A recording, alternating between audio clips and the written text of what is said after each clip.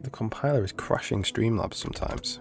It's running out of memory. It's using up all of the memory of the computer compiling it sometimes, and I think that's crashing Streamlabs.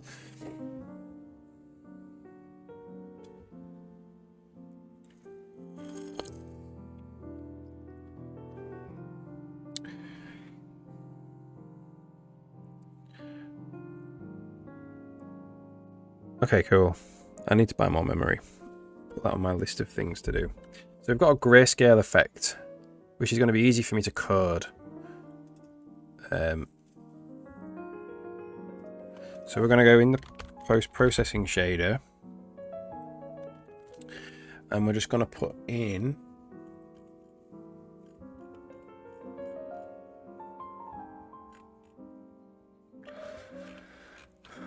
a grayscale, which is basically the same as blit. So we're going to call this grayscale. That's going to take the color, and it's just going to go return float for, well, the scale is color.r plus color.g plus color.b by 3.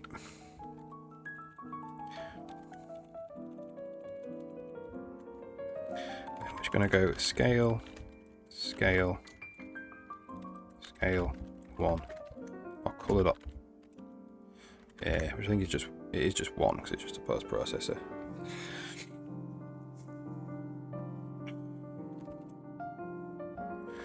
And then I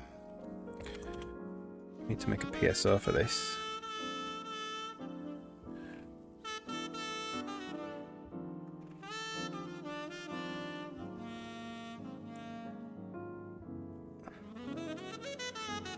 Wherever blit is.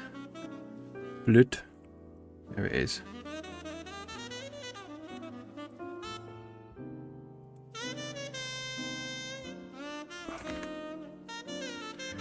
We'll make grayscale.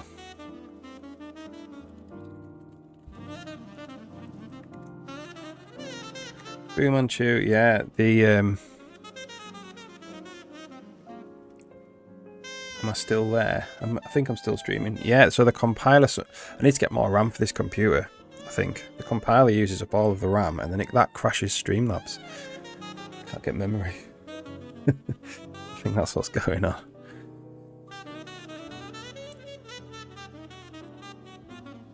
Okay.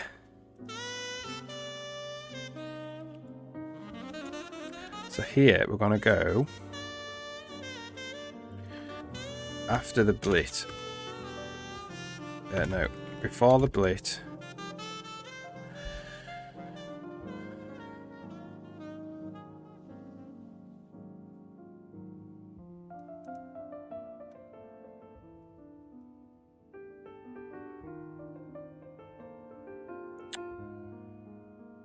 So we're going to go for each type or auto E source post processor get effects which I don't have.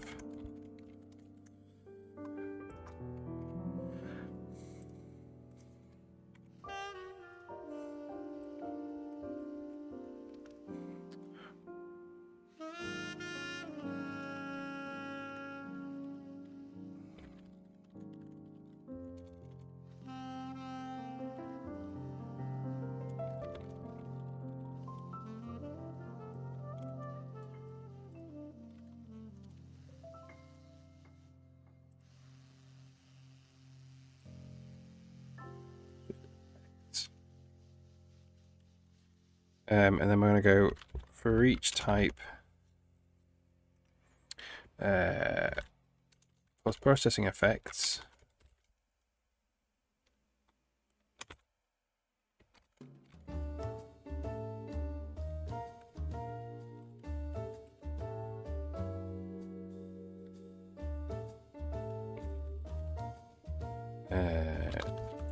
So the effect is the wrapped type of X, and then we're just going to go if auto effect equals E,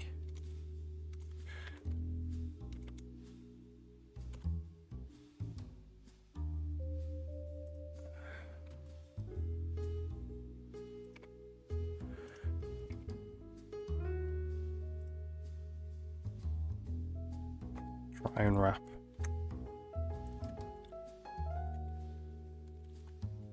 effect. Do something with it.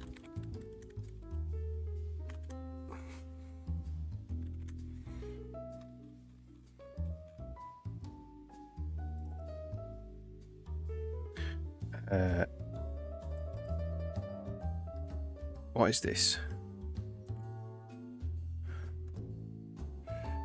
Effect storage.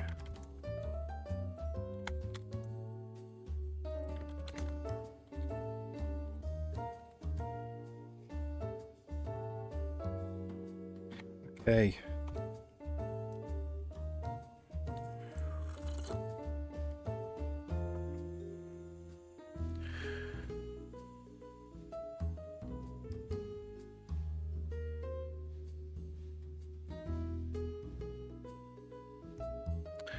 Unspecified error. Root signature not found in blob. Right. Okay, that's in the post-processing shader.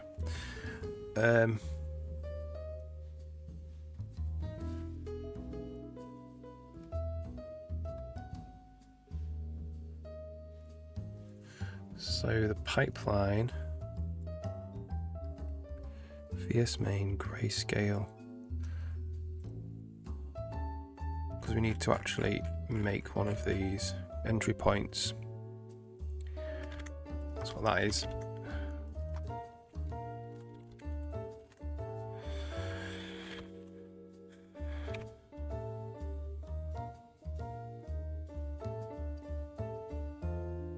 So the effect,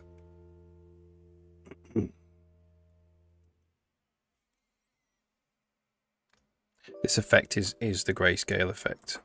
So what we want to do now is we want to go, we'll put it here. Well, do we want to do it in the post-processing effects? The DX12 post-processor.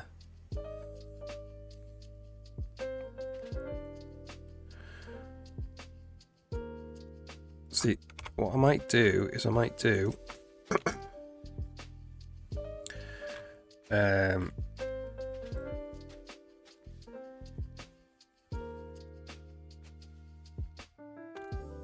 template is post-processing effect void render DX12 post-processor.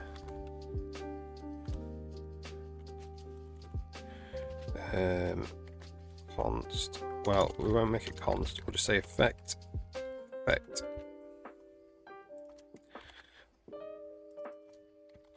Post process. Like this.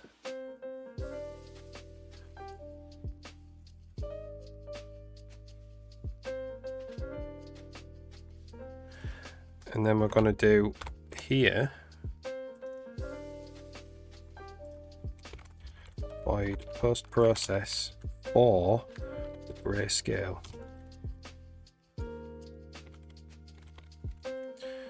which is the grayscale effect. Now the question is, can we get away with just doing this?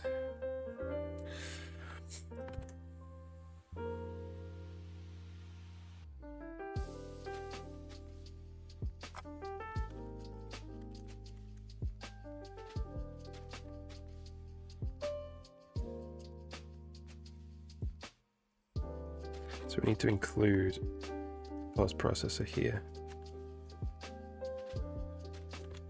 I think, and here actually as well. So unfortunately we need to include it in here.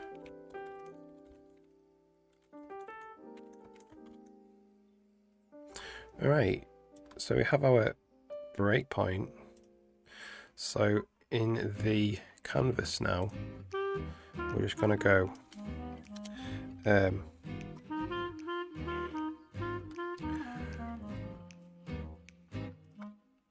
if const expr complete. Effect. What is it? Post-process effect. Don't know if this is going to work. We'll see.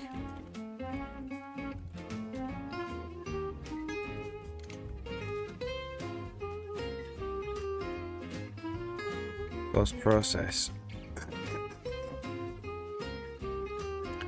effect.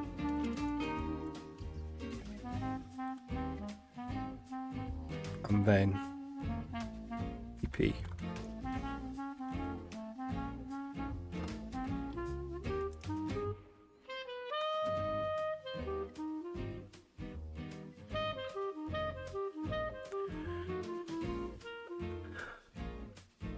Yeah, so it wants a type name. So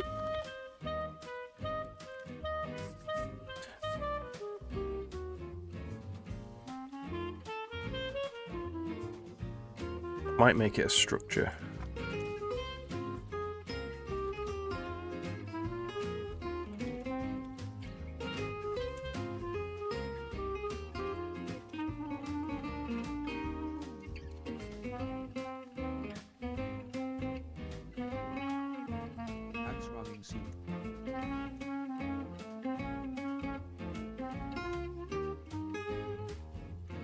Do this.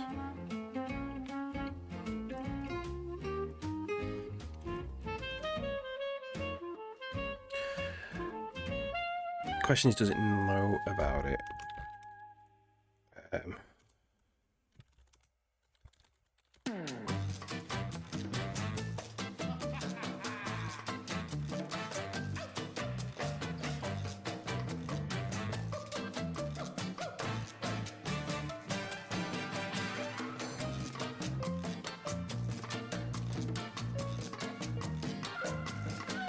Works.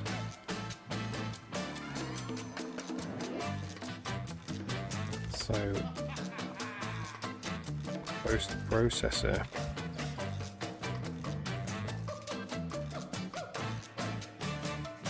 on the effect post-processor. What's that? I mean, it doesn't really matter, does it? We can just do it like this.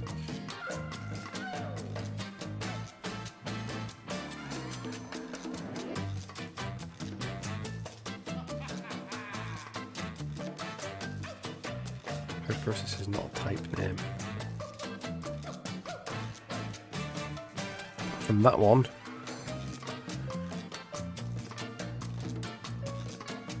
DX effect. We're going to call it DX12 effect post-process. I'll call it that.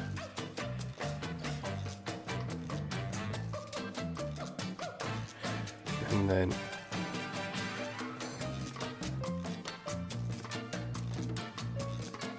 there we go, that worked. Let's see if we get there then.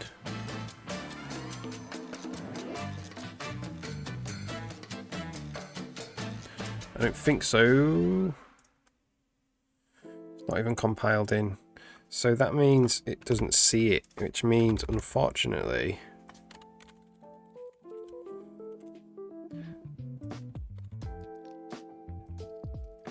this has to go there. That has to get sent down there. That has to go there. And Visual Studio doesn't know what to do with this.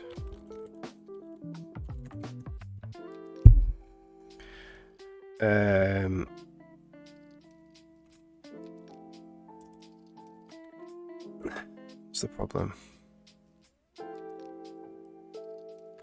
It's not a void, it's a struct. No, it is void.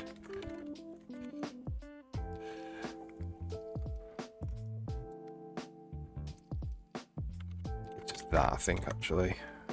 Yeah.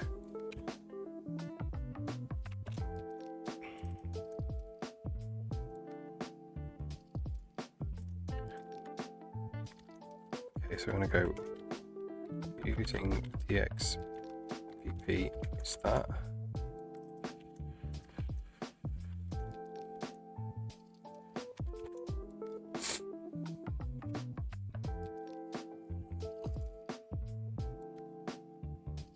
Hey, cool. So we've got our grayscale effect and the post-processor. And this just needs to, so, okay. We need,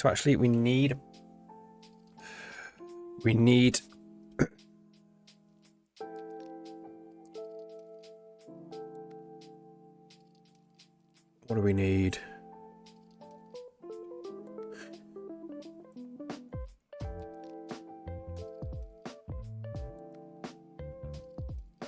I think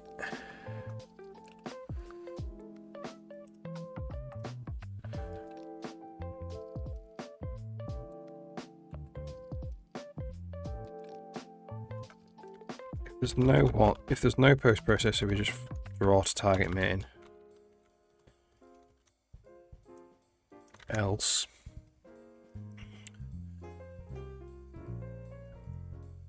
this needs a little bit of thinking because we want to chain them together.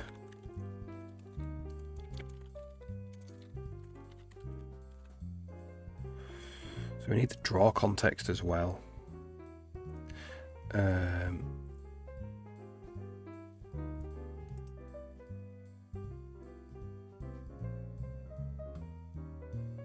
Or we return back.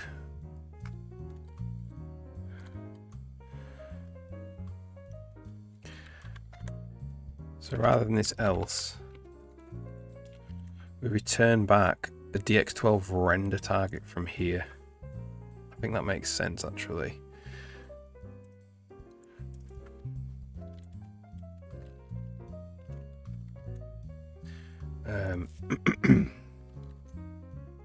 So this is DX12 render target.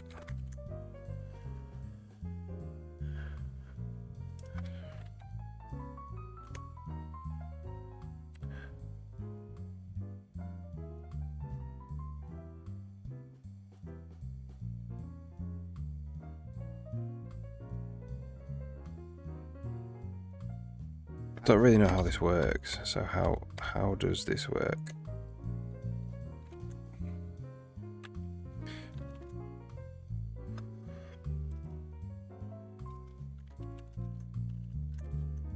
Oops.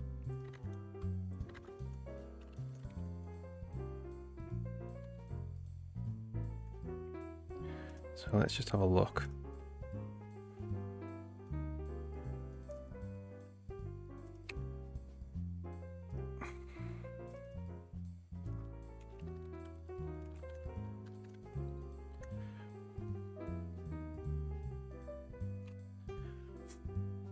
So we need to know where what we're drawing from and what we're drawing to.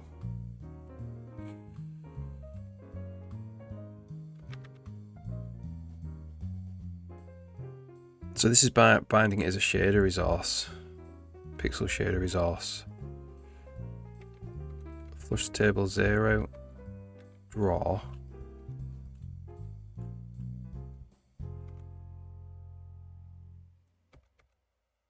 So it's literally drawing, I think, straight to the screen.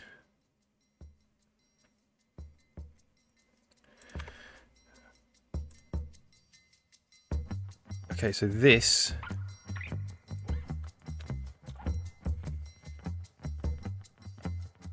needs the effect, the post-processor.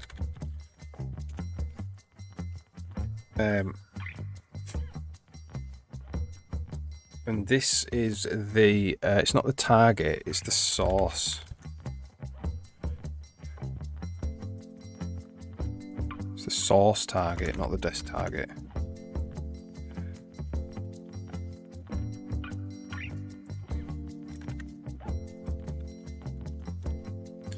So now this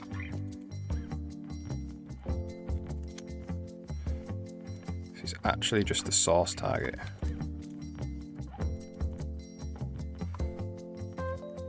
Return null pointer.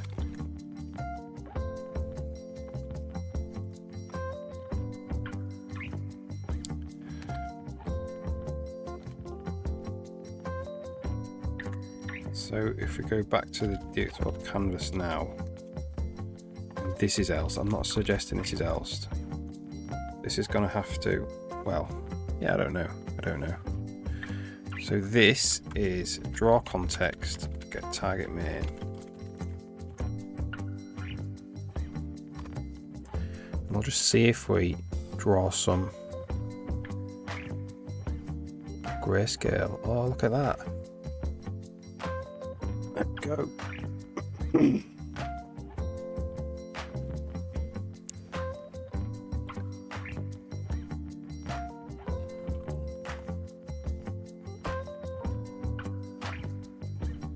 Right, cool. So what this also needs to do is return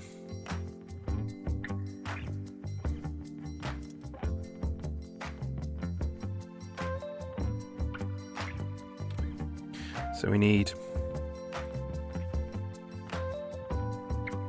what does this do? I want to know what's setting the actual destination.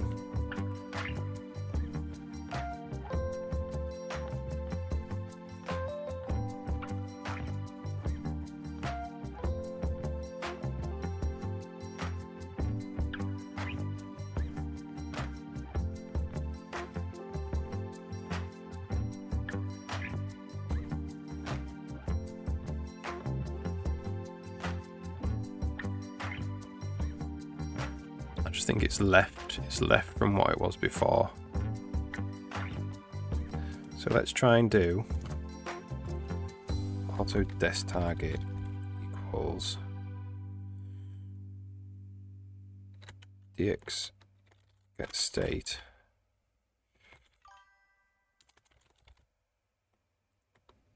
allocate render target. No, get unused render target. Bamberg, how's it going? My collision system is a bit better now for the game in terms of stability. Yeah, nice one. Still a couple of problems. Ah, right, yeah, okay, yeah. Nice one, though. Glad you're getting on with it. That's good.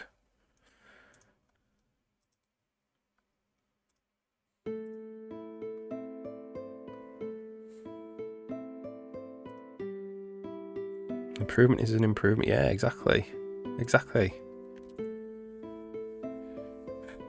This is source, get width, source, get height, source, get format. Flags, don't know about flags. And then we want to go pp bind target.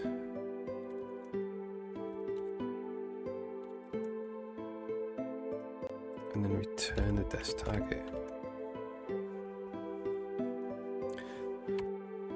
The performance isn't affecting a game because it's small, but it won't scale very well. So it's not suited for bigger games like the Benjin. Bad time complexity. Ah, right, okay, yeah. Yeah, no probs, no probs. Hey, as long as it's working though. Okay, cool. So we're black. So what this is doing is this is returning the actual target. So that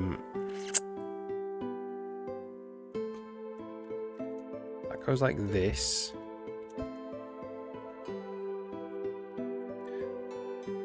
And I'm going to go dx12 render target. The target is equal to draw context, get target main. Let me do this, and that pops out a new one. And then that one goes to there. That's chaining them now.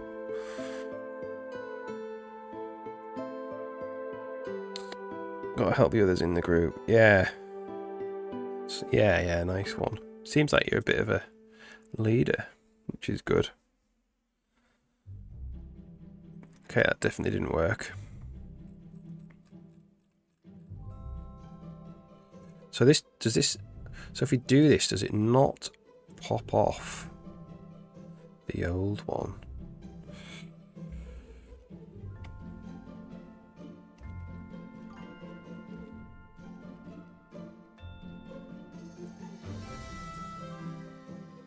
pop render target, and it sets the top one again.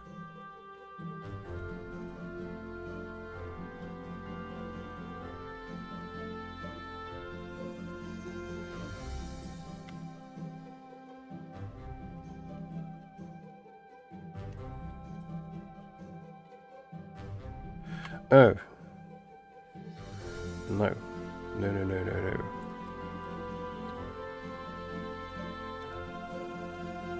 Do pp.reset.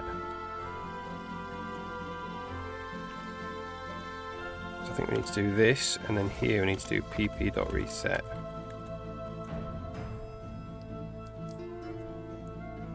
PP. Very childish. Is it a bit of a leader, I said.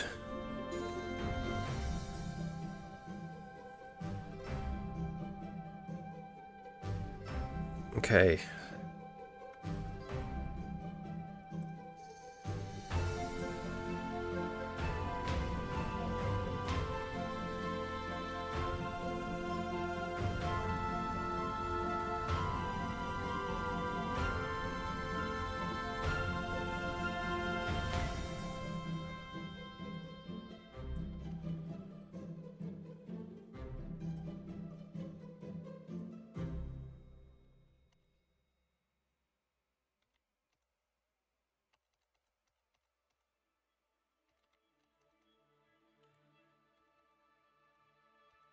Okay, so that's obviously drawing black now, so I need to figure out what's going on there.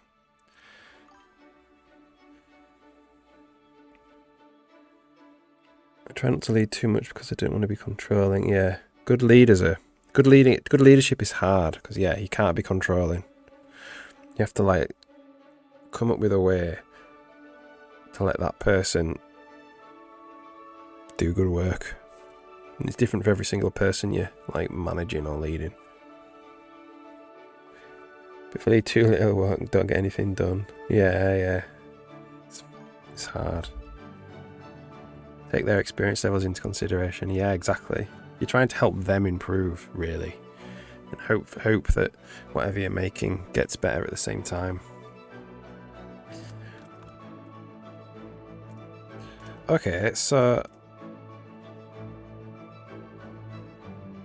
this is not... DirectX is not complaining about this. But it's not also not drawing anything. This is a good candidate for picks.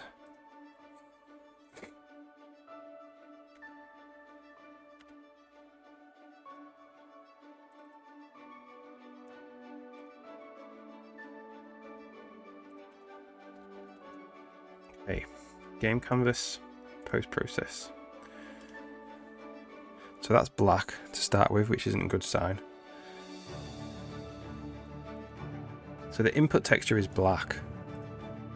Okay, that's weird.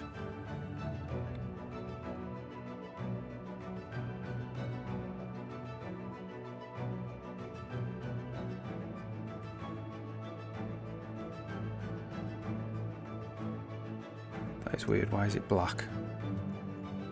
What have I done wrong? Bind target, bind shader resource. Flush to descriptor table, draw. So why is source black?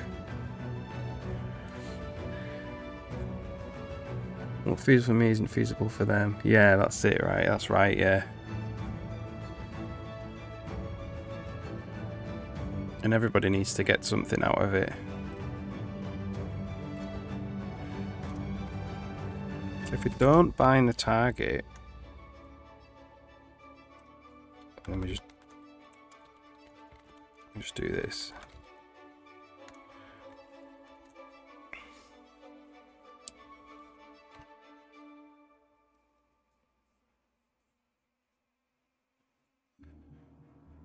That works. So binding a target is breaking something.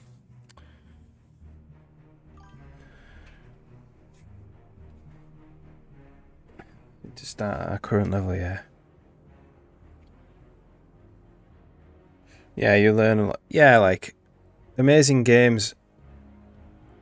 There's so much that you need to do to make an amazing game. So just concentrate on one little thing. So the whole game doesn't have to be amazing, but like try and get one little thing about it that is good.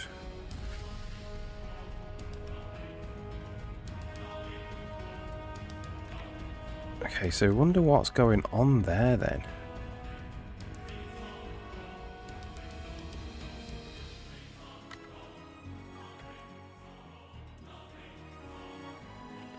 So if we're binding the I don't know if this is order dependent or not.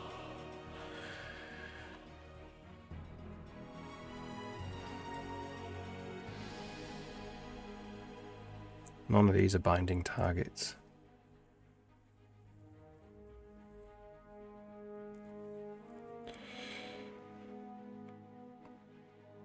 Yeah, make it a bit better. Yeah, exactly, yeah, exactly. So the target is C240. The draw context target main. So this is target main right now. So that's source.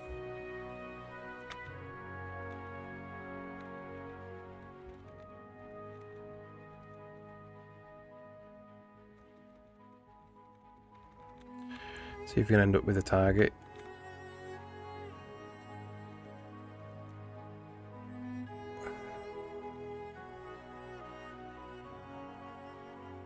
Alright, we found one.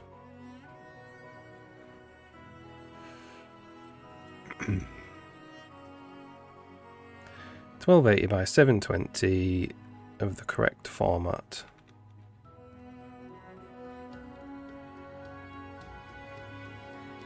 Use it.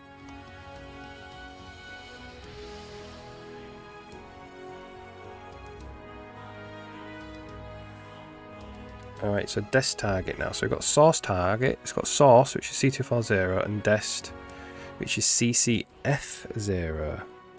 So we're going to bind that target.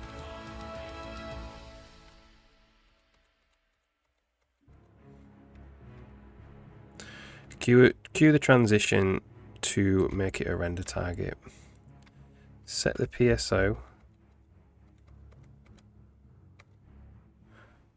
Bind a shader resource. Now this is the thing that's coming in black.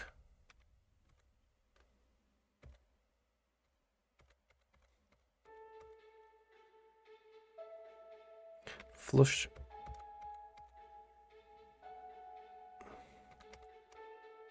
Draw. Push. Okay, so the draw rect is not got a size. Interesting.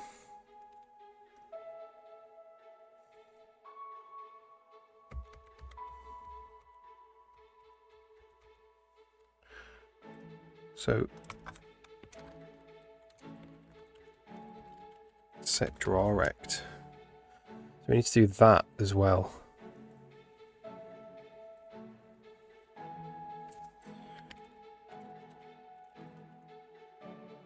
Get bounds.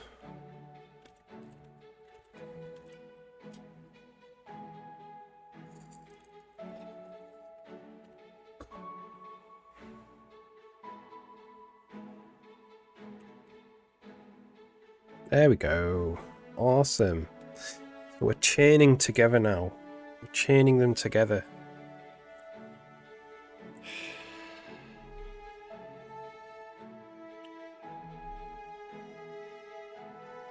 So I'm wondering if we should change this a little bit. That draw rect is a bit weird. Where if we bind the target,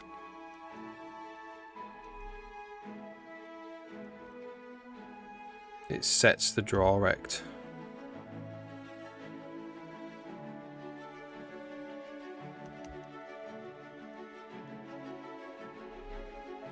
So it just does set draw rect. be render target get bounds.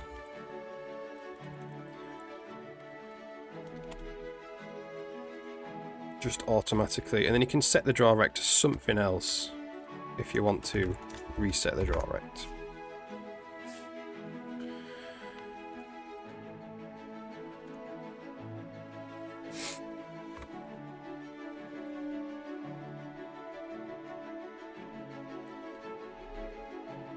Cool, there we go, that's nice, that works now.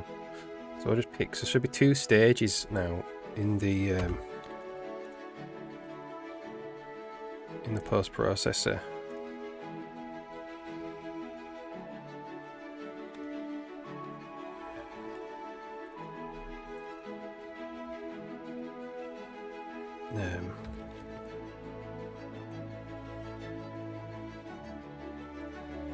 So we do the black and white pass, and then we just blit it to the screen, which literally does nothing, but it will eventually do something. Okay, cool. So let's also see what happens if we don't. So in the game level, we don't actually add this grayscale effect in, it should just be normal.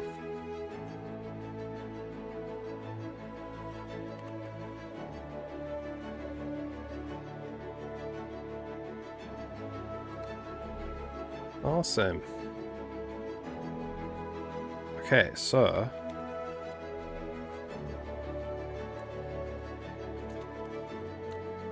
let's put this disc blur back on, and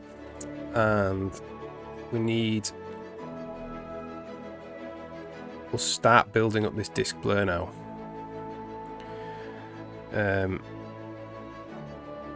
No idea really how this is going to work, so we'll make space for it here. Disc blur, yes, and we'll just set the green channel to 0 for now, just so we can tell.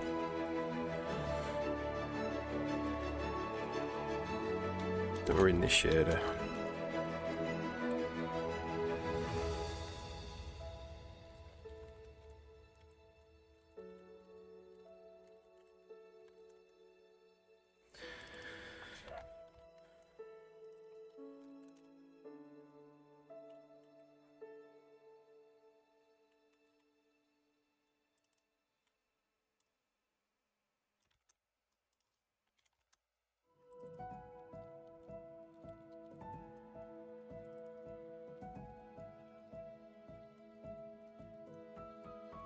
And then in the post-processor now, we just want to make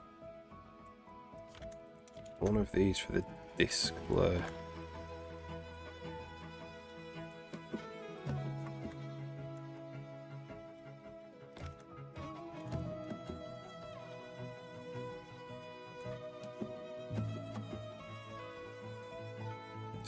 Yeah, see, I think.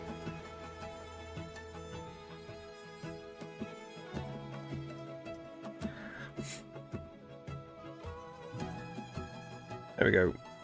So we just nulled out the green there. So we know we're in the disc blur shader. Right, I'm going to take 2 minutes, use the loo, and we'll be back and we'll continue. Back in 2 minutes.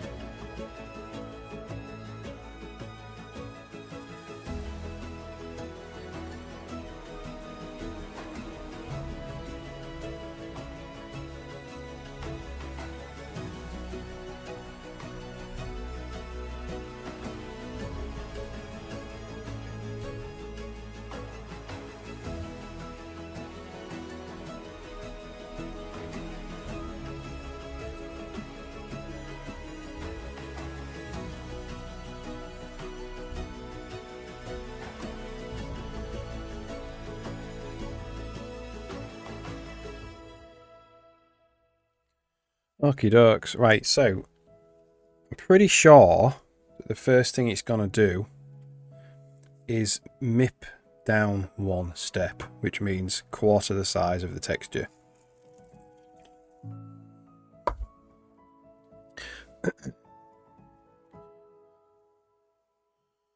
So we'll write a MIP down post-processing. So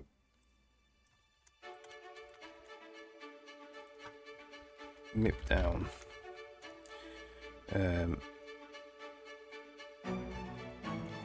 U16 steps. Fault it to 1. And then in DX12 post-processor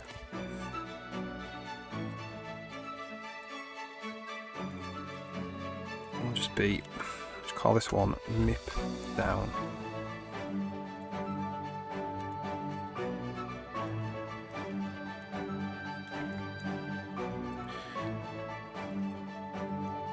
MIP down. So this is the blit. So what does the blit sampler do?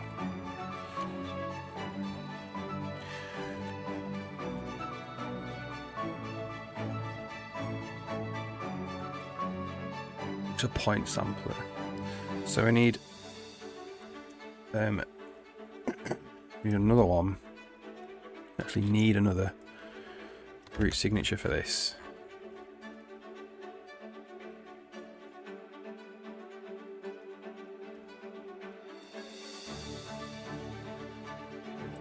I'm going to call this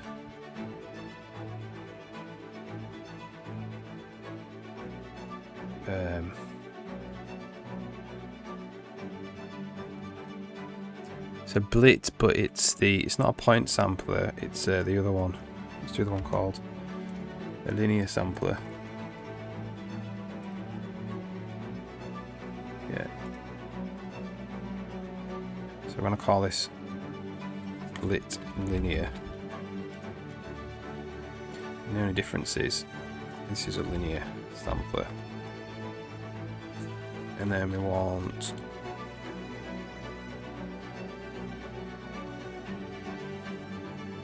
blit linear.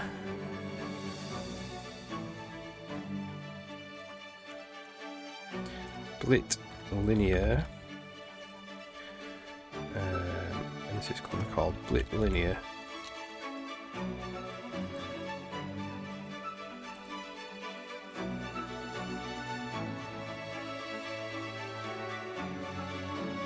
Like that.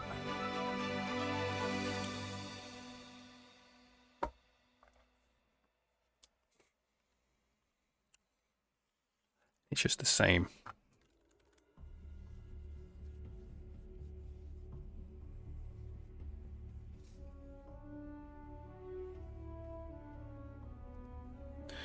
Okay, so we want blit, and then we want blit linear.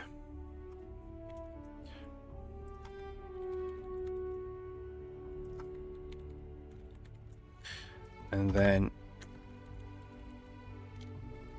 the post-processing one.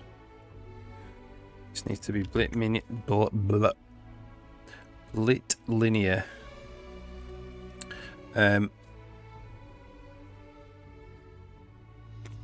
So we're going to go for auto. Well, for S in steps.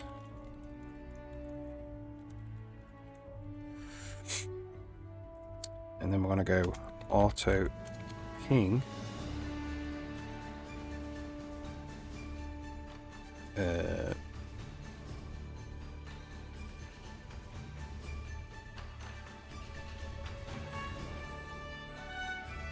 Well, it's actually size T S equals 1. S is less than or equal to the effect steps. S plus plus. And then this needs to be the source shifted down by S.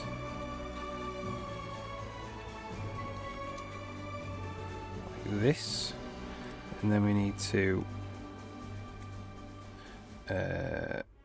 do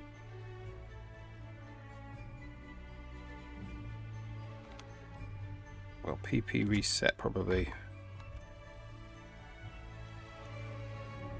and then we need to do PM swap source dest target.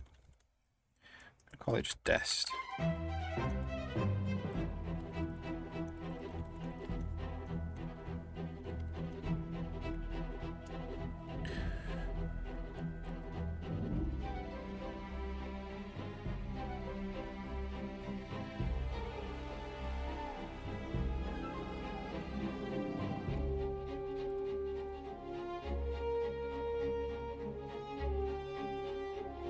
How do we want to do this? We only want to swap them.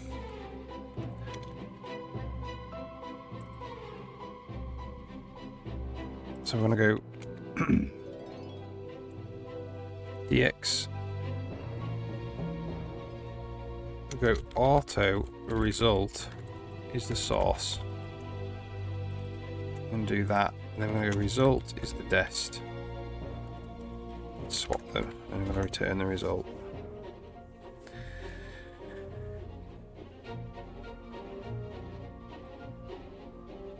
Okay, so for the first thing I'm going to do is I'm going to go,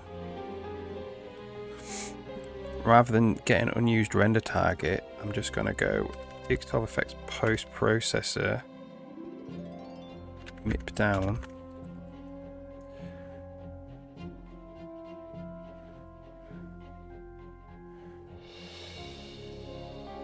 DX12 effect post processor, MIP down,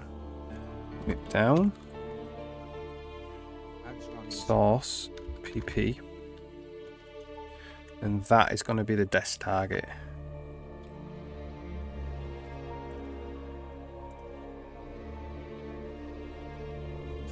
There's a problem here.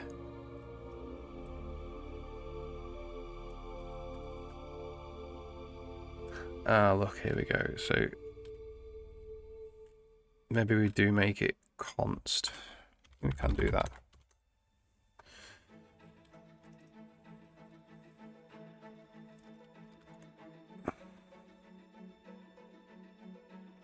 Can make them all const, not that. Make all of the effects const.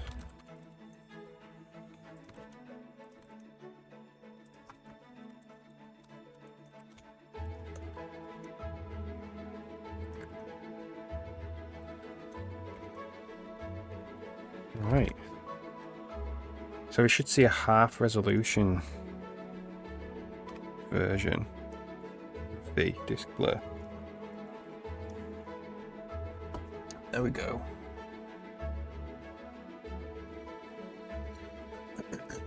Oh.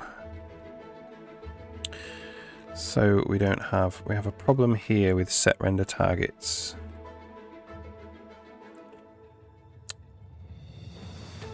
I think it needs to do reset at the end.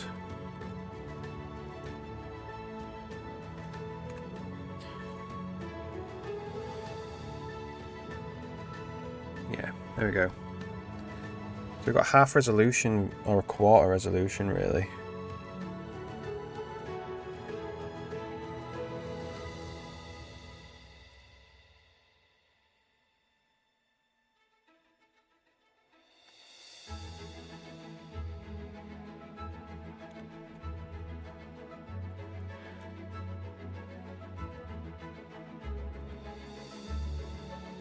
So if we look at the result, so that does the MIP down, split linear. Then we're doing the disk blur, and then we're just splitting the final image. So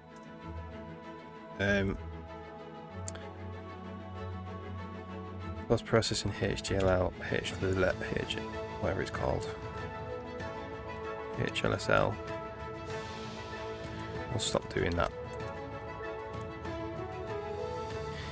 Alright, so now we need to go to figure out So this, so we need, I think we have everything we need to, that's cool. Do the shader now.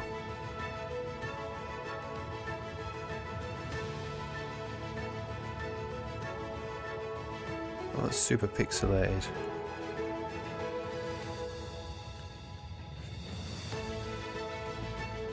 Probably because the actual up-resing is doing the point sampling. Actually, yeah, that's probably why it's doing that. Okay, so we've mipped down one step. Let's try and mip down steps equals 2. So that'll go to an 1/4 of 1/4, 1/16 size.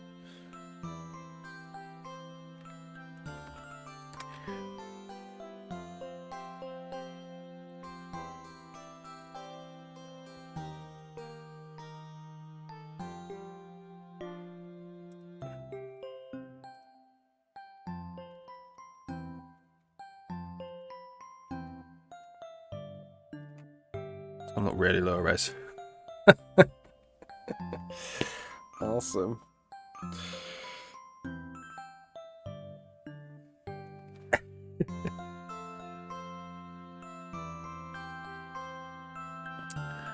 So we also want to know if this ends up being 0, we can't do it. So how do we want to handle that?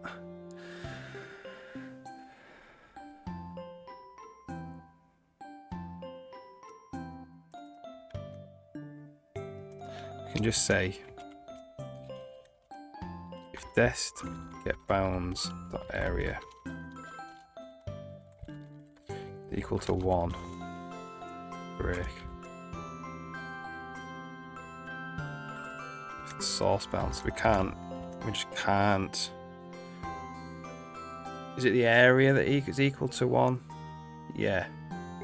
That means the width and the height has to be 1.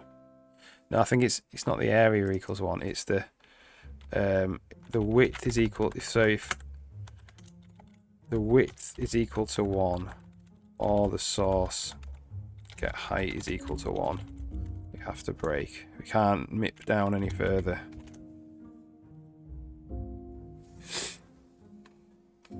So in theory, we could put like 1024 there. And it should still not crash. It does crash though, so what's the problem there?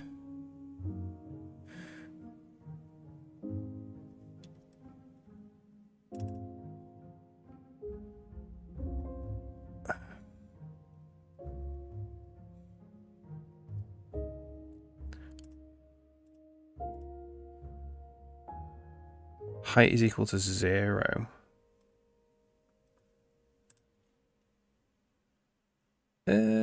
So what? Why didn't we get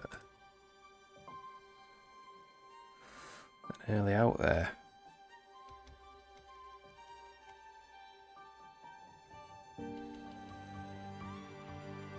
So the source.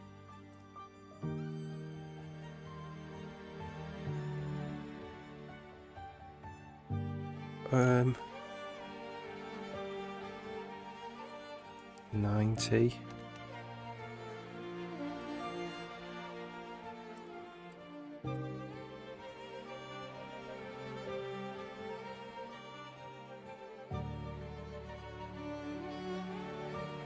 Okay, so I think what we have to do is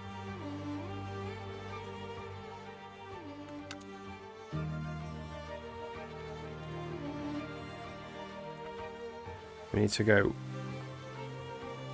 width is source, get width shifted down by S. The height is source, get height shifted down by S.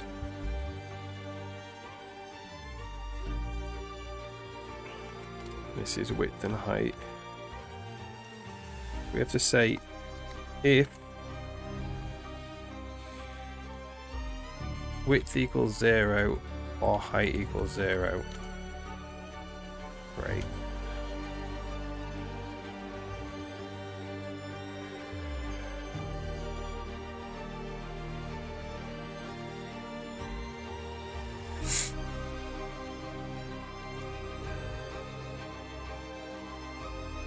Alright, cool.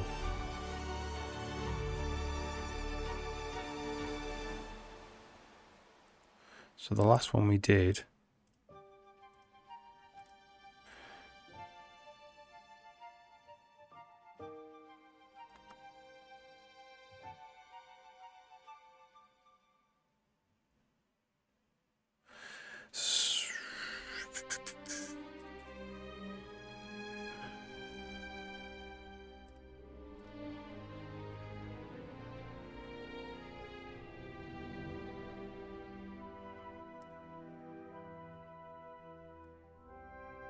No.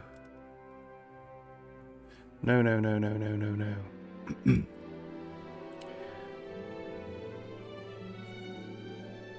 It's just divide by 2.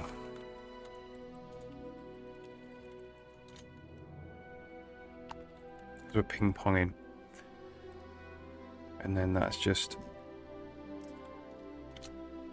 for something to affect steps. Okay, I think that's it. We're ping-ponging now. It's getting smaller and smaller and smaller each time. There we go. So we've gone all the way down to just 2 pixels.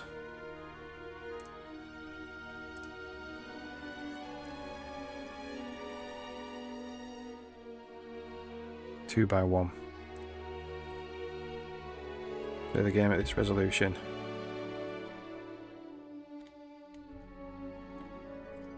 Anyway, we just want to nip down by 1.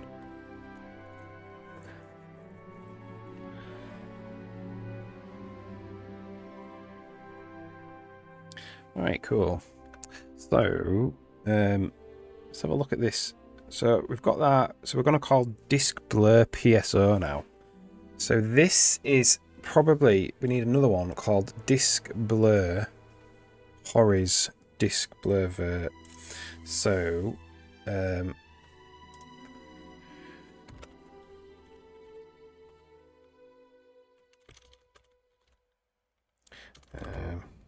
pause processing.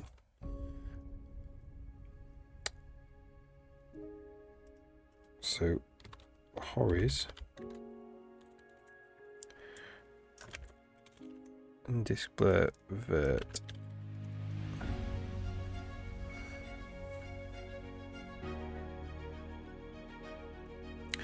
So, Disk Blur Horiz. Disk Blur Vert.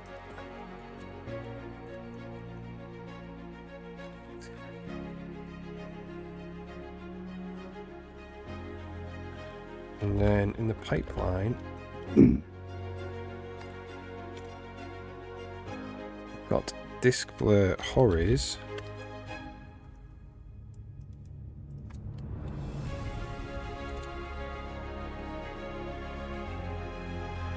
And Disk Blur Vert.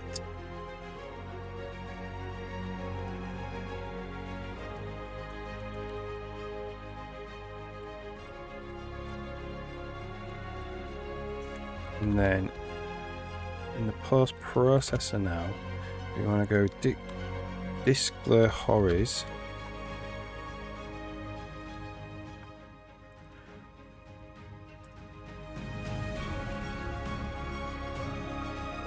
And then we want to go pp.reset. We want to do it again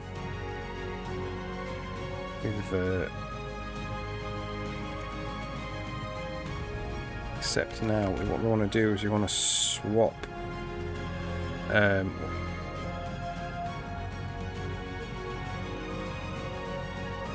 the target now.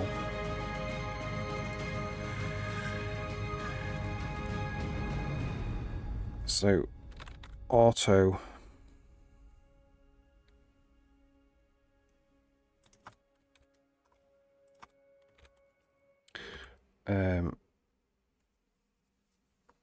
So this is the Hori's target.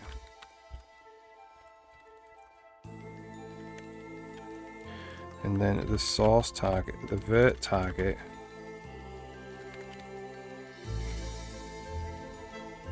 is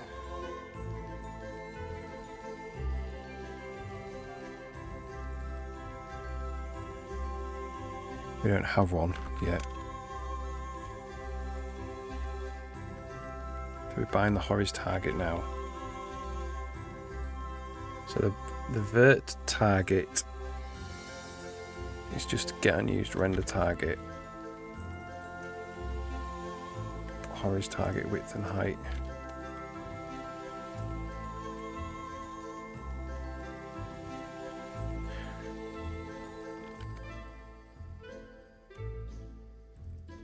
And then we should return the vert target.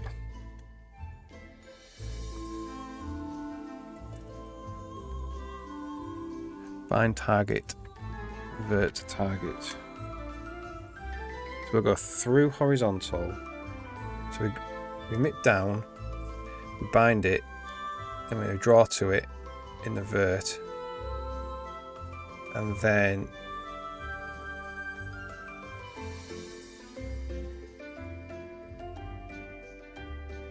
is that right?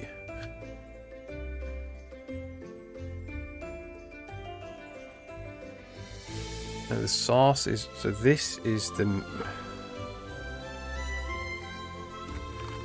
it's down like that.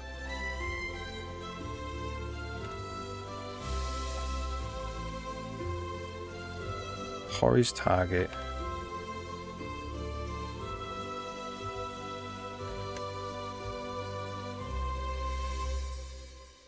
And then the vert target. So we bind the Hori's target to draw to with the mipped down. And then we bind the vert and we bind the Hori's target. We return the vert target.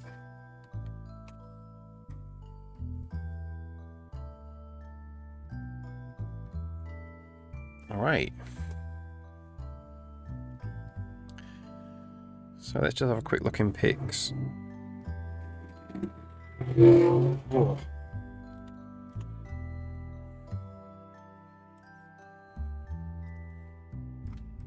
There's a loud car.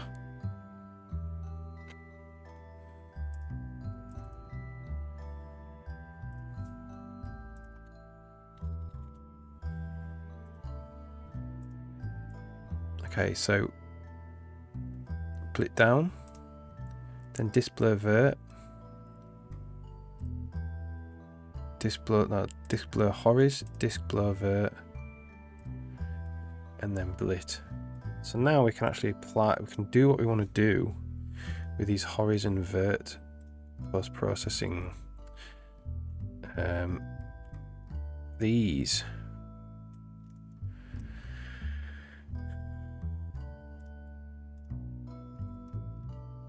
So disk blur. What we're going to do first. Hori's one.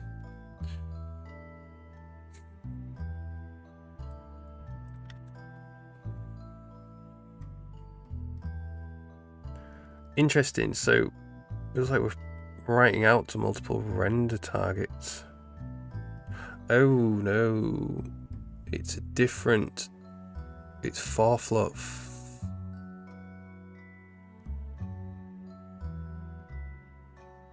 Okay, we need to have a look at this. So we're writing out 4 float 4s. So do we need to bind multiple targets? Multiple render targets?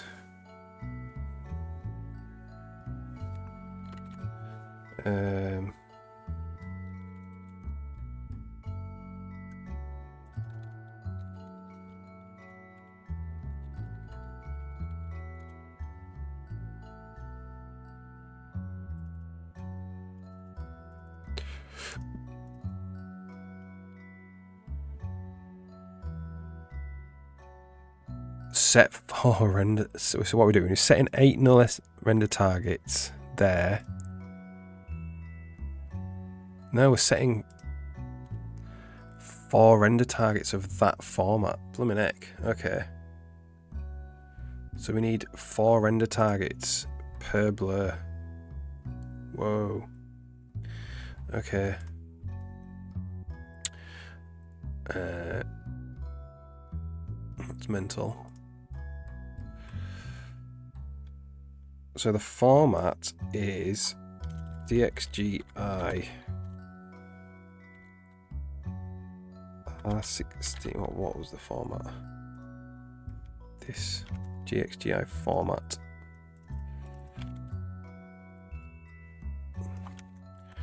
Two, three, four. So we want red, green, blue, alpha. And do we need one for the verts as well? The vertical ones.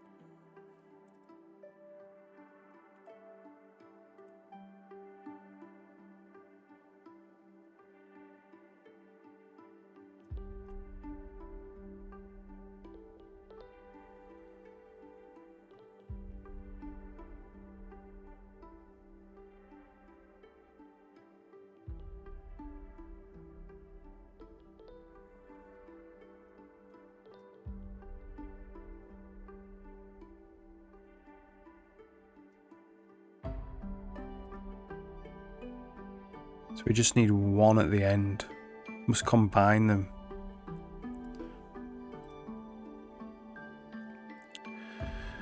Okay, so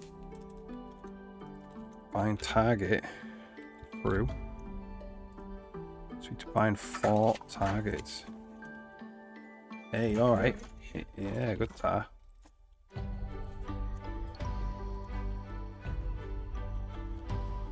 Check I can actually do this.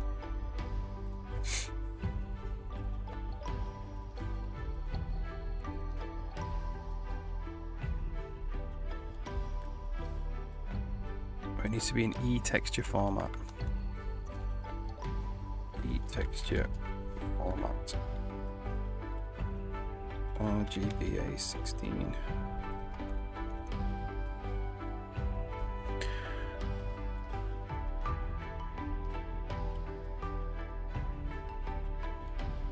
So I think what we're going to do is skip this bit. You alright? Yeah. Okay. So if one return, I mean I don't really know. Like there's 4 separate targets there. We'll just return Hori's target. Yeah, I don't know.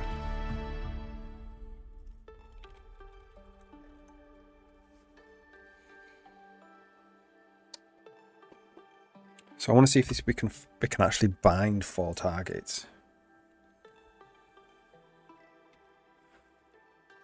Bind target.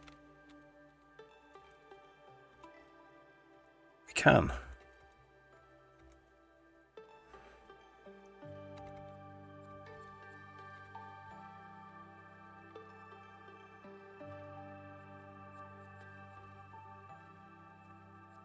Binding 4 target flush. Draw.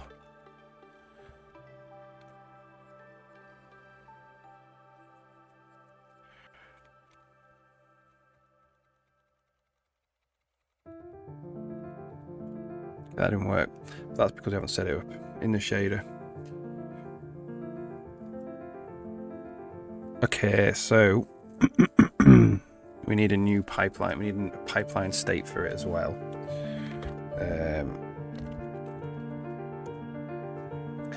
So we need full screen blit, split red there.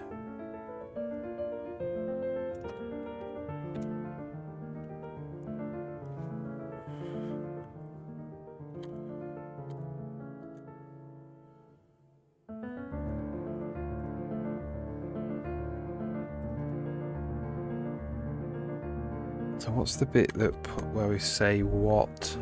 Oh, it's here. So we want full screen blit 16, and this is DXGI format 16F.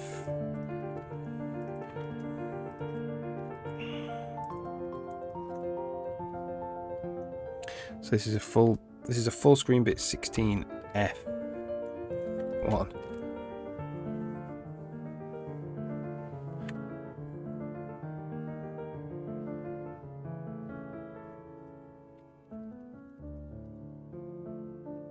Okay.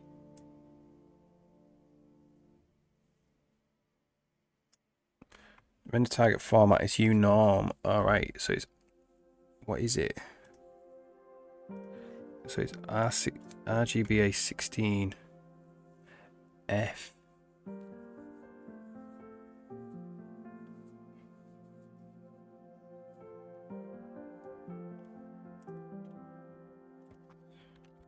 add a new one in.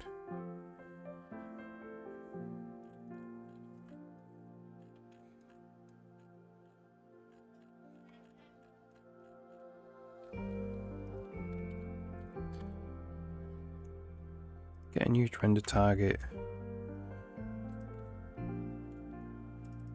format.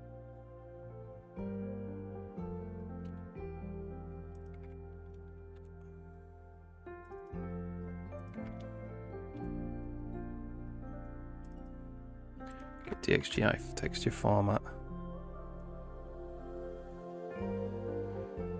So we don't have the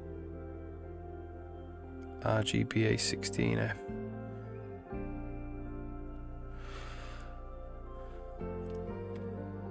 Okay.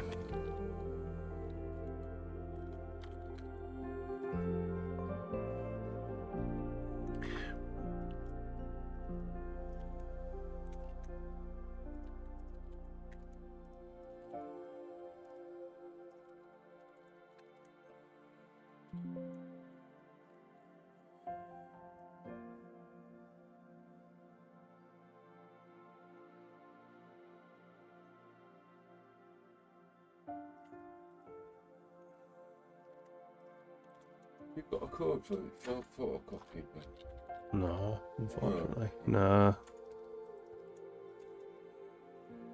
Sorry about that. you've got the links.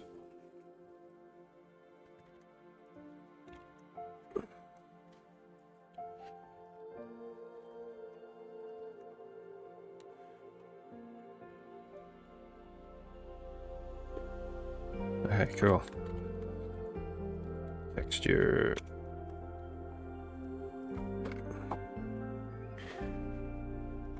Yes.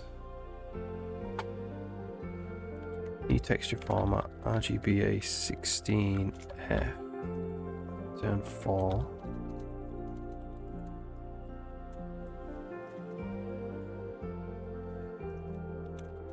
Return 2.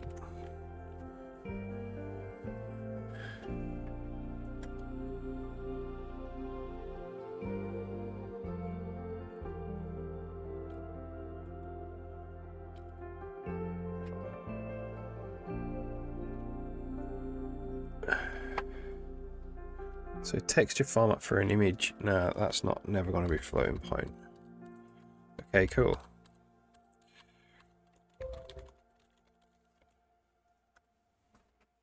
So this is RGBA 16F.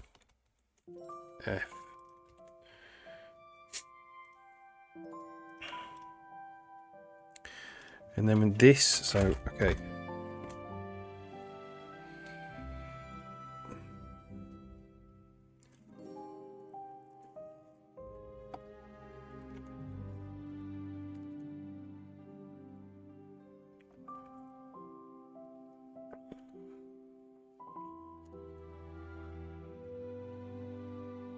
Wow, man.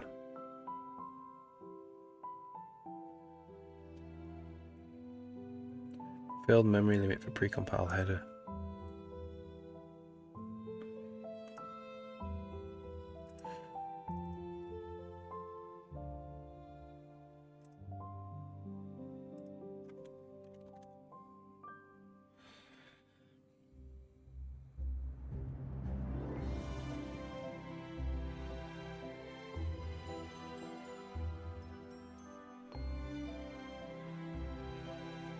Okay, so in the post processor, then let's check this runs without DirectX complaining at us. Ooh.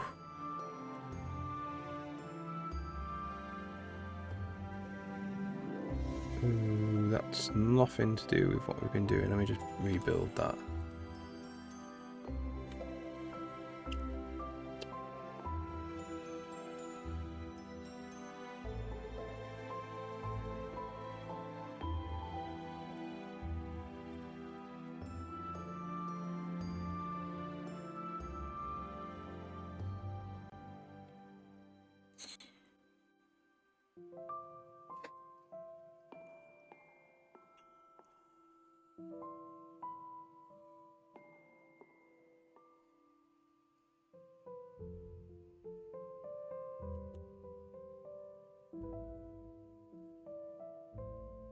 Oh, what is causing that problem?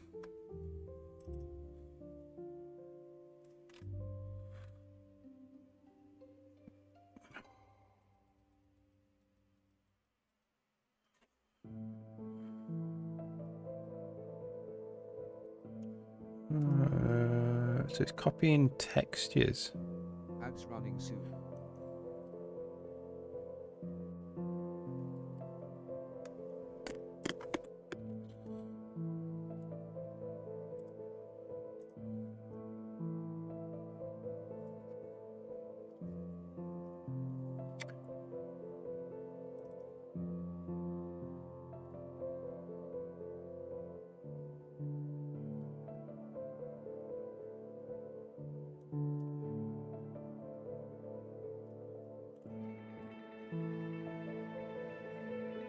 Ooh, weird.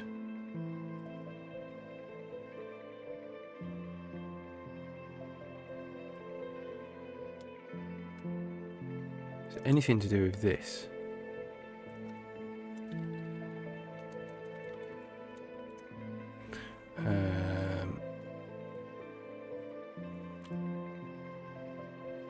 Let's go to DX12 canvas.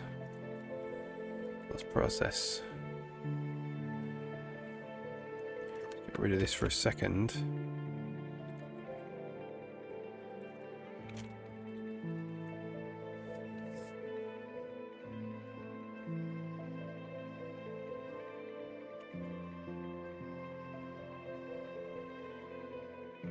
No, it's nothing to do with that.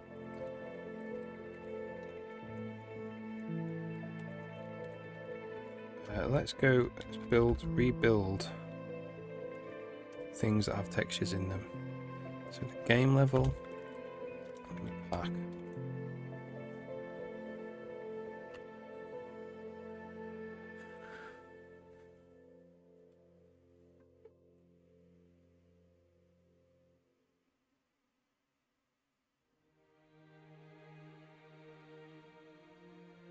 Okay, that seemed to fix it.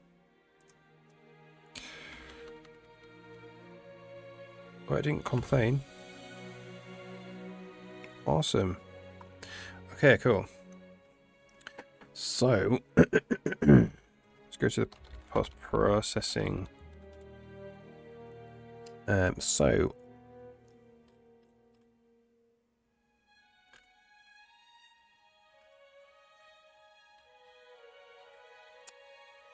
what we're doing first, I think we're doing the vertical or the horizontal one first. Right, so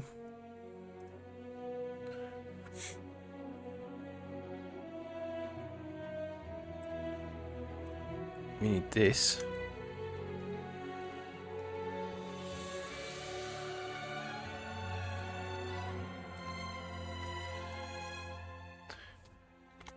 So this takes a PS out output. And then I'm going to copy all this.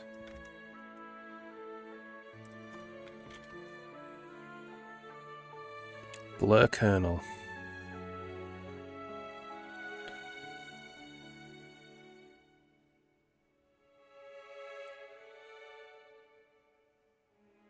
Blur kernel X. Don't know what that is.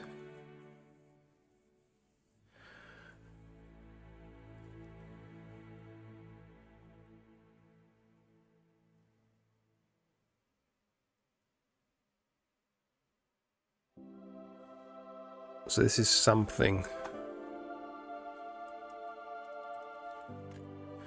So this is doing this sample.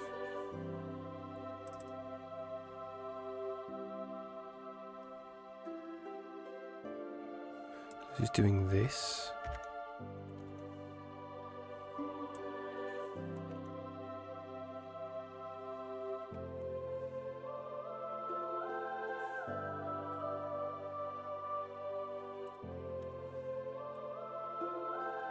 So that's UV that.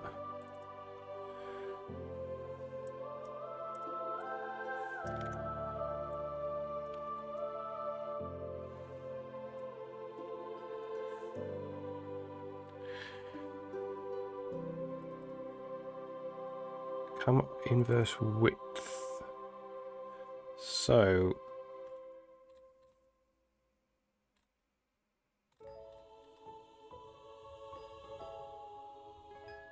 we need to know about the static.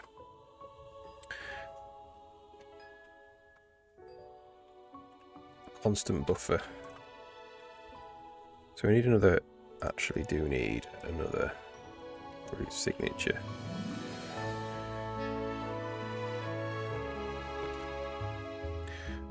Pass disk blur.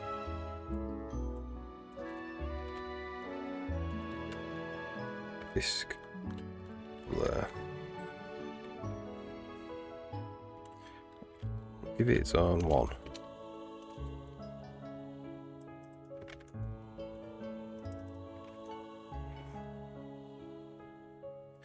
And this needs to know about the camera buffer.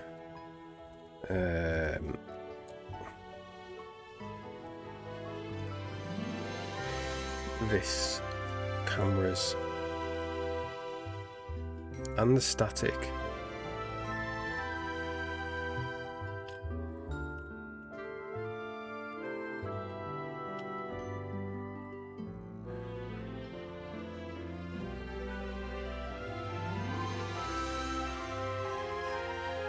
Just need to know about the static global buffer. Register B1. So let's have a look at grass. Not grass. Let's have a look at XY.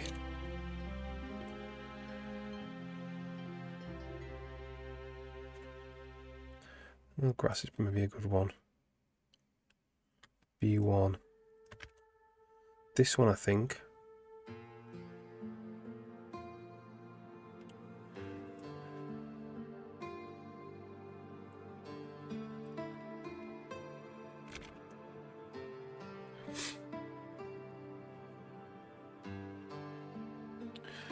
So that has the camera stuff in it.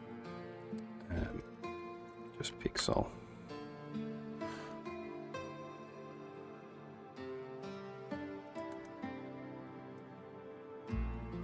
So it looks like it needs the inverse width,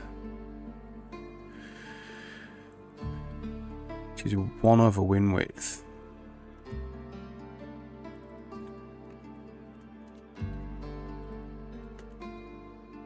Slot X, I'm not sure what it is. Step. I don't know what blur kernel is.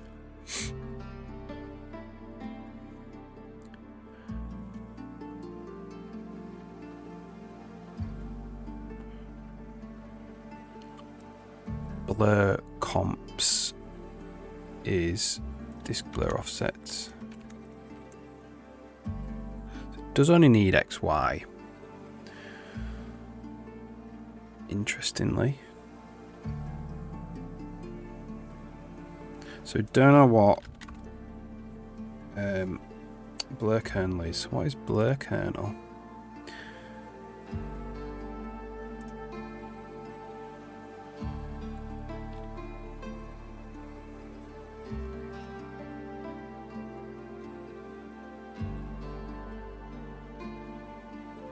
Blur kernel is 8. Oh, it's the size of the kernel. Ah. Okay. So we'll just, right now we'll just hard code that as 8.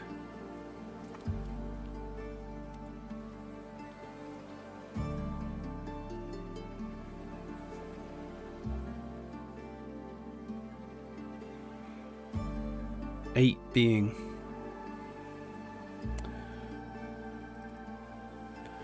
so the kernel is 16 by 16, so it's actually the radius.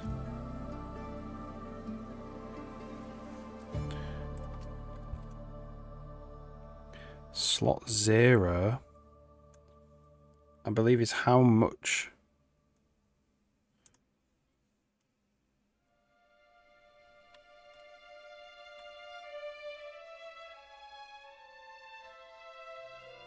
So we want is how much of the effect we're applying.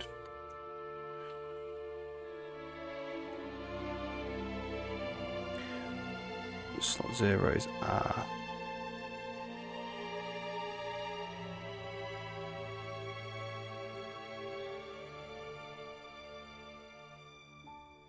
One over the render target height is slot 0.y.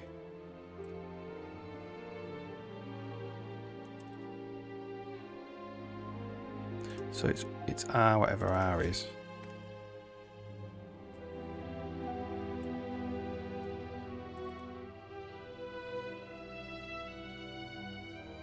DOF. Camera DOF.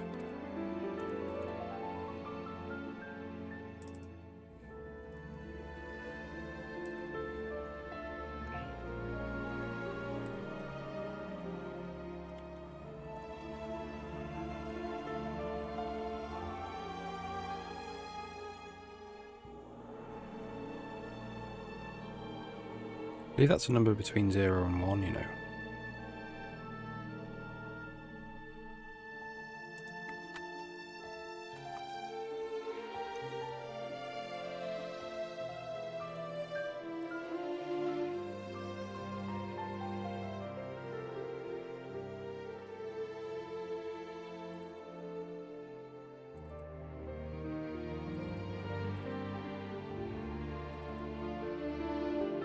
DOF target. Looks like it goes up to 2. It's between 0 and 2. Okay, so this is a number between 0 and 2. So float 0 to 2. So it's 2. For now.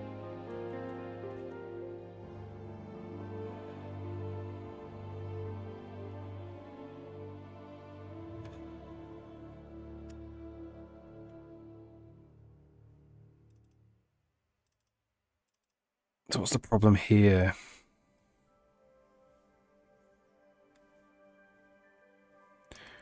Error, semantic SV target 2.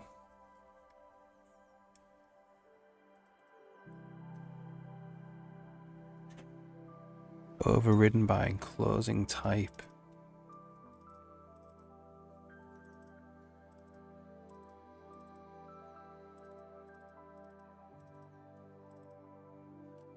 Oh. So that just disappears. Right. So that is the Horus Pass.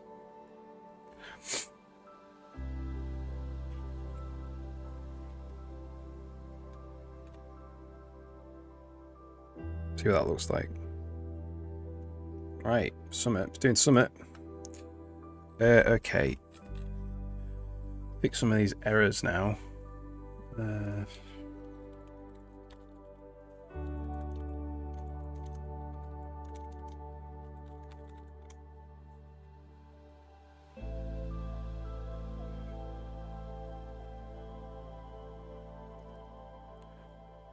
Unrecognized. What is the problem here? The render target in. Ah, okay. No, right. So, whoops. Pipeline.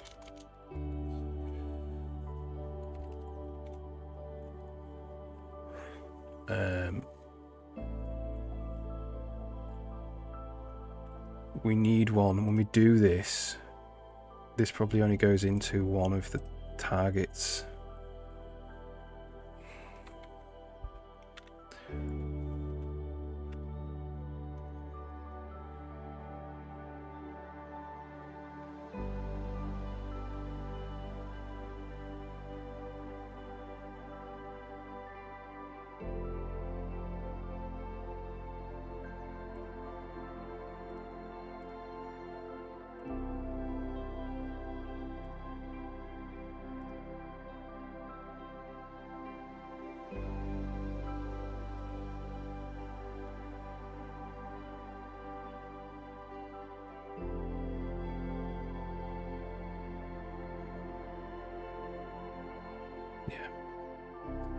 So, how many formats are there? Just says 8. So this needs to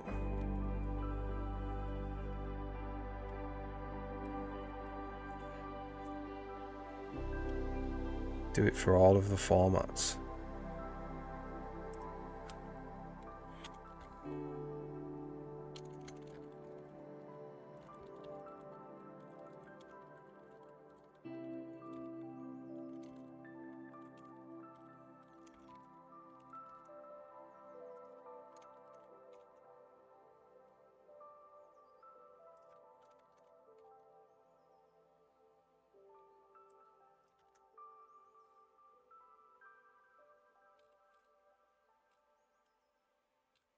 Pretty much for every single one of these.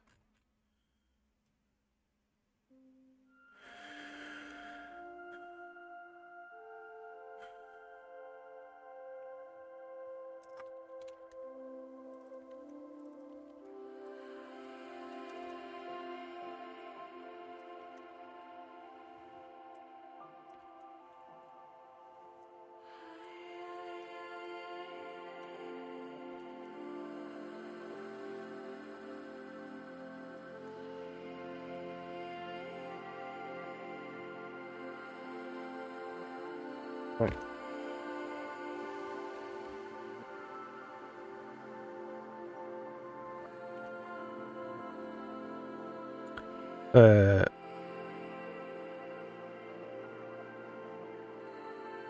R2 format must be known for all indices greater than or equal.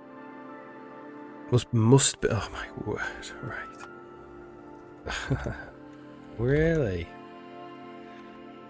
Oh my god. So where do we get to that?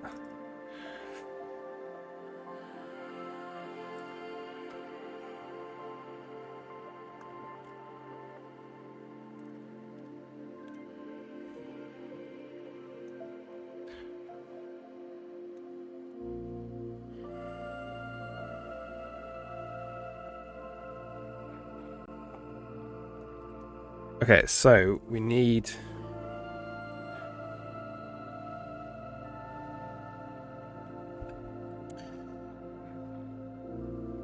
another one now.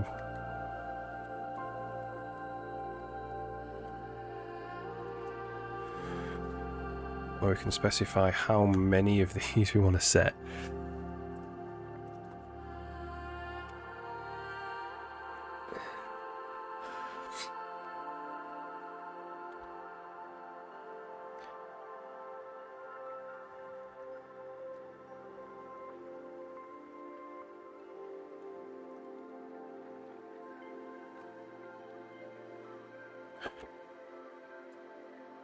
Hello. Hang on, I can't get it to work, I'm sorry. I've left a message for someone to phone me. The code I have for a section isn't working. So I don't quite know. Unless you can you scan it and email it? So we need another one. Then I can do it.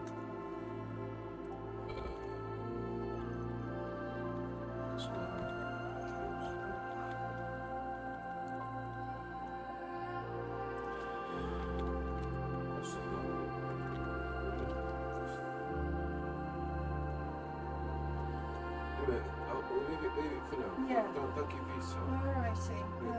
I don't quite know, but in what's Yeah, well, I should have blackboard somewhere, but I don't know where it'll be written down.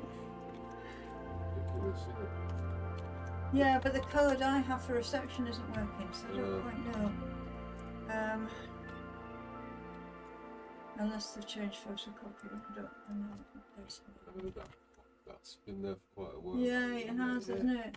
Yeah. Okay. Thank If I get anywhere new, I'll let you know. okay. Thank you, Charlie. Okay, so we can specify formats, size,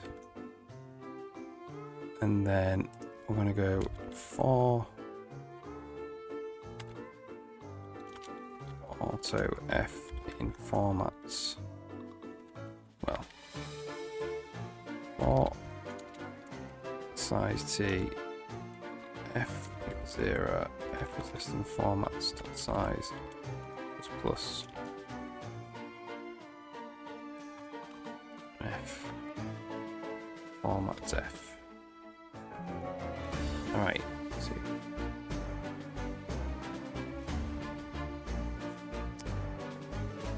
That's static cast uint.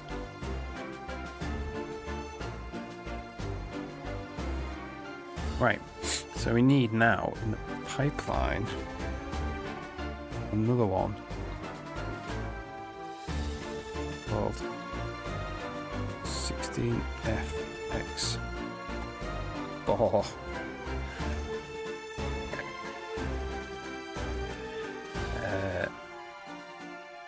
Which is a standard span of 4 of these.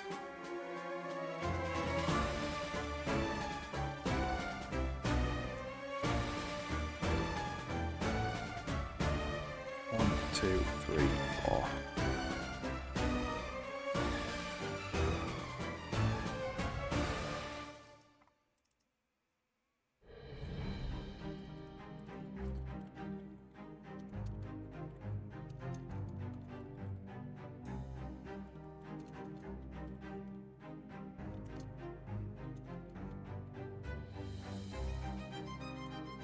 Can do that.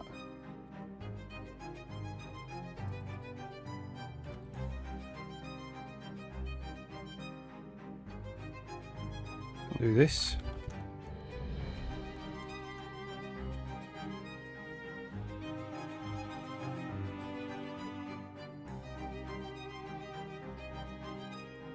Do this.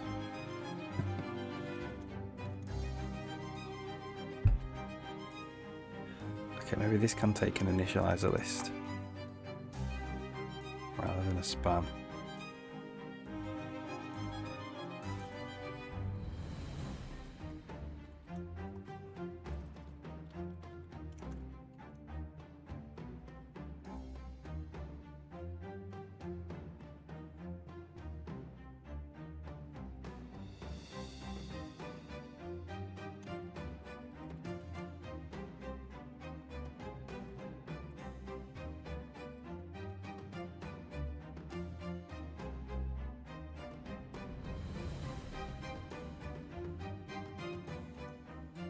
Oh, finally.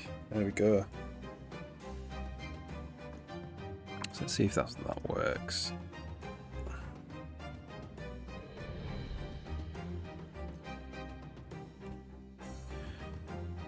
Four formats there. 1, 2, 3, 4.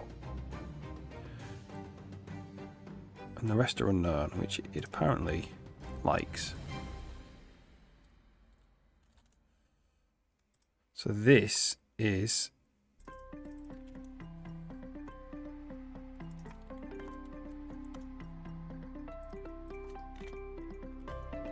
doesn't know how to format that. Now with one of these.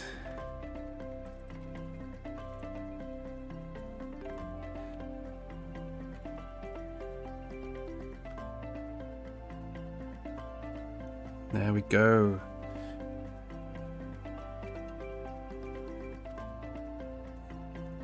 Okay, cool. So we're doing all of the render targets. So let's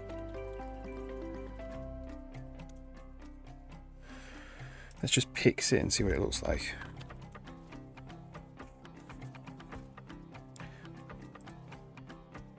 See if we are actually writing out to all 4 render targets.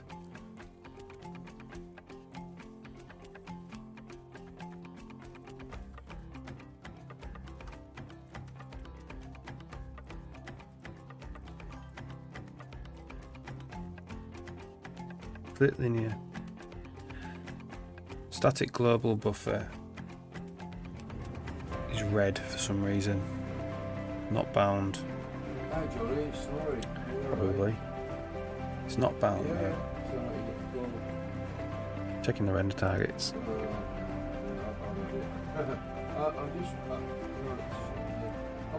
Right, cool.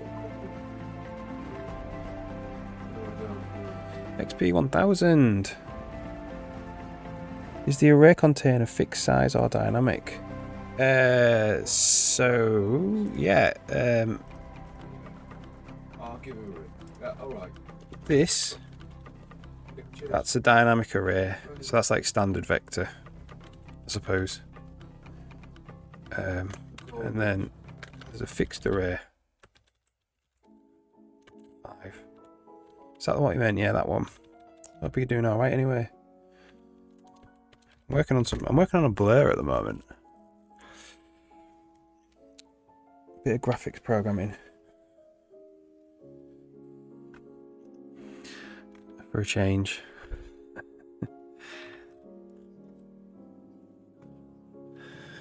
Okay, so we've not actually bound the static buffer. How do I do that?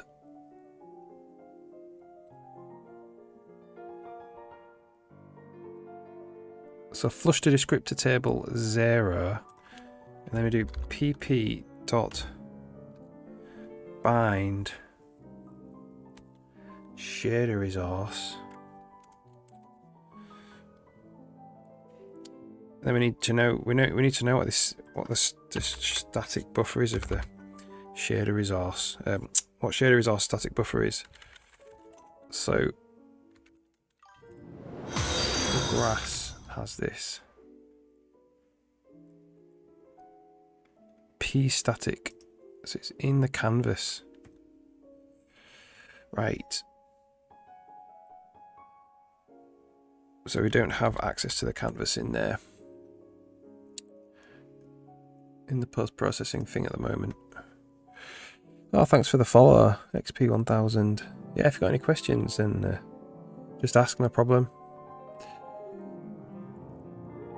So there's a post-processor has the canvas in it.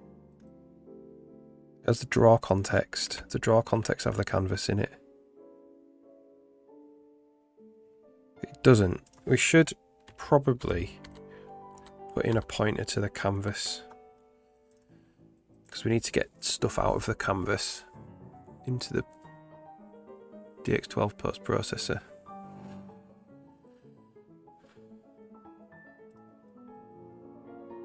So, or into the draw context.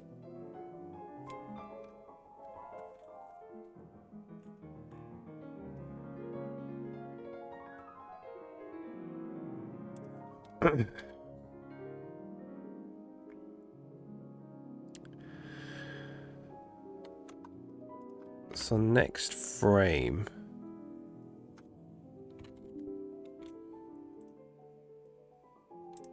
This is called by the canvas.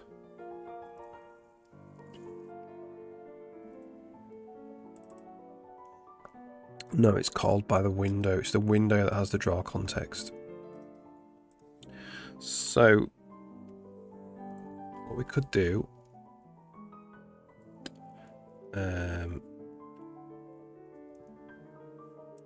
where is the draw context?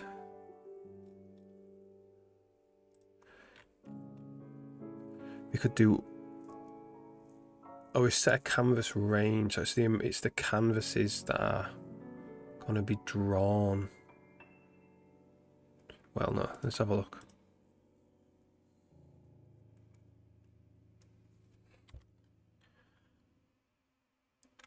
So we could set the canvas as well.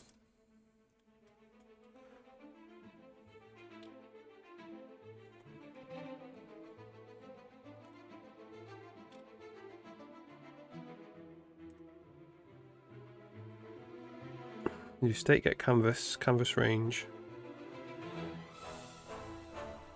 So we do have the canvas range in the draw context. We could get the canvas out of the state for doing that, or we could just...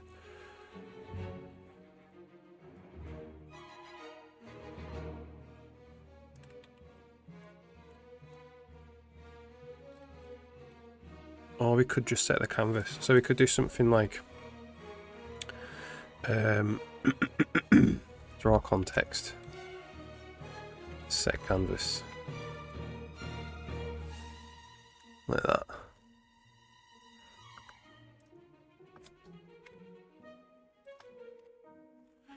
And then we could do DX12 canvas.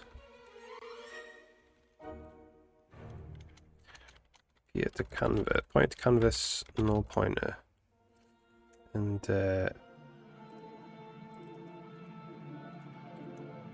forward declare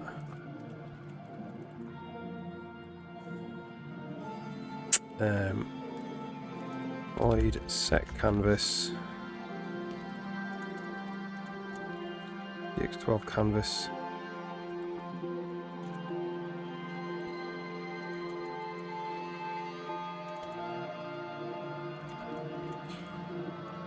Canvas canvas DX12 canvas get canvas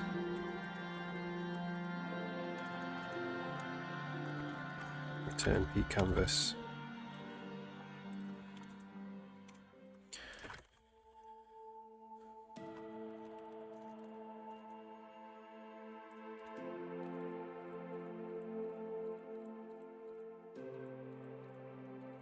Okay, so we're calling set canvas now. So that means in post-processing,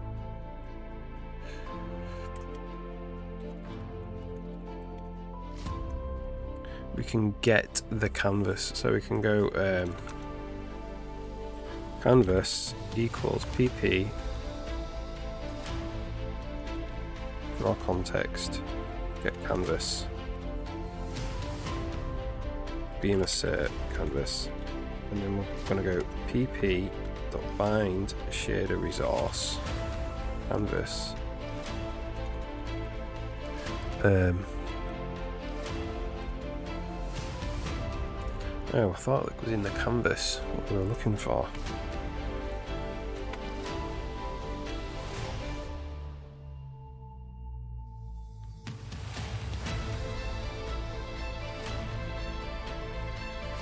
Probably in there privately. You want the static, so you won't get static global buffer.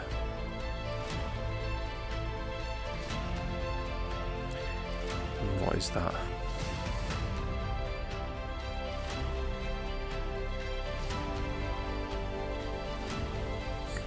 Where is it? DX12 buffer. So we'll do DX12 buffer pointer get static global buffer.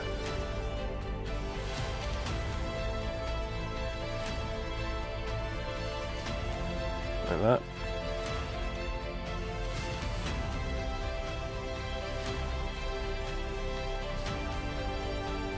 So this can be get static global buffer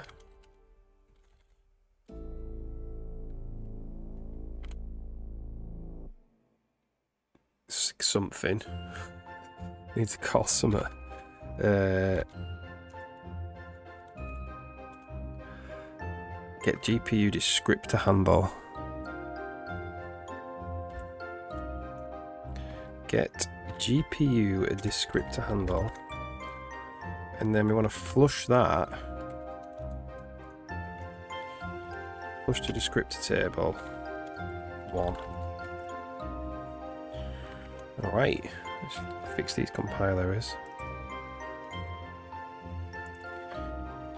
Get draw context. So here's the thing, the post processor, it could just have bind So we could just do pp dot bind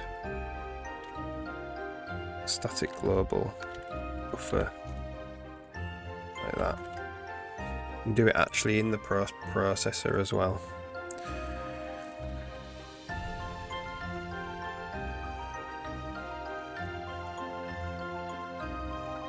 So lots of things are going to want to do this. Find that buffer.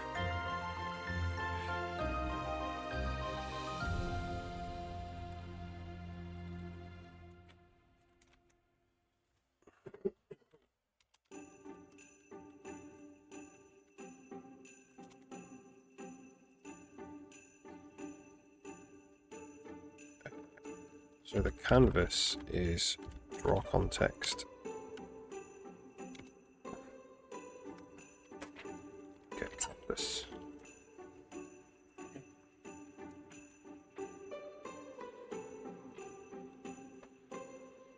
Image called bind shader resource. Oh yeah, awesome. That'll be good. Thank you very much.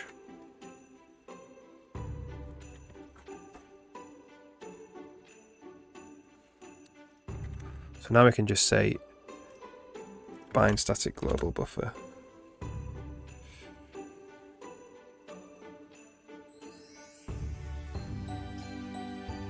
So what does this want?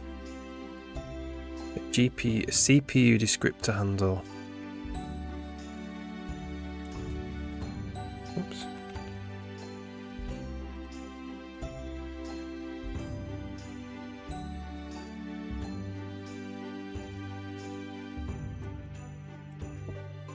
I don't know about that. Let's see. Do I use some kind of built system like CMake or pure Visual Studio? It's Visual Studio, and then there's a little bit of like custom stuff on top of it for like compiling shaders and stuff. But yeah, mostly Visual Studio.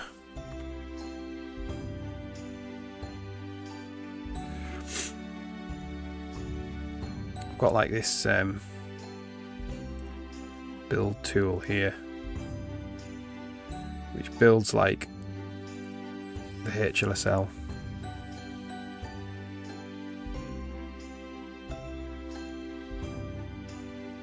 Okay, so we've got bind static global buffer, get the canvas, bind shader resource.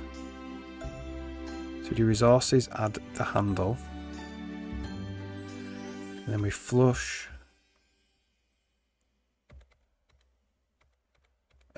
We missed that flush there. Let's try again.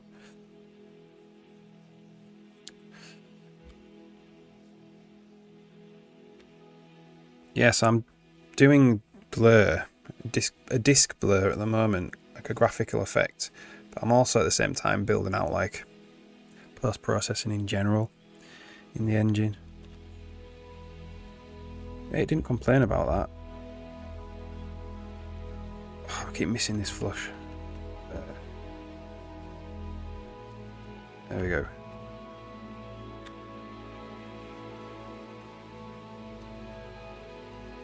So it copies it. Don't know if it actually needs to do that, but not complaining. So let's just see if it's there. It was a big red no before.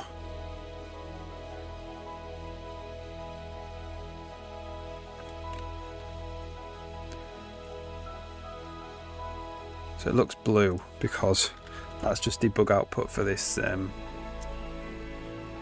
part of this blur process. There it is, it's there. Brilliant, okay, cool.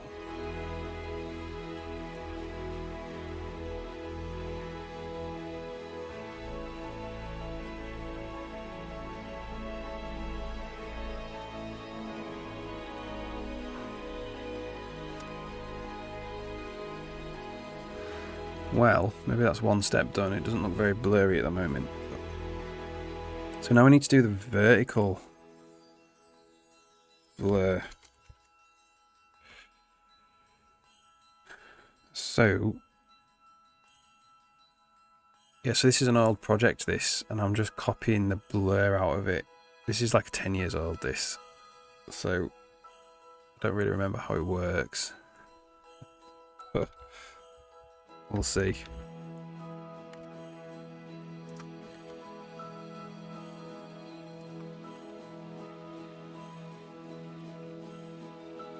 Doesn't even know.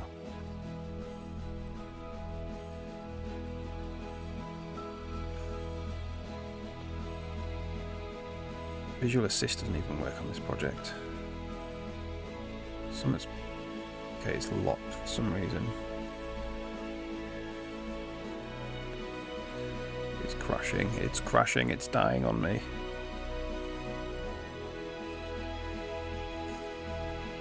Come on, Visual Studio.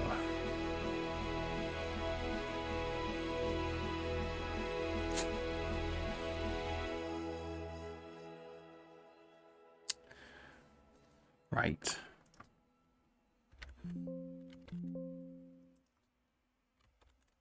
There we go.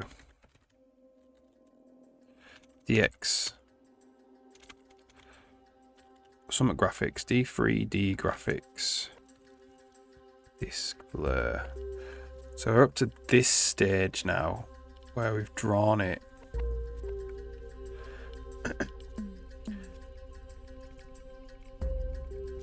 And then we have the blur target, and then we're going to bind all of them into that one blur target. So we need to make this has to be this again.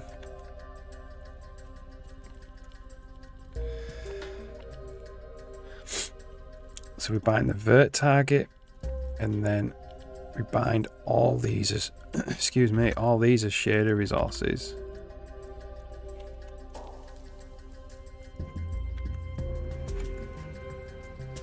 That's awesome, thank you.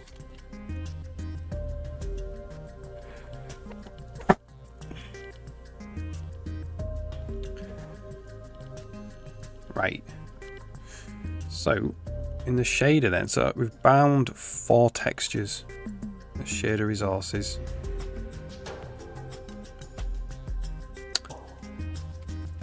In the post-processor HLSL, now for the vert.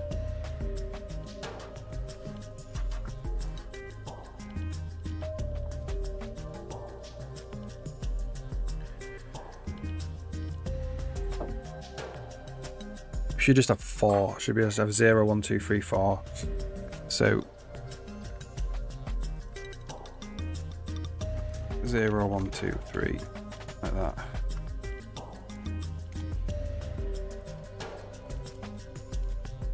And we'll just return like C0 for now.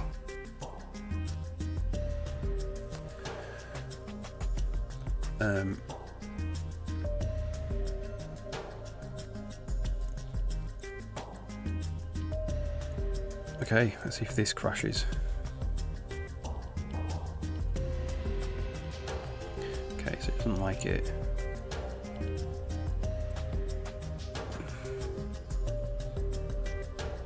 So the render target in... Alright, so this also needs, in the pipeline, it needs one of these for the vert.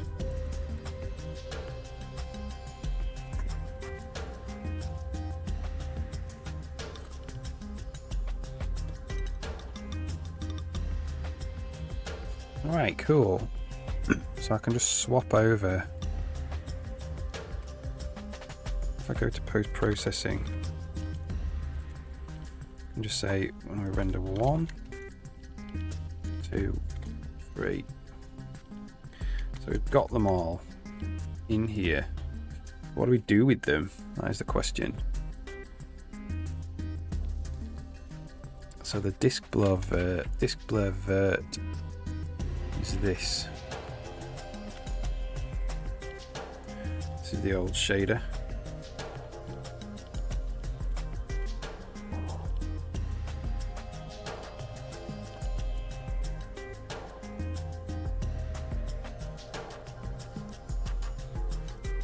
Alright, so we've got the same things going on here.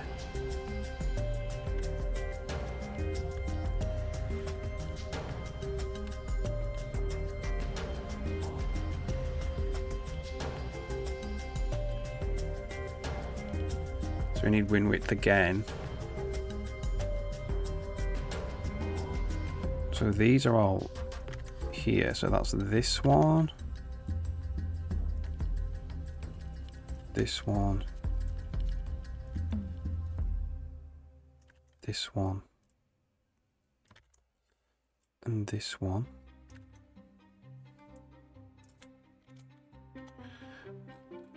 This is disk blur offsets.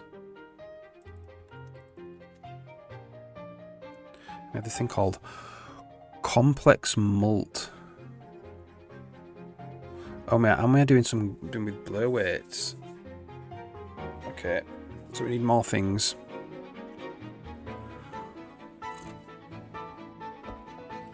So we can do complex mult. Which is this.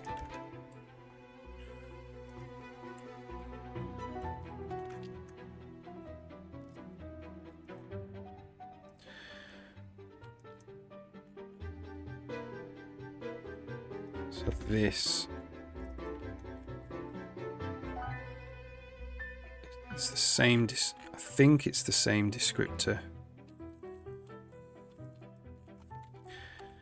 So we'd call it disk blur.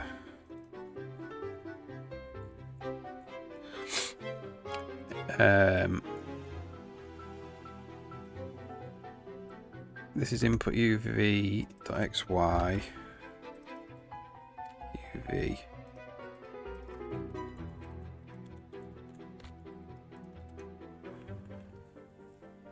Okay, so the blur weights. What are the blur weights? The blur weights are. It looks like there's 4 of them.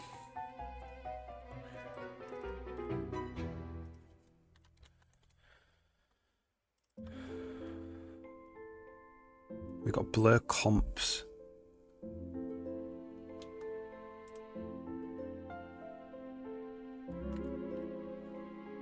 Oh, so these are different things. Blur, we've got complex blur offsets.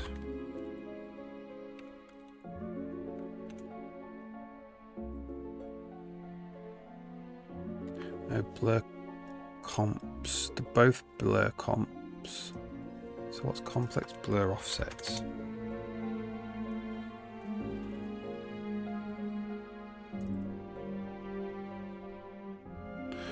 Right.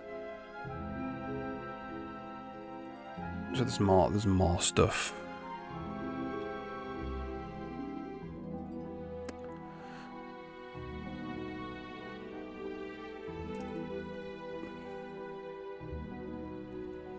Okay. Put this over here for a second. So this, so we've got the offset, so we need to make sure that we're actually doing. So this is the blur comps, which is there's 34 of them.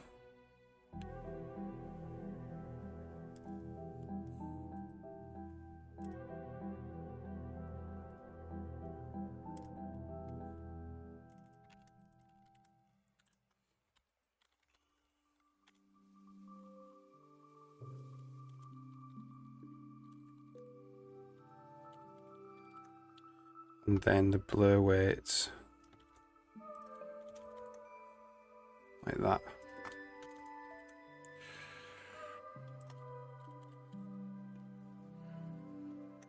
So blur comps, that's blur comps. This is blur comps. This is blur weights. Right, so here now we also need to bind static global buffer.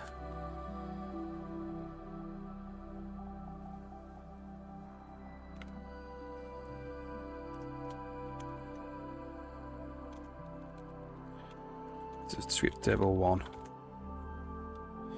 And then we need in the renderer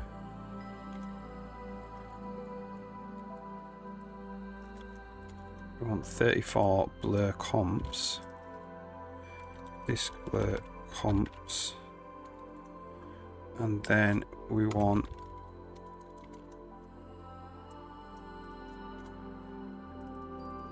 disk blur weights.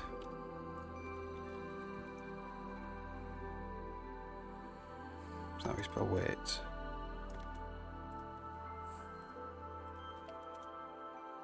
It is not.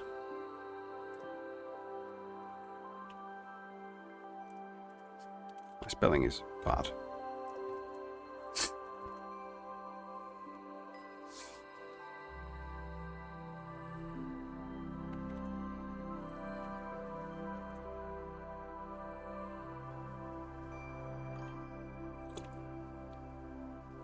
Hi Fu Manchu, alright. Got back from a drive with a potential buyer of the car. Yeah, awesome. That's the first step in it. First step to freedom. Yeah.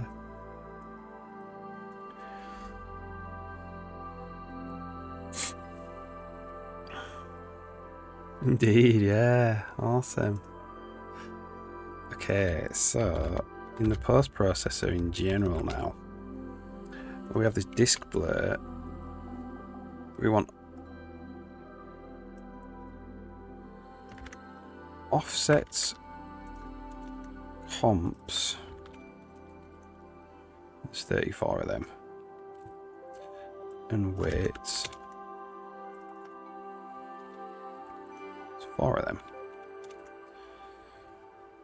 Sad and relieved at the same time. Yeah, that's it. I mean, sacrificing it. Be worth it though.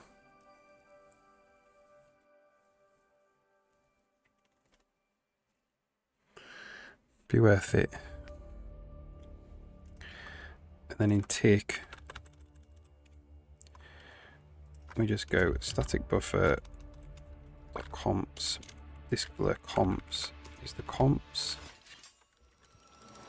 Static buffer blur weights is the weights.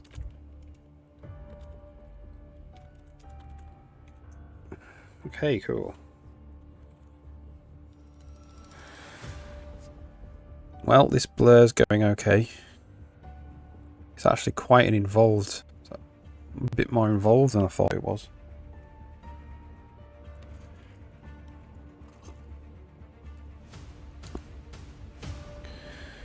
So the comps, the blur comps, what even are they?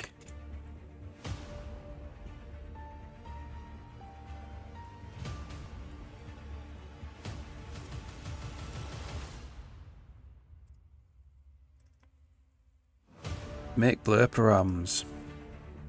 Make blur params. Missed out an entire section. So, make blur params.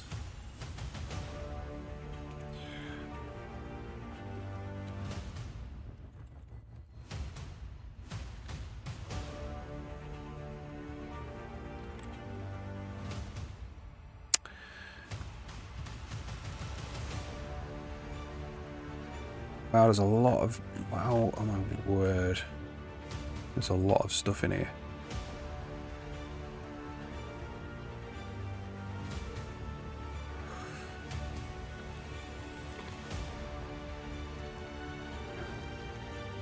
I'm going to copy it.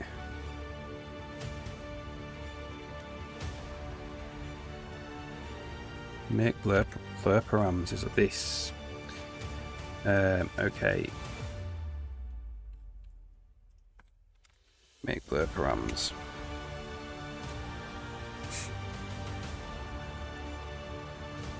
So what's a kernel param?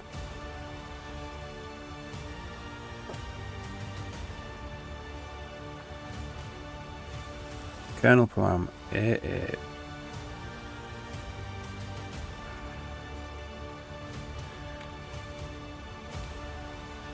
Do that.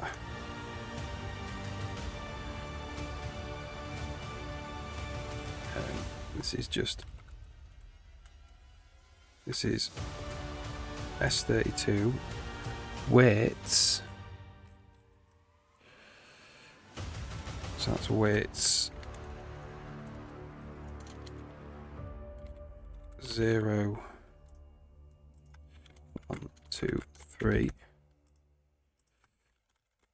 equals that.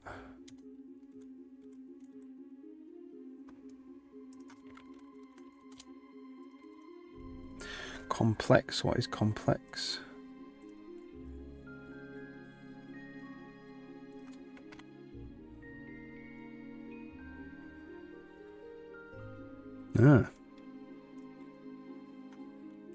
Something for the maths library.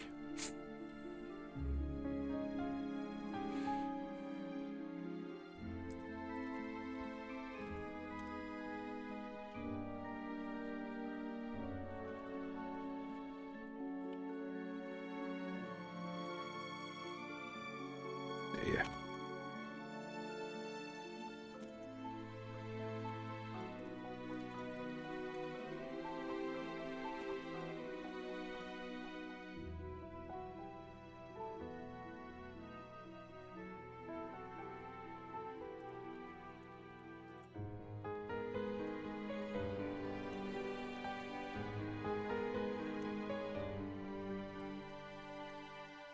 Like that.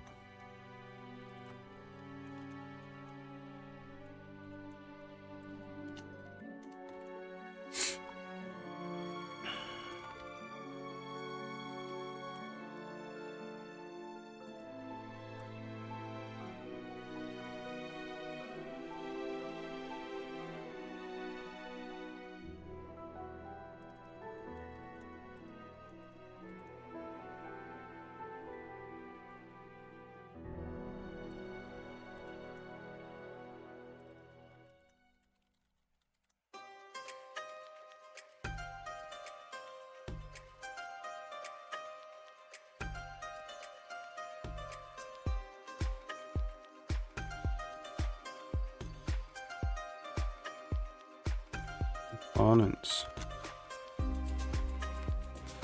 So that's comps.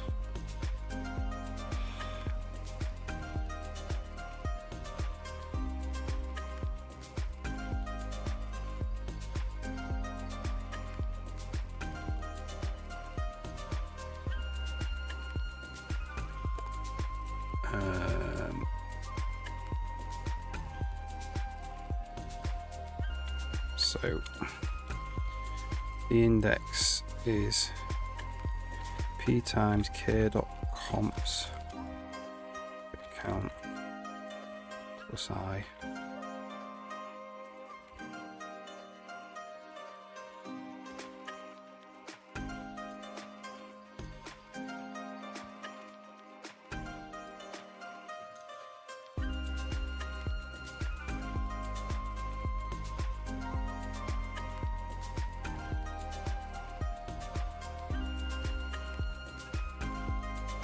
No, that's not right.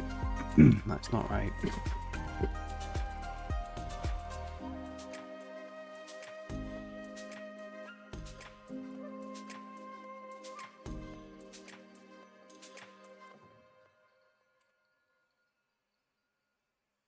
We will just go. What would it be?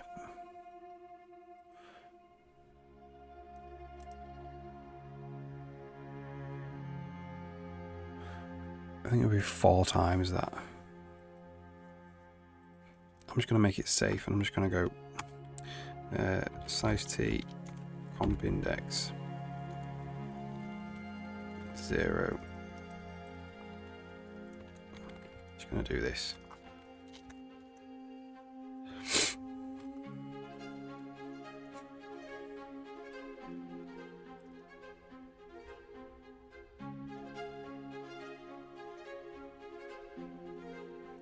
Problem here.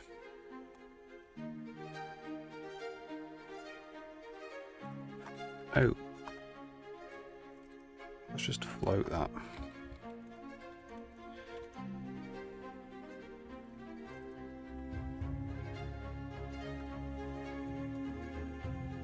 So So this is a whole load of maths that I don't understand.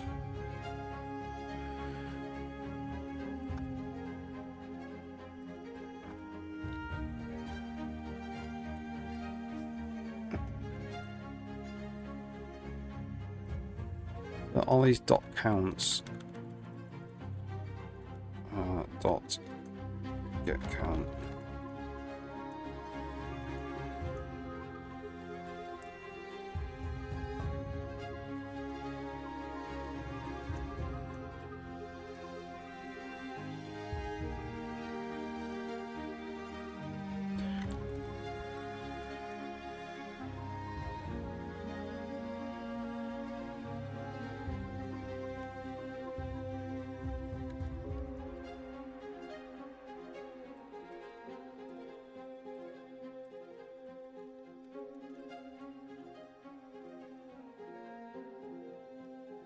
Ads running soon.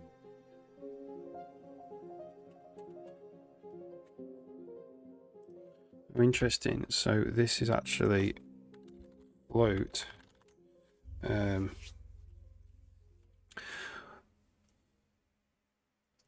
34 times 4, 68, 132.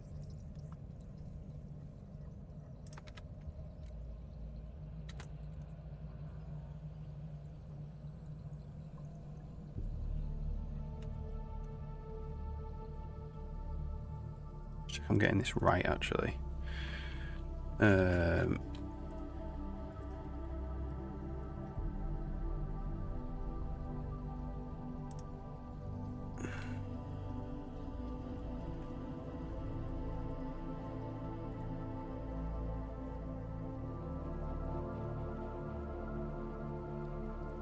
Components. It's just an array of floats. So we're going to go float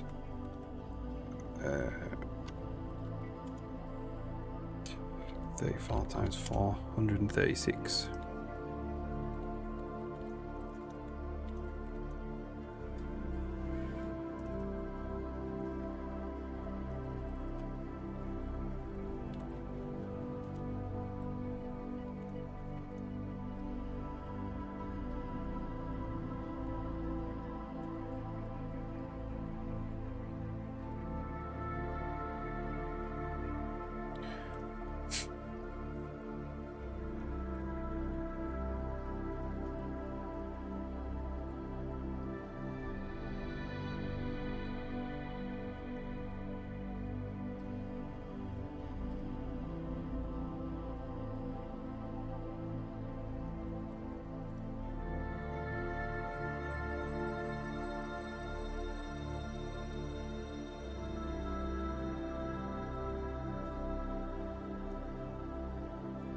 Right.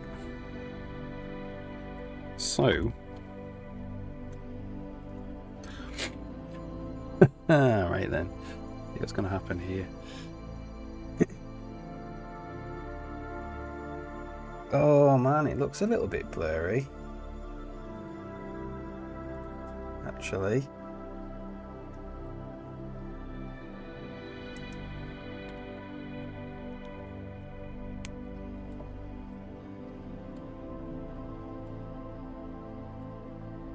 It's not quite right though.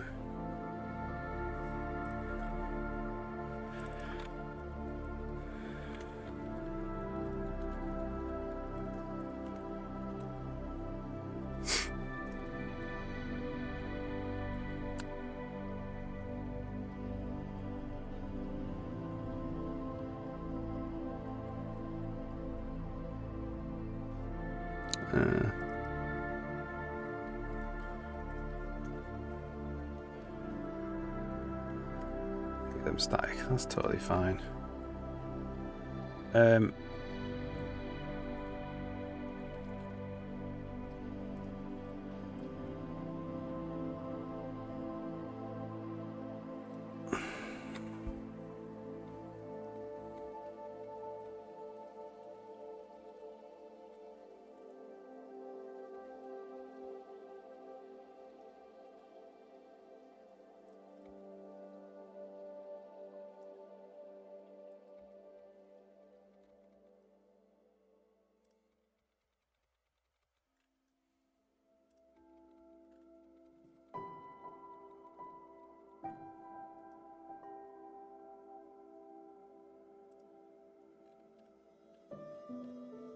So these can probably all be temporary arrays, these.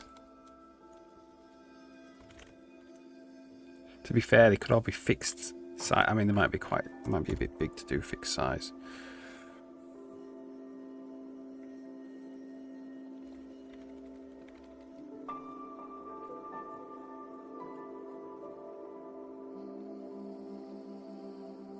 So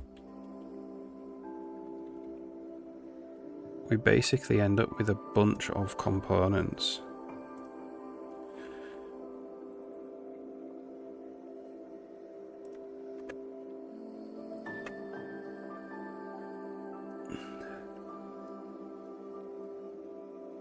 So it looks to me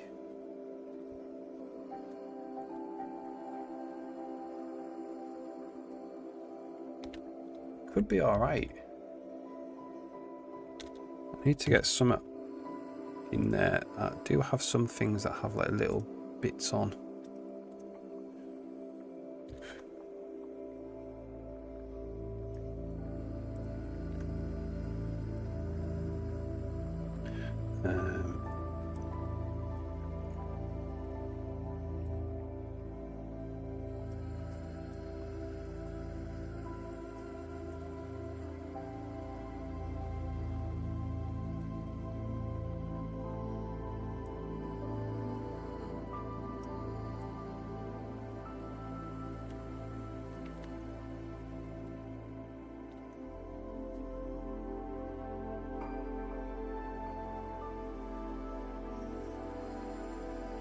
I want to just check they're actually discs.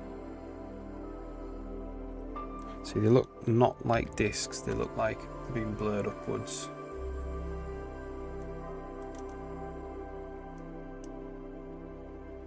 So what's that all about?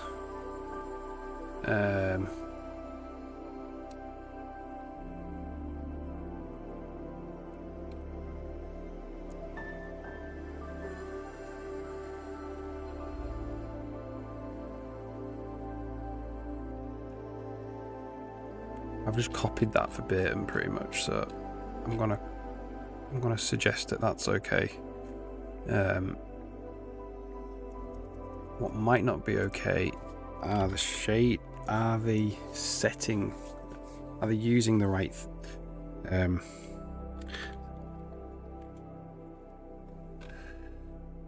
These things. This win width. I'm not sure if it is win width.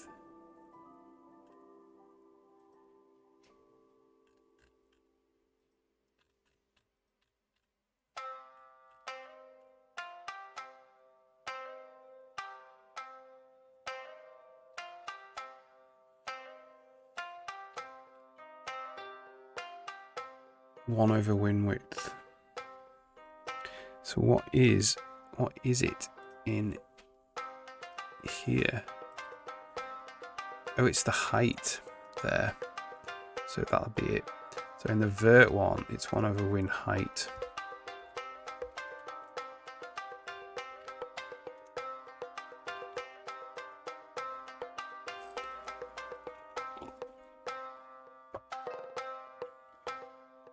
It's made it even worse.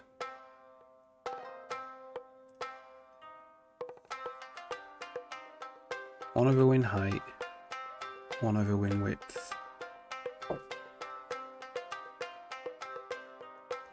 Inv height, inv width. I mean, I'm assuming that is the window width and height in pixels.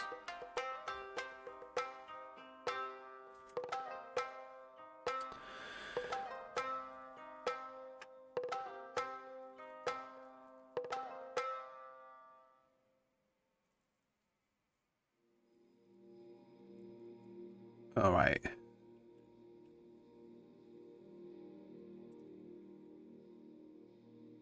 So I want to know what inv width, in height are. Got blur kernel RX. Blur kernel RX. That goes from 0 to 2. Slot, I've decided, is 8. So that's the kernel radius. Yes, which is correct, which is 8.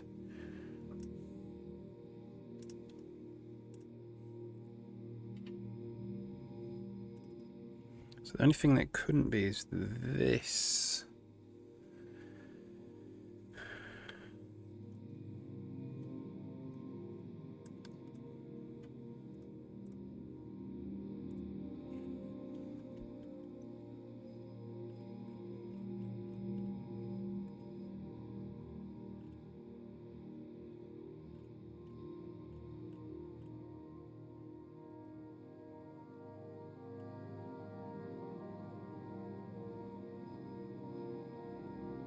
So let's just double check that it is the camera. The win width in pixels.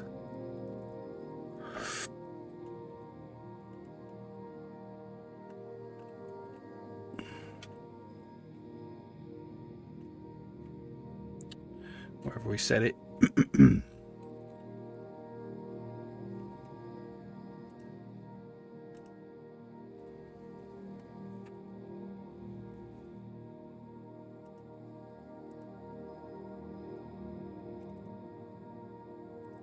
It's per render window.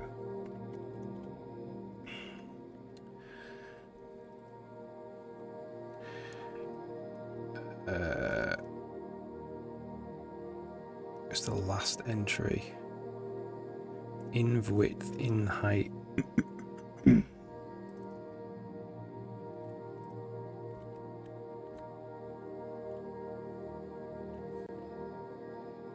One over render window width, one over render window height. Yeah, so that is correct.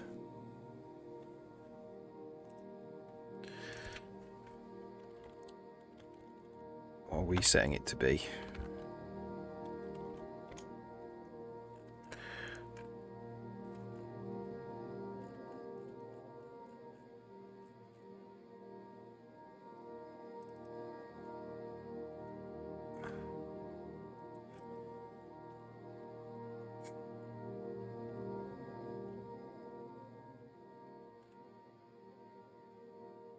Wind bounds width, wind bounds height.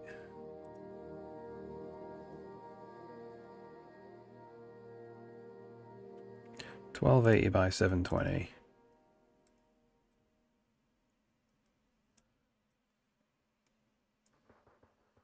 It's definitely blurring up too much.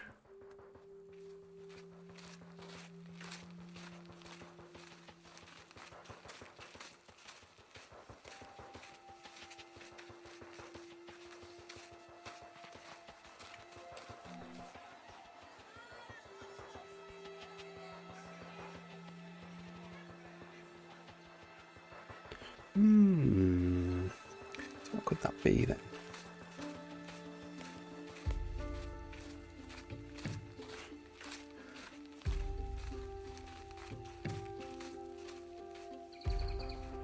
Or is that the last step? Is there more to do? Disk blur.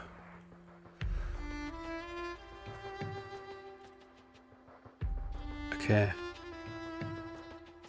That is the last step.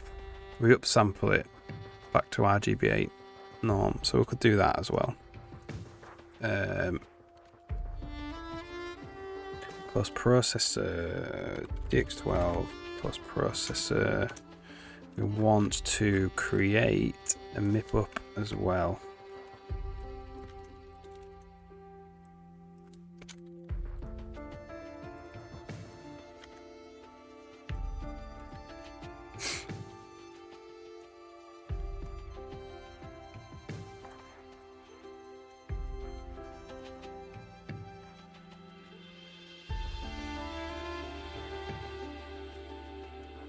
Basically the same as MIP down almost.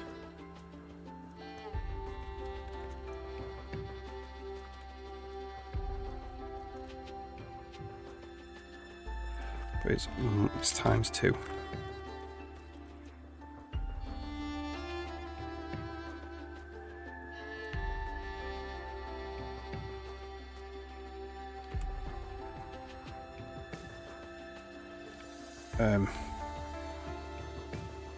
You know what, we won't put a restrict. Well, okay. We would MIP up to 8K.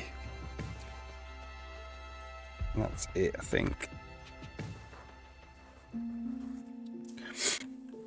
So now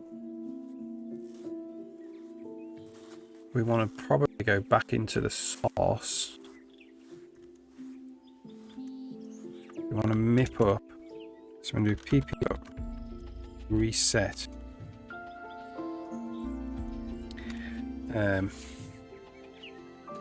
then we want to go, well,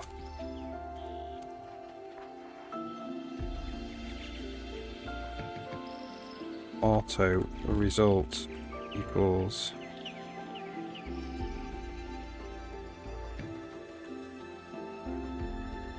we want to MIP up to the source though. We don't want to make any unused vendor target, I don't think.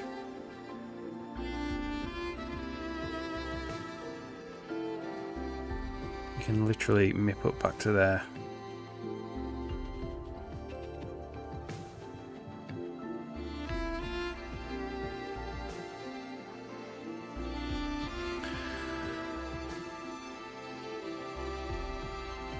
So I want to change it.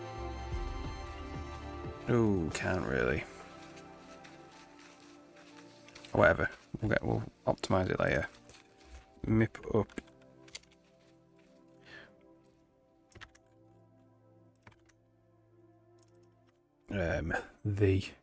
The target. Return the result. From its MIP up, not MIP down.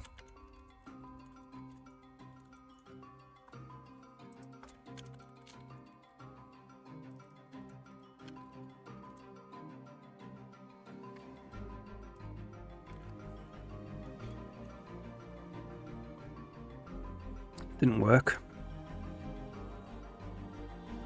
Oh, because this... Alright, this takes...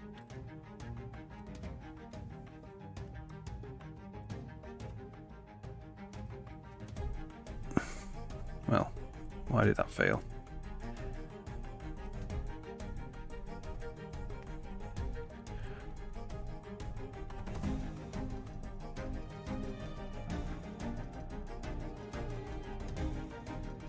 Source format. Ah, okay. We don't want to MIP up to the source format though.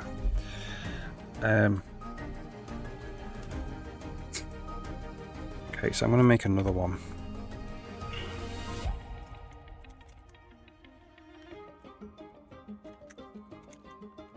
We pass in the dest.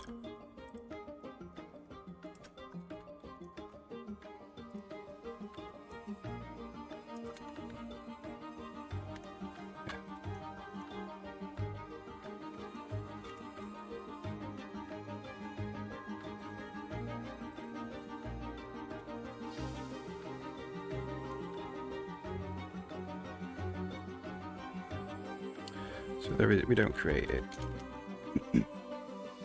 So we're gonna go. So we can't ping pong either because they're two different formats. Oh, I don't think it matters this time. We're only MIPing up once.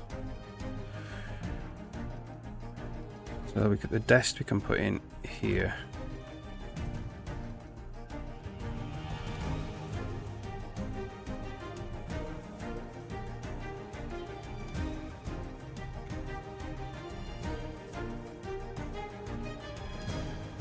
So binding the dest. The draw didn't work. What's the problem here?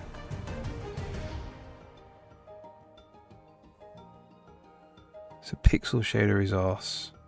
Oh. That's weird.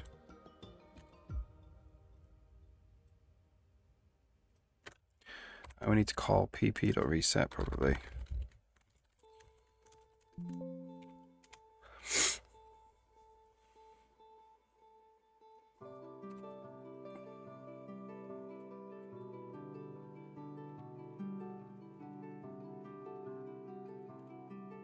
That was fine. So the result resource, the result description, and look at the format, is correct. So that did MIP up properly. That's good. All right, cool. The only problem is the blur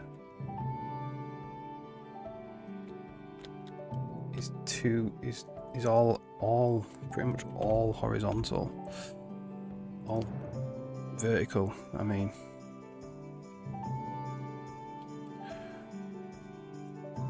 blur vert. So it's like we're doing it 2 times on the.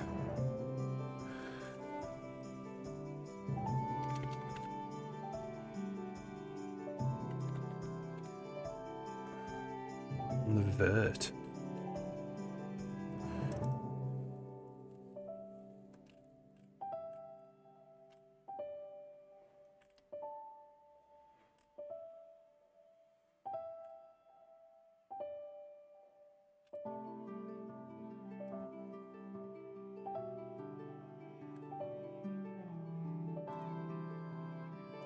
We are sampling horizontally across the texture there.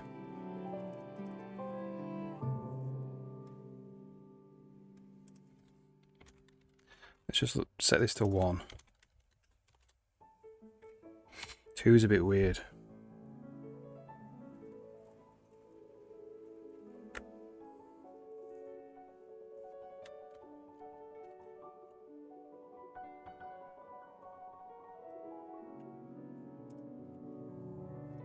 Two's fine.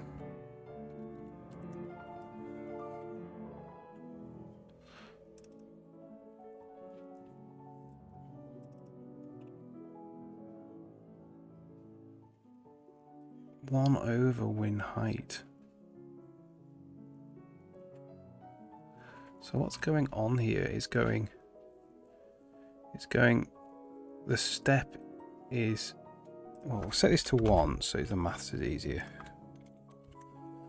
So it's going from basically, this is 1 over win width. So it's basically like a pixel in unit space.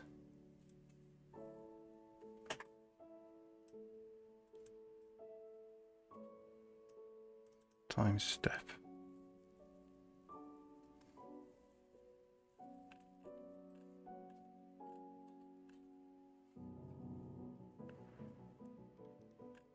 So we're not actually using, I don't think,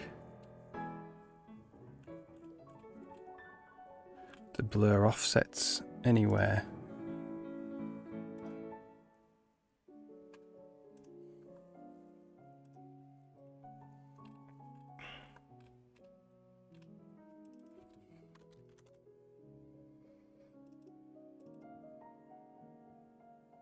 So we've got this thing called complex blur.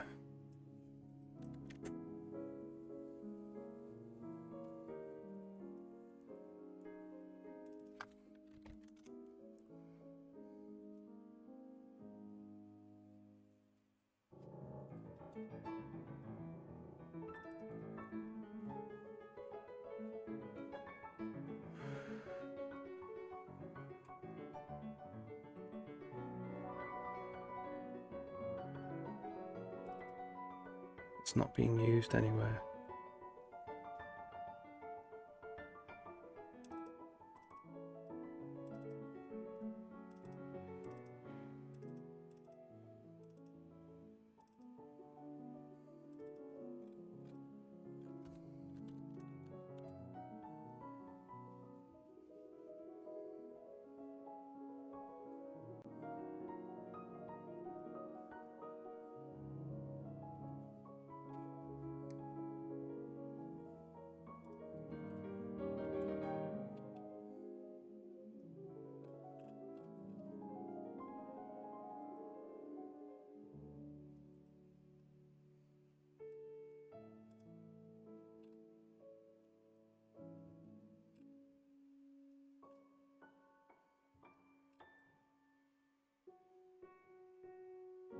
So that's inverse height going in the Y direction.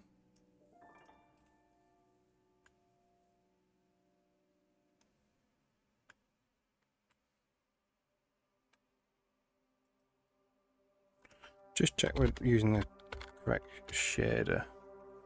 Horis PS versus PS.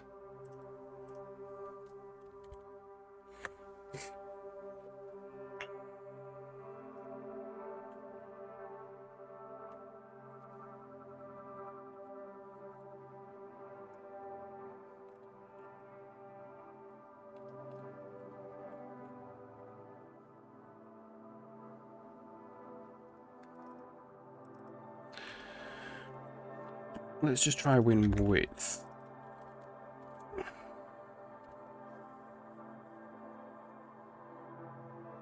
Both of them.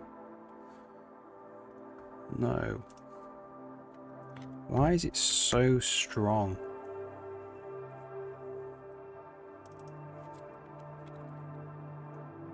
So this is 720. So strong in the vertical direction.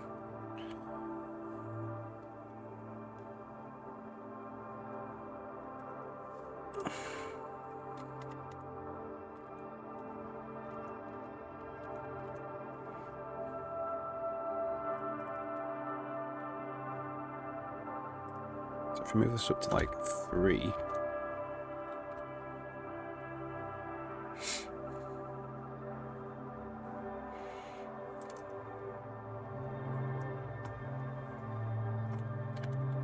Four, 500, 5,000. So this is not actually doing anything. Is this shader even doing anything?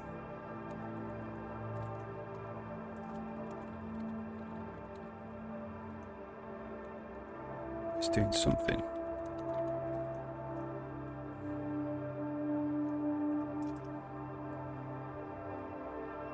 So it's going from 0 to 16.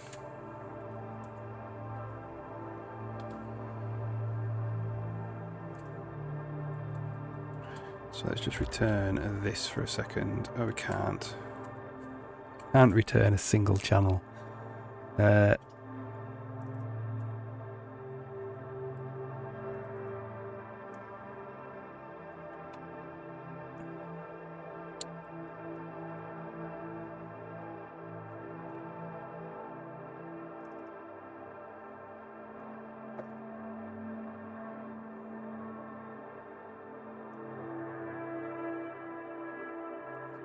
So if I like expand the radius to like decrease to 2, 3, 4,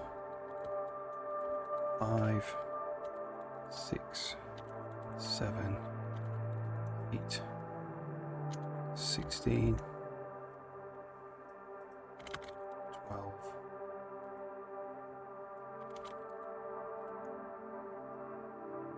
So that's going, that looks like it's going vertically as well.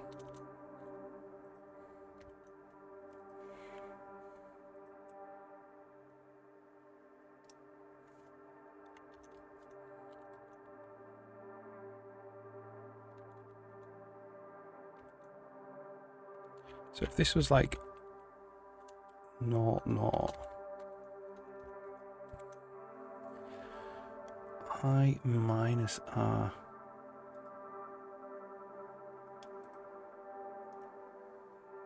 Okay, so that's sampling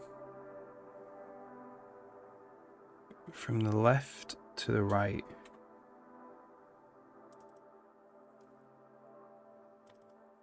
Oh, look. There we go. Huzzah!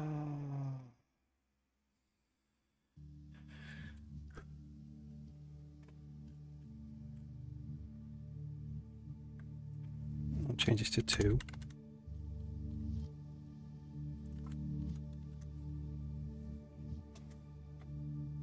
All right, there we go. So I believe this number is the amount of blur. So let's change that to 0. There's no blur, it's very distorted.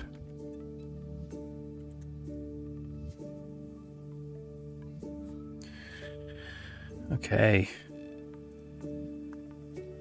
Happy with that. That's awesome.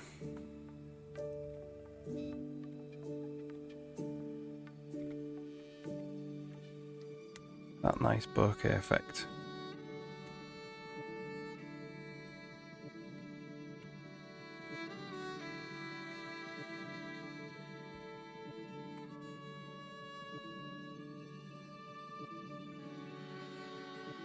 It looks particularly good on the tree. Move this.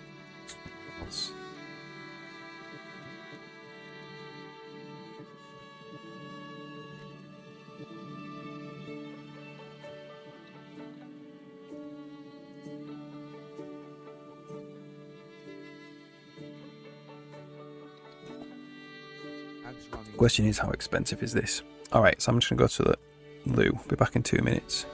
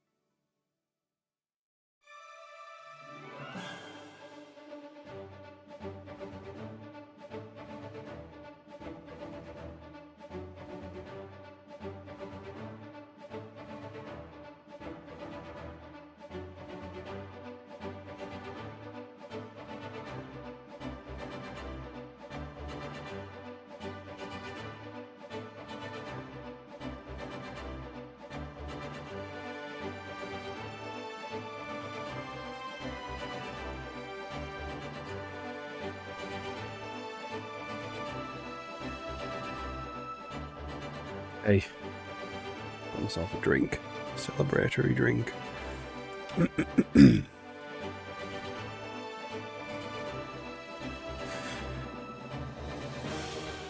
So the idea could be, you could have this if the menu is open.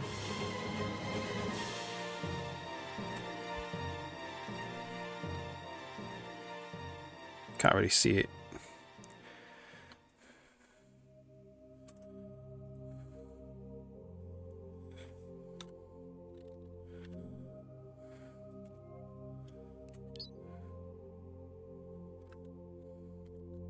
Oops.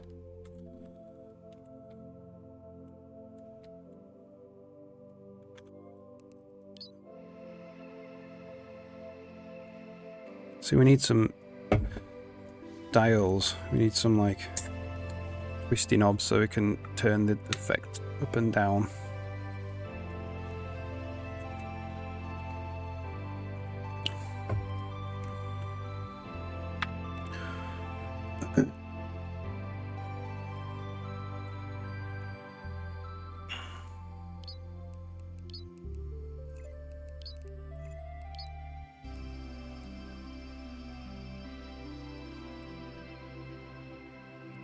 Alright.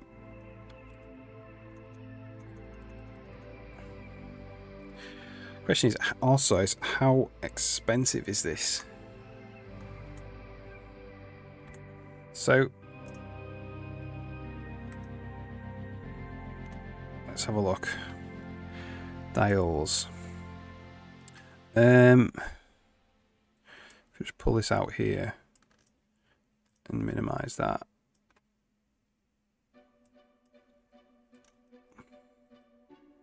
If I actually move this over here.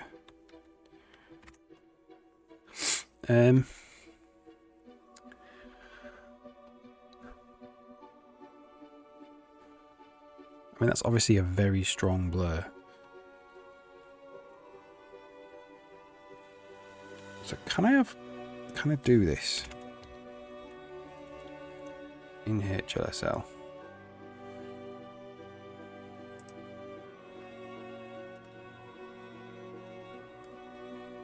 External initializer of globals would be ignored.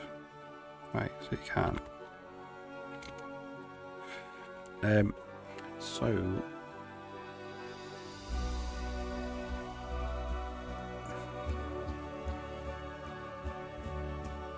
what happens if we make like the radius 4 in both of these?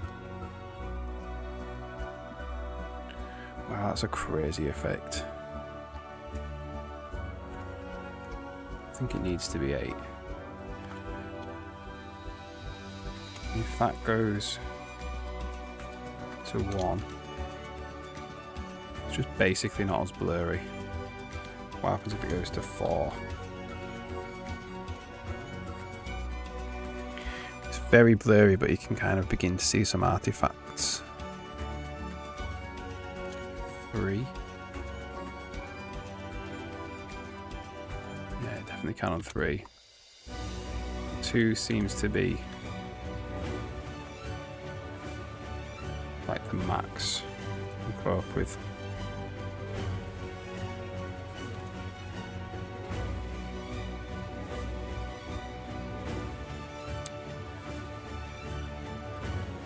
Got a larger radius. 16. Like,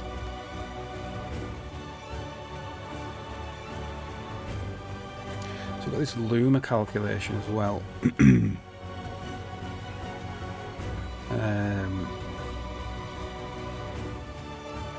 What's this one? If that was 1.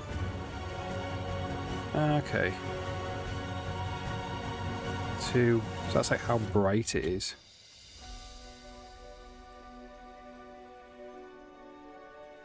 So we're adding some Luma on.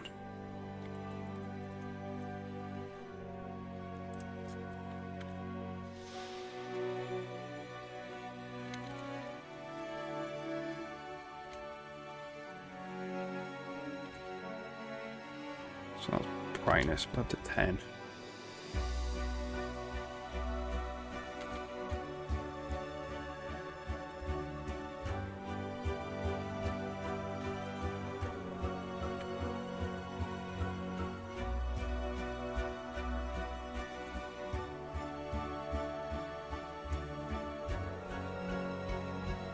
So these are fixed. This is blur amount basically.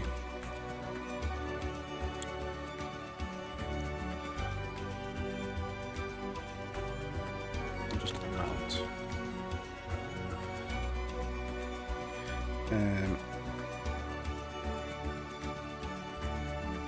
I'm gonna go set it to 1. We're going to double it here.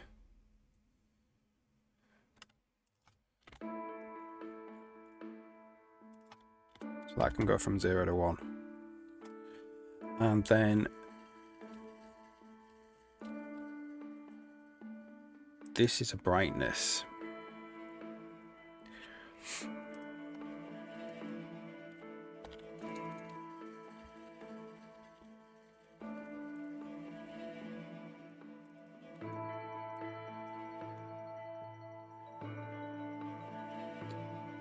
C times C.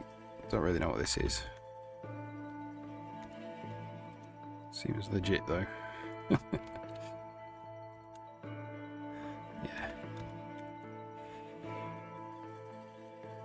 Why do we need 3 lums?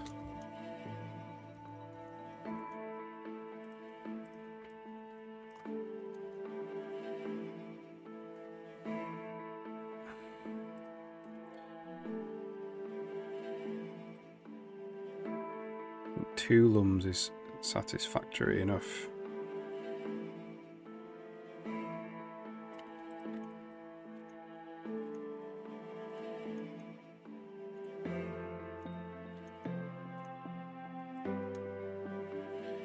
Or 1 lum.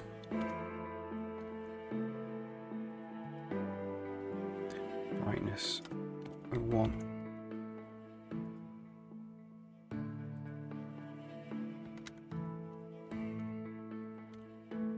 Yeah, that's better.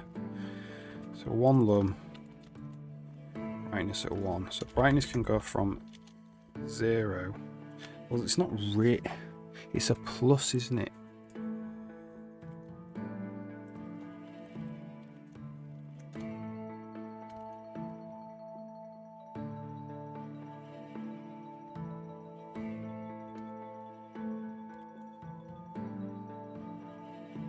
So if the brightness goes to 0,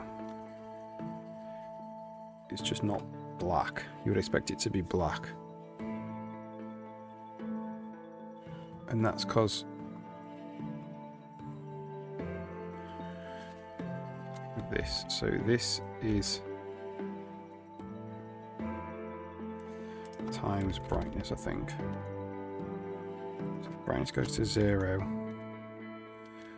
0.1, 0.2.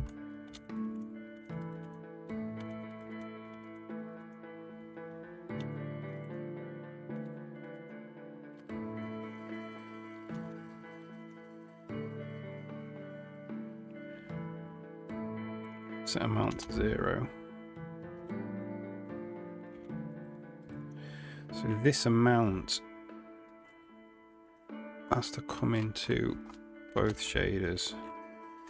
The brightness is only just 1 shader.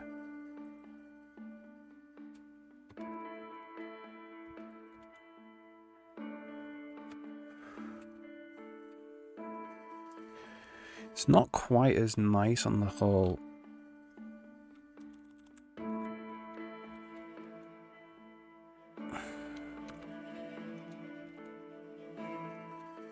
Here it looked really nice before.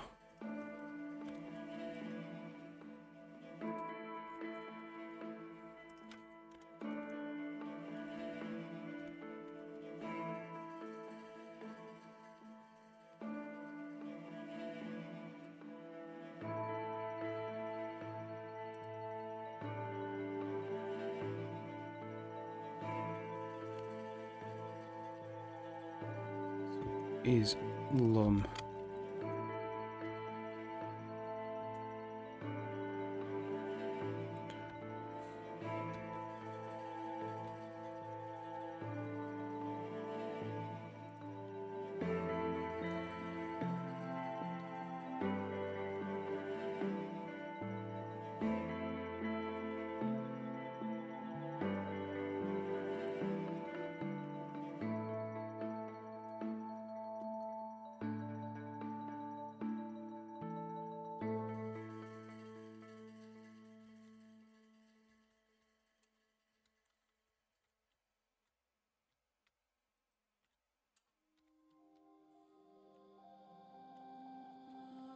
It is a bit mental. Let's just go back. Well, what was it?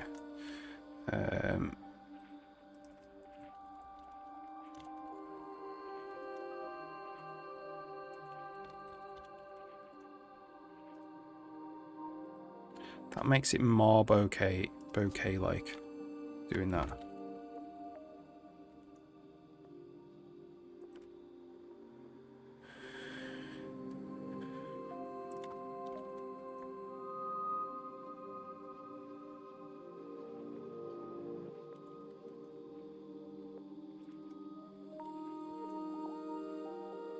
Pretty damn bokeh.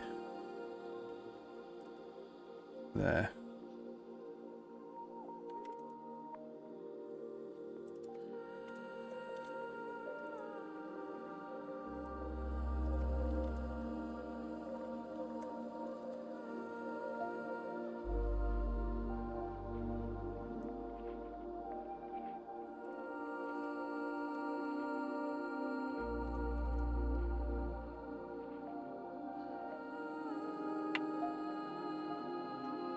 Very saturated.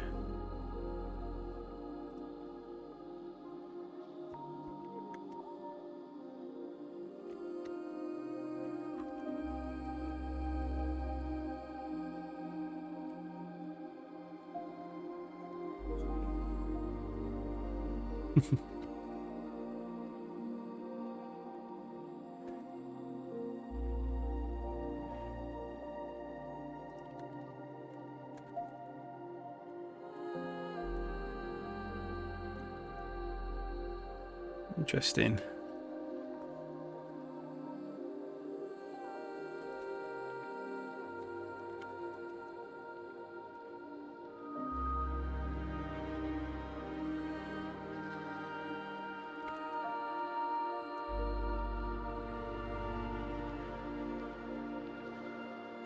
What time of day is happening now?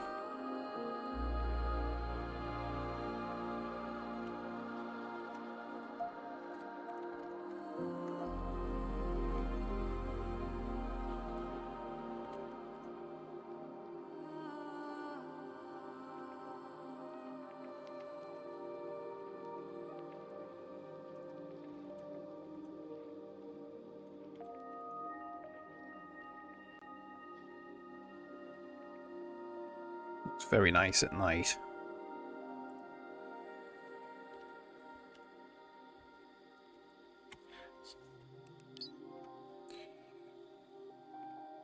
That in particular looks pretty good. Anyway, we could mess about with those shaders till we're blue in the face, so let's not. So what we need something in the dynamic buffer so we can control those amounts from the CPU side. I'm checking because we've done a lot of work. So we want in the DX12 post processor, we've got bind static global buffer. We're going to do bind dynamic global buffer.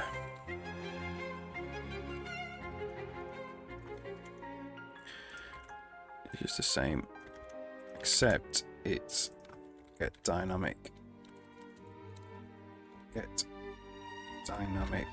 global buffer from the canvas.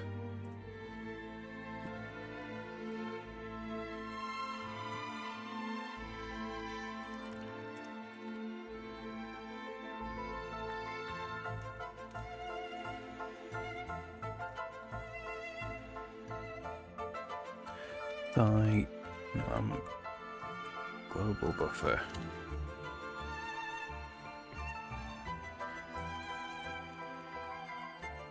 MP dynamic global buffer. There we go. Right.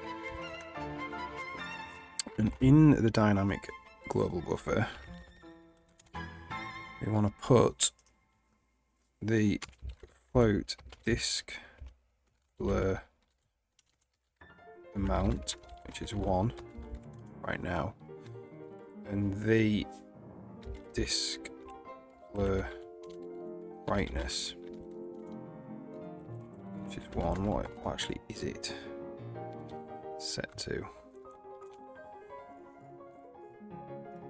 1. The amount is 1, the brightness is 1.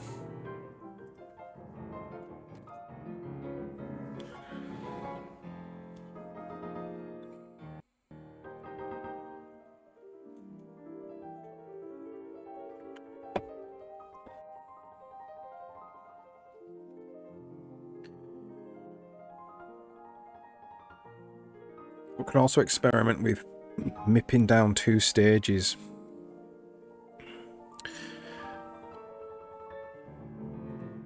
As well.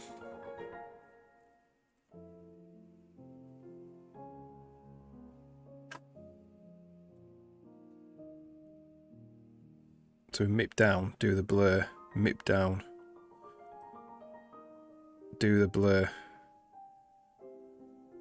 again,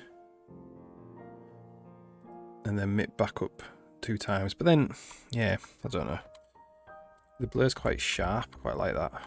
Even though it makes no sense. The actual bouquets of the blur are quite sharp. So we want 2. So we want to bind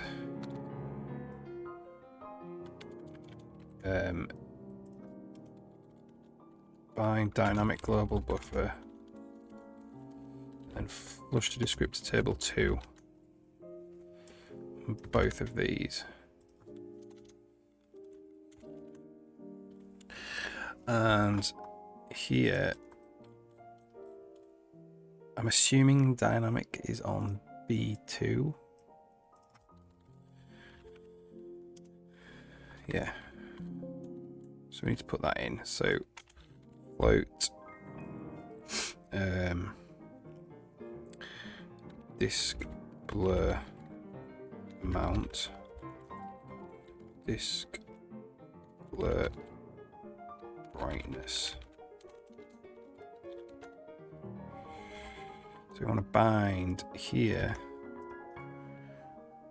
Let me just do this CBV B2 space equals 0.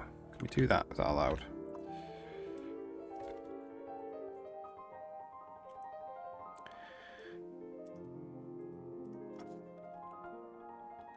So this is disk blur amount.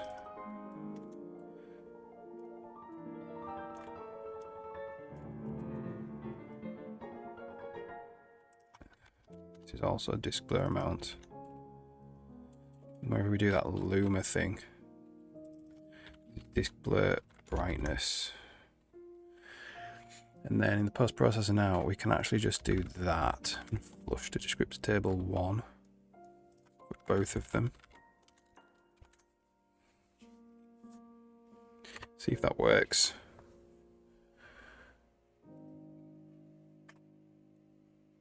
Awesome. I'm not sure whether the actual effect looks as good now. Looked great at night.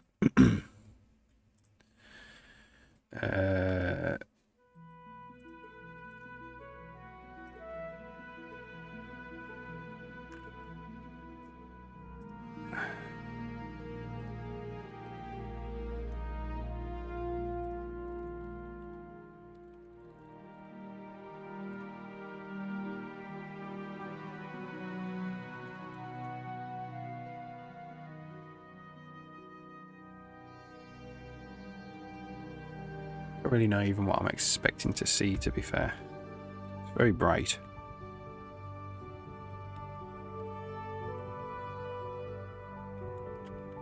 Okay, so what we're going to do now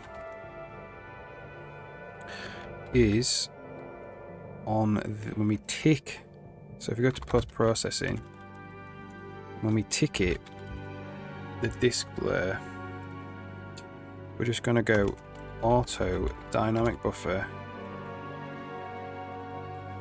get render it, get dynamic global buffer canvas, get handle, and we're just going to go dynamic buffer blur amount equals 0.5 times BM sine F T. It's a half. I think that's it. T is in app, I think.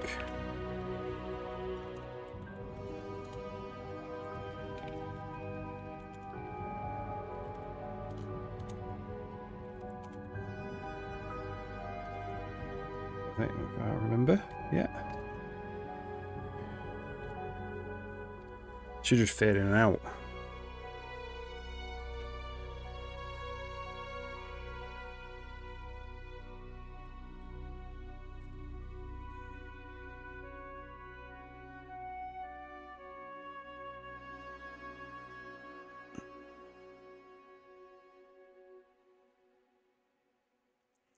It looks kind of rough.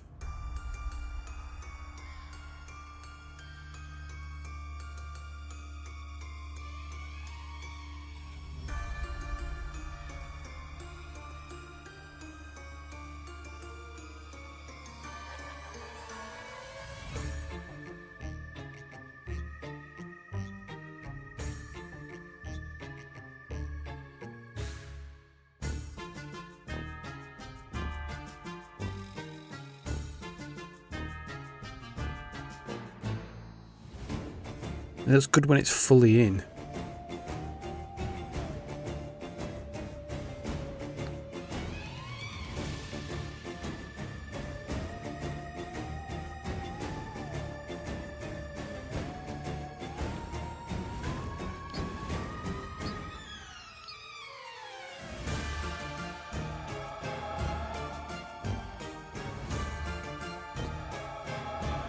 You can see like the edges a bit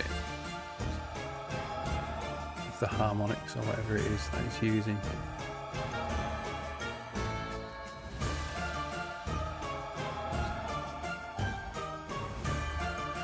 So let's do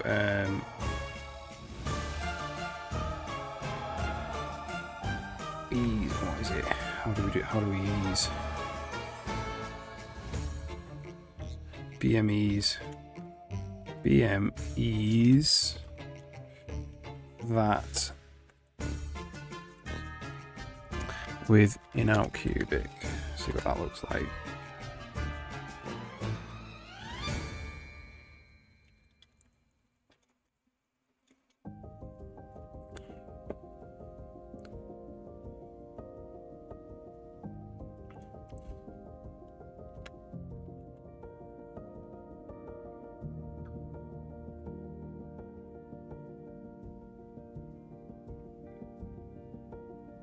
It looks good when it's fully in. It's not when it's transitioning.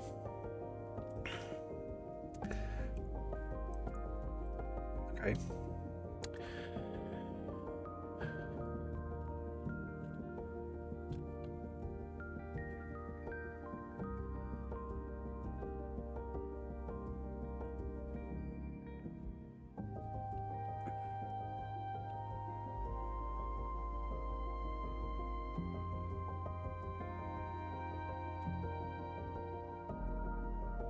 It's like if it's a half or something, it's not great. But half is alright. 0.75.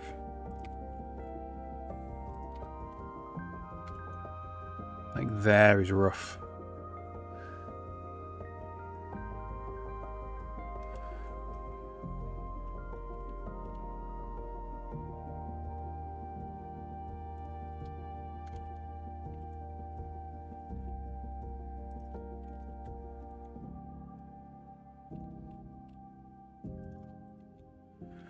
So let's change it back to bright, to blur amount, and put this down to 1 and see if it's a fact that we're like artificially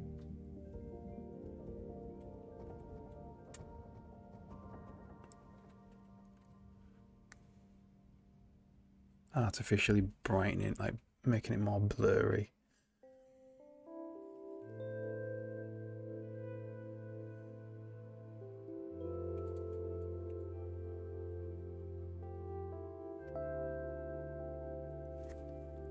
Let's take the loomer out as well, because that's making it look a bit weird.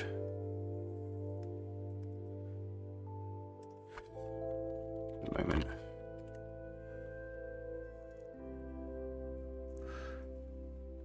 What's interesting is it is a little bit kind of bright.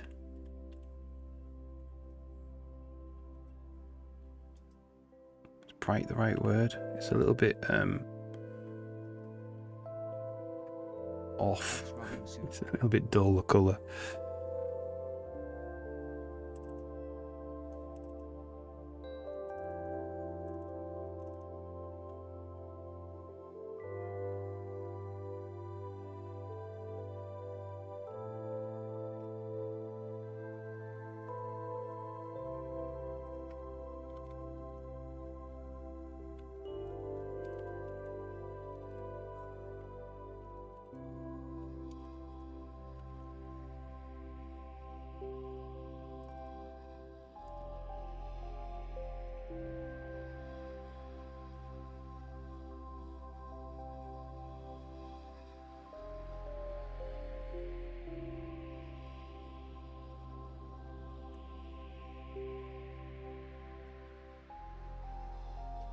Yeah, so it seems to be that when we artificially brighten it,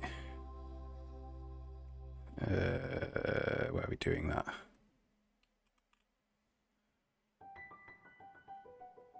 By putting 2 here, or make the blur bigger.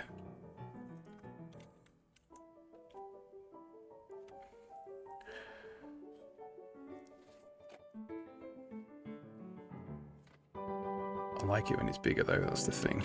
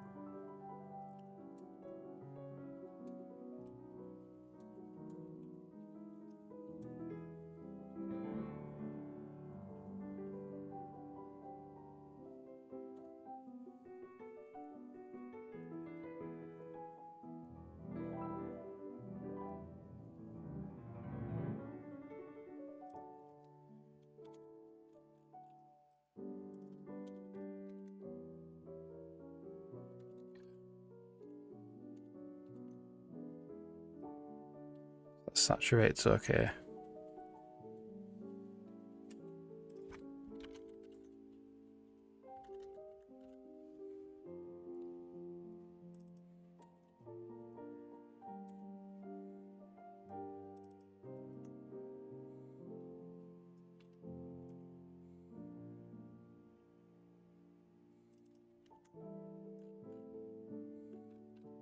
I wonder if we did this. Oops.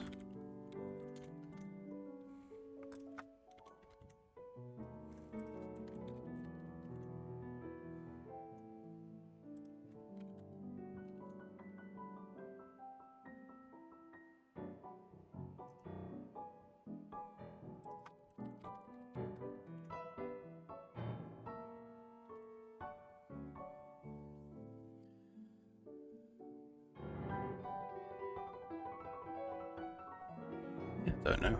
Don't know.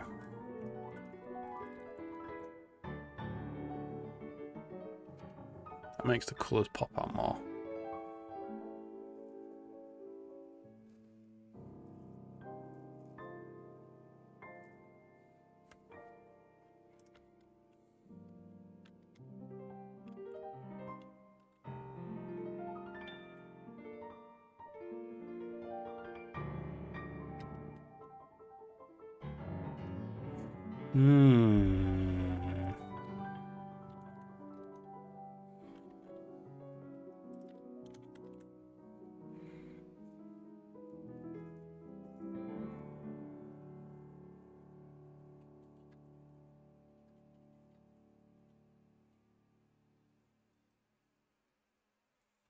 I definitely like the exaggerated blur.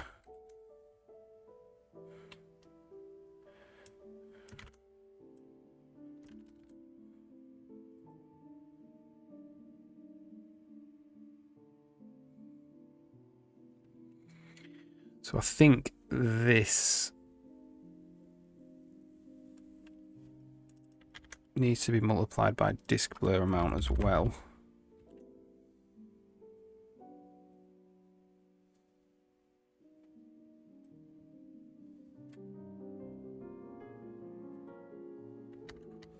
Not there though. You could ask. I don't really want to ask any questions. I don't want to be like, if disk blur amount is set.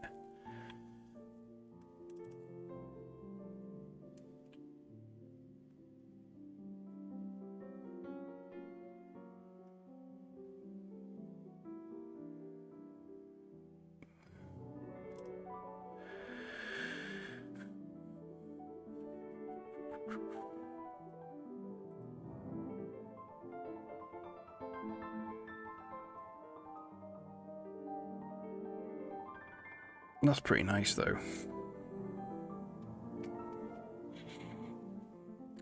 So the amount of Luma.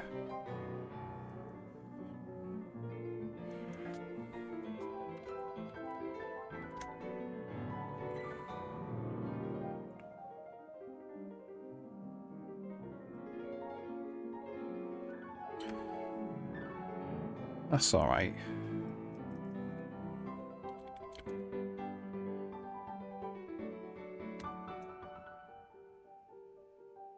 Yeah, I think it's better if we modulate it by the disk blur amount there.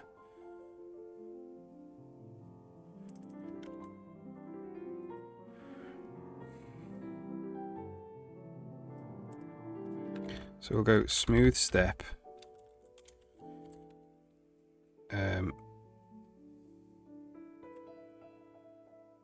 No, lerp C to that based on the amount.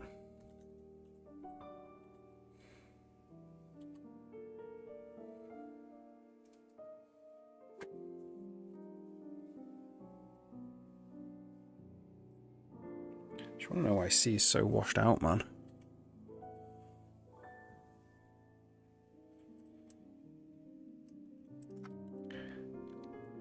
C plus lum times lum.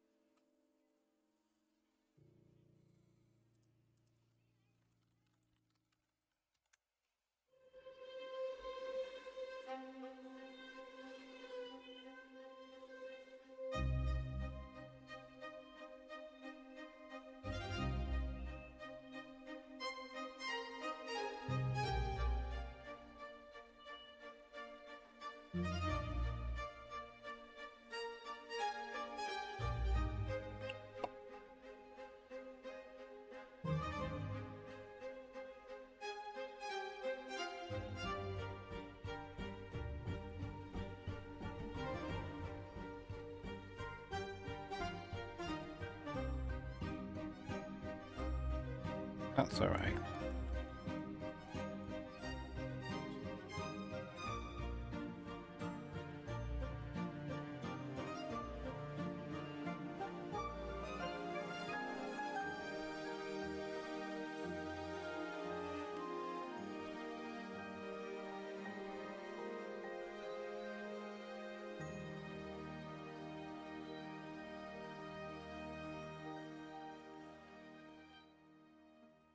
Some nice book here.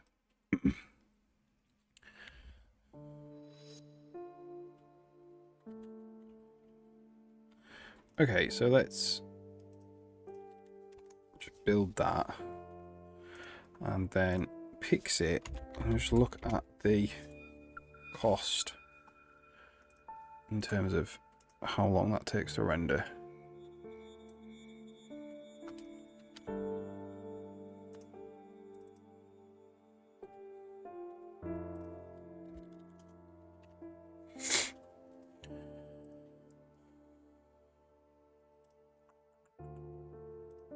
So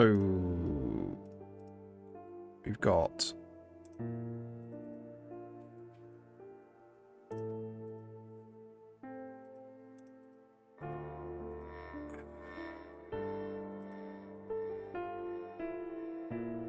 it's not too bad actually. The whole post process has a 198 microseconds. So I think that's fine.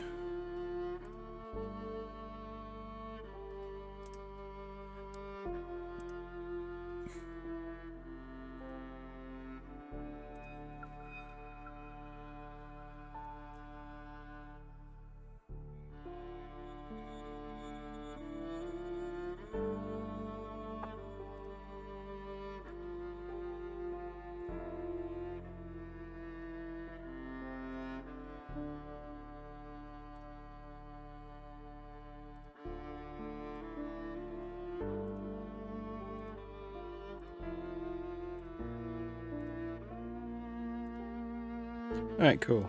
I'm happy. That's fine.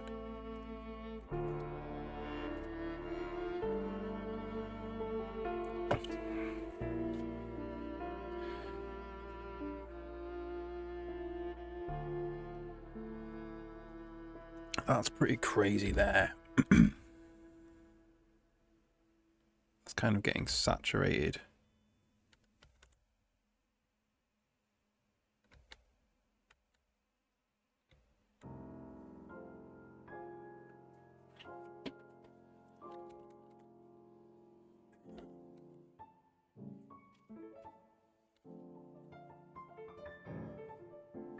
Okay. So what we're going to do, we need a way now. So we're going to hook this into the menu. So, oh yeah, that'd be great. Yeah, thank you.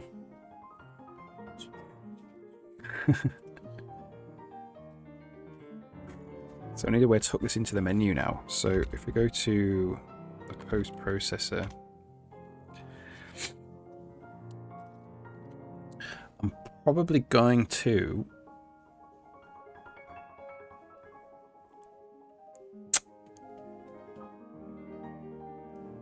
so this tick. What would be an easy way to do this?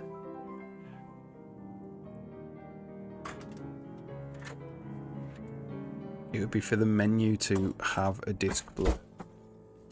So what we need is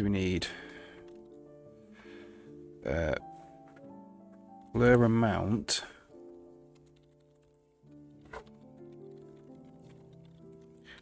and blur brightness or brightness. And we'll originally set this by default off. And then what we want is void set blur amount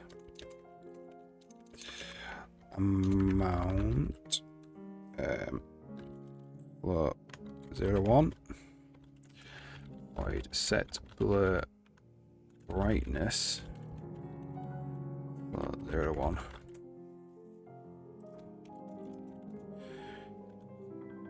Blur amount is 0 1.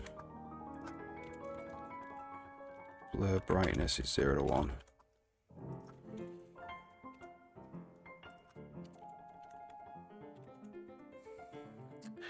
And this is just blur amount.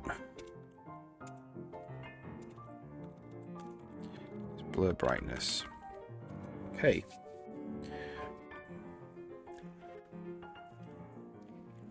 So I think it makes sense for the game HUD to actually own a disk blur object. So in the game level, this is where we're actually applying the this is where we're actually, is it in the game level? Where are we doing it? Here, we're adding the post-process effect here. Actually, don't want to do that.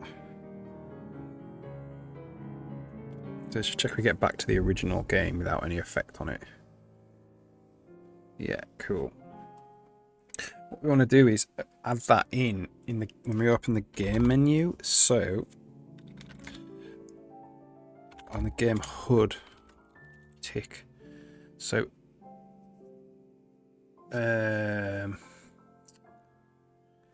what is it? Game menus. How does this work? In-game menu. In-game menu, no.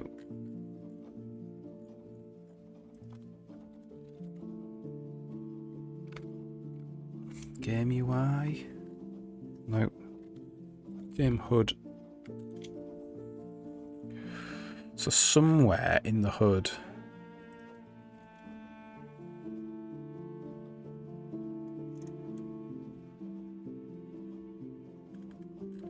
we listen for opening the game menu or something. I have to go all the way back to the game to tick input, escape, pause game. So who's listening to pause game? Here we go. Set menu.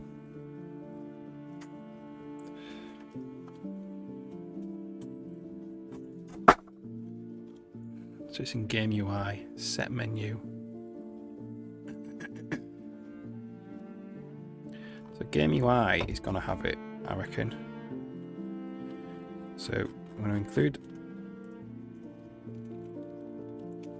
LibBM graphics post processor, and then the game menu, game UI, it's going to have in it disk blur effect.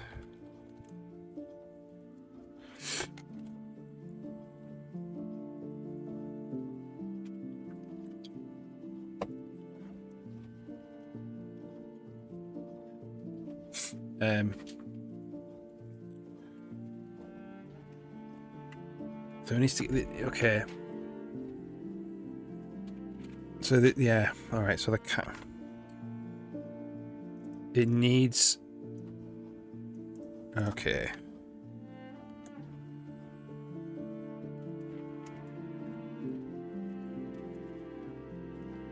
So what we need is disk blur like this, but then we also want set camera.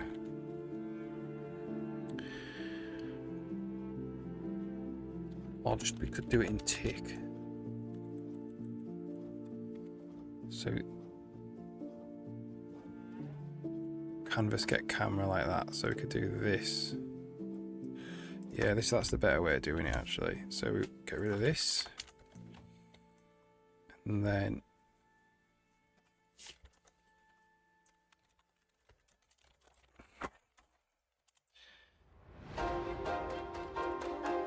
when you do this, you can make the blur params. And then on tick, do canvas, get camera, get word bounds like that.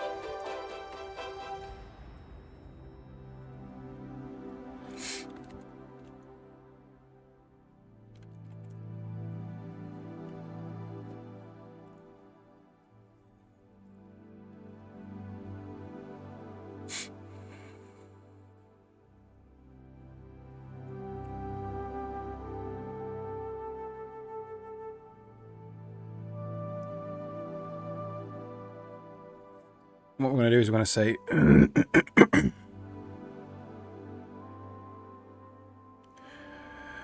well,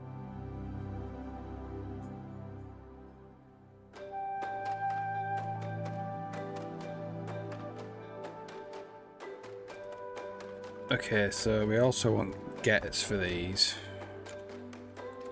Get blur amount.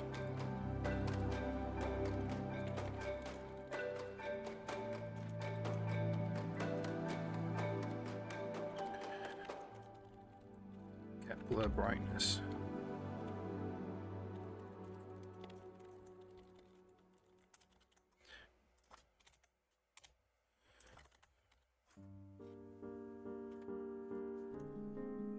Oh, thank you.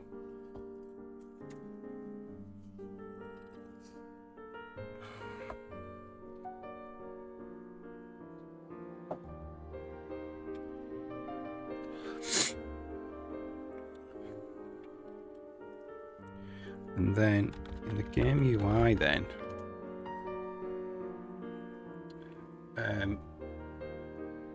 when we tick,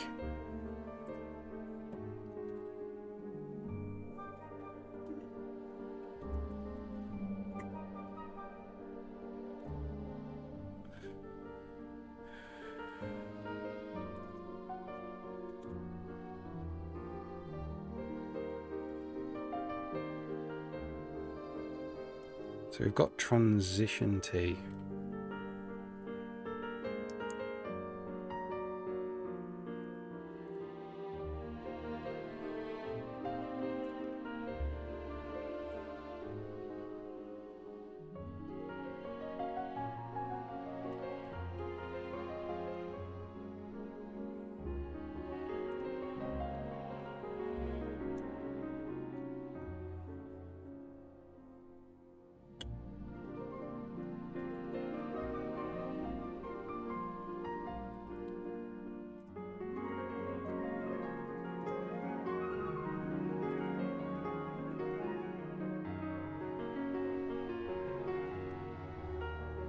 So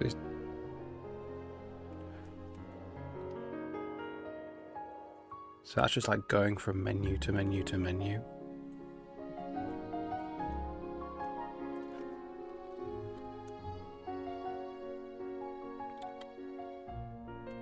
So pause game, resume game, open in-game menu. So what's the difference between? So let's just do log line, pausing, resuming, and just see what happens as we go from menu to menu and stuff.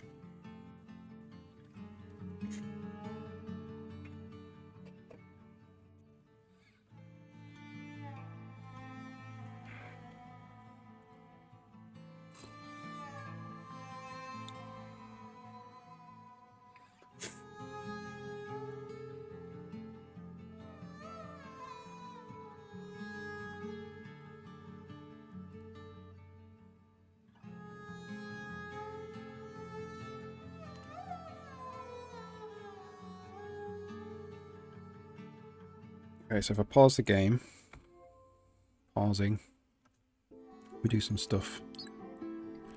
Then I resume the game. But if we just go straight to the inventory menu, it doesn't go pausing. Does it not pause the game then? No. Well, it does. But it must be... Okay, so maybe we should do it in set menu.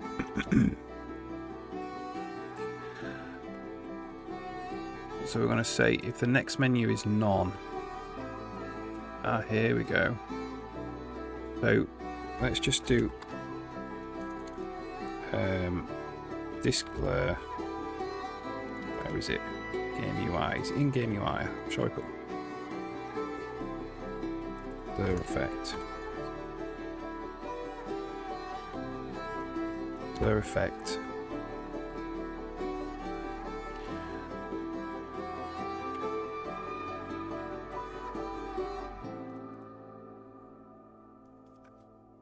Begin maybe. I don't know.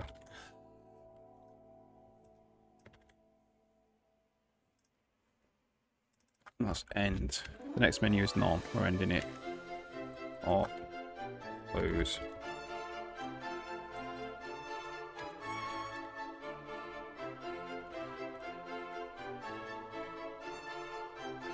Open.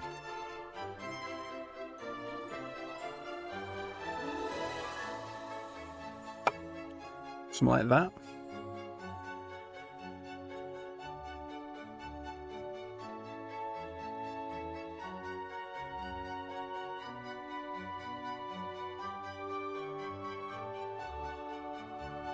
We can have like how long do we want? We want it to open in 0.5 seconds. I want it to close in 0.5 seconds or something.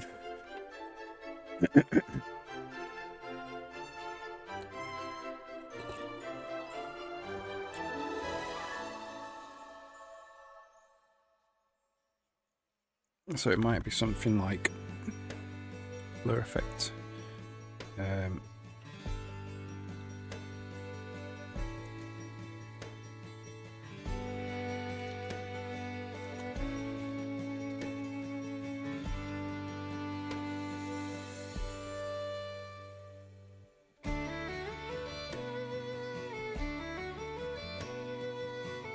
Like that.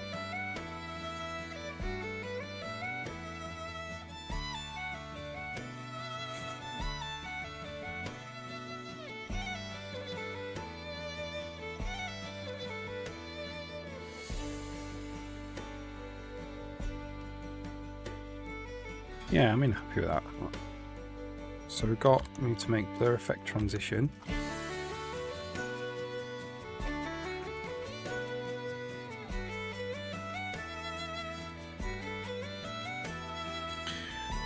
Float time.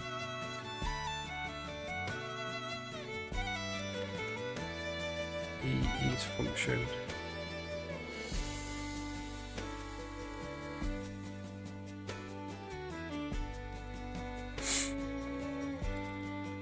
And then we can have void open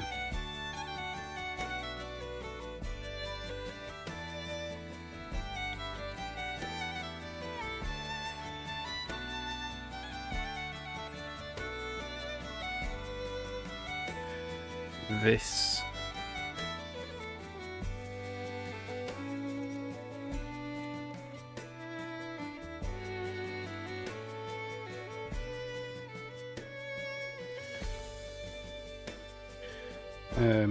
And do we have something like a tween?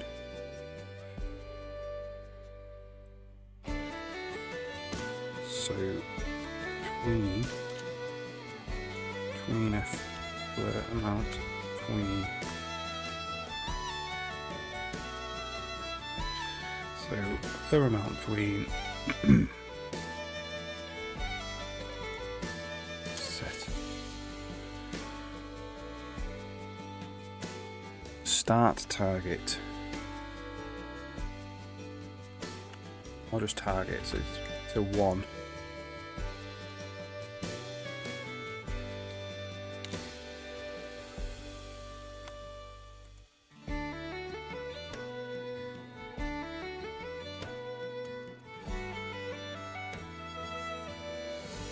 Set to be open, shut, and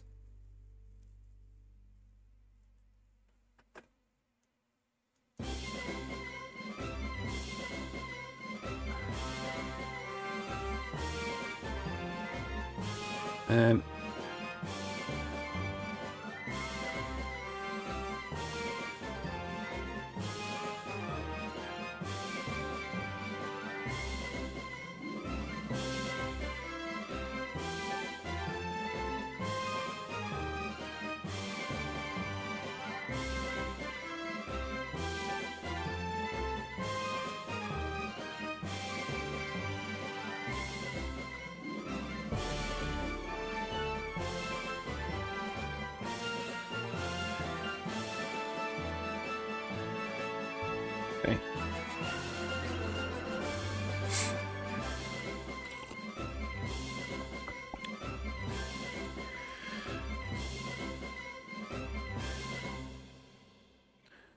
So it would be something like to make this tween in the required amount of time.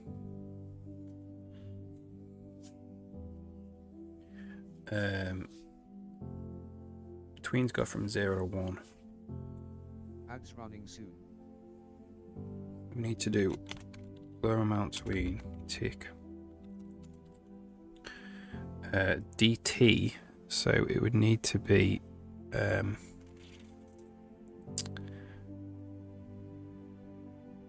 one dt over time, I think.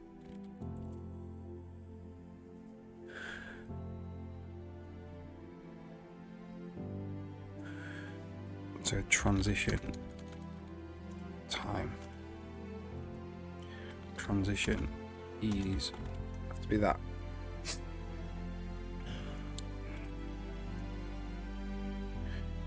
Okay, so we actually need the transition blur amount actually open the transition. So we're just going to go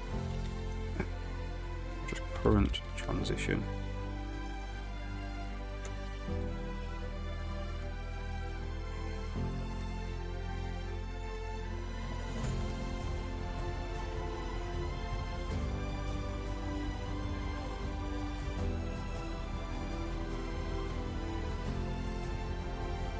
And then the tick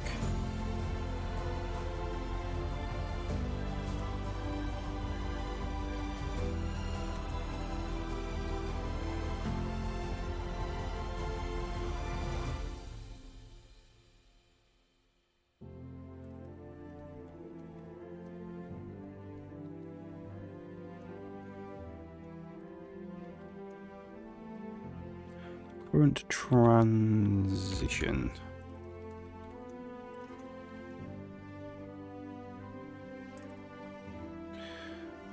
CTT.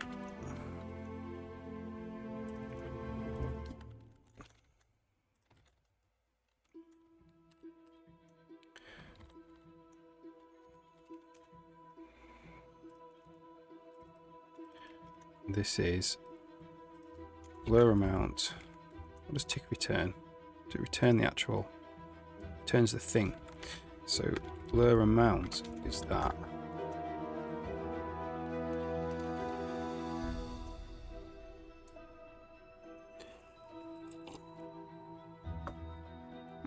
Okay.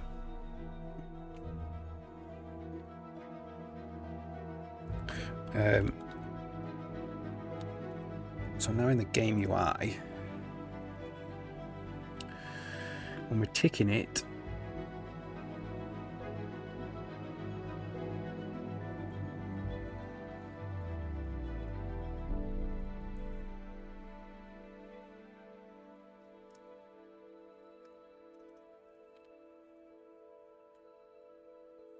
we only want to add the blur effect in if it is open. So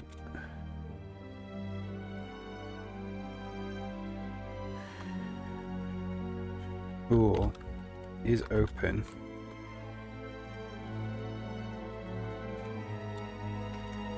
Is the current what the blur amount between dot value is not equal to 0, I think. That's if it's open.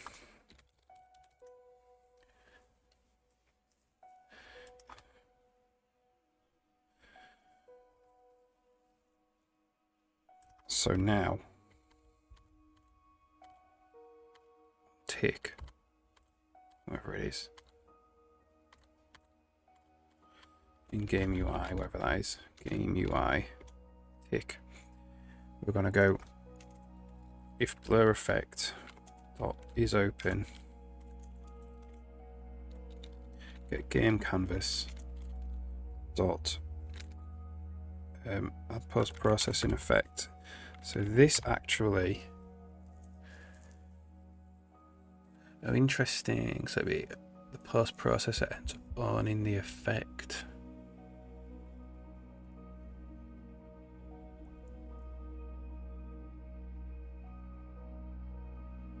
And then begins to tick it.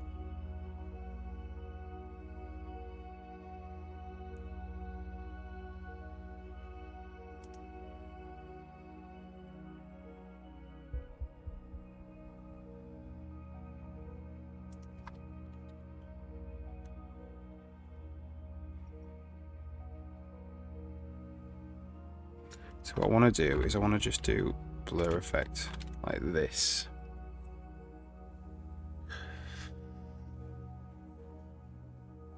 That will move it. That will move it.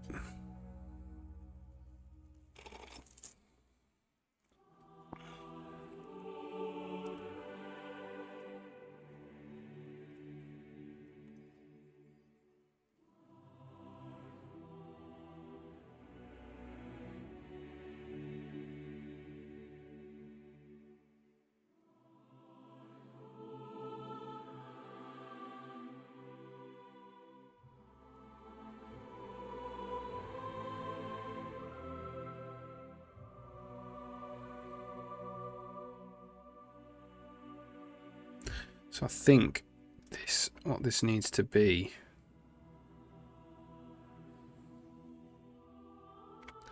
is really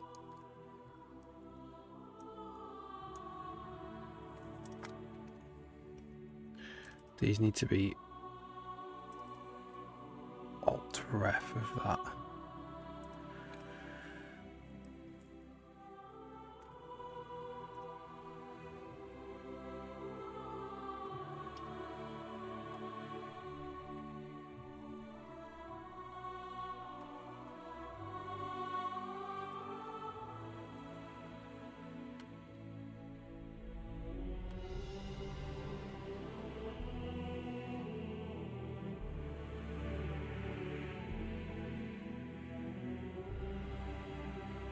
That won't work.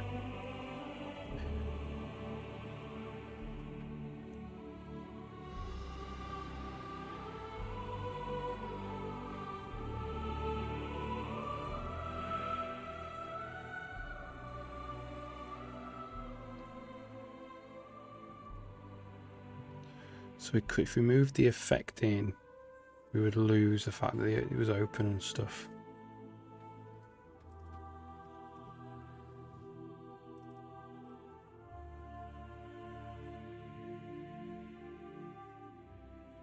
So this would need to be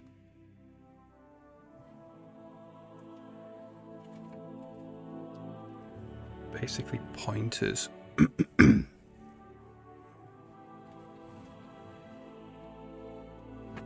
How do I want to do that then?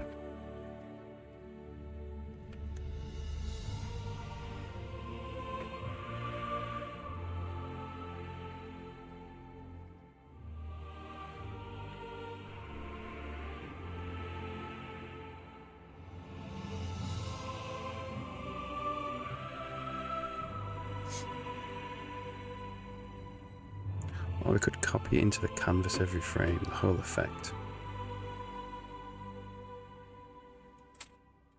Yeah, I think it has to be a pointer.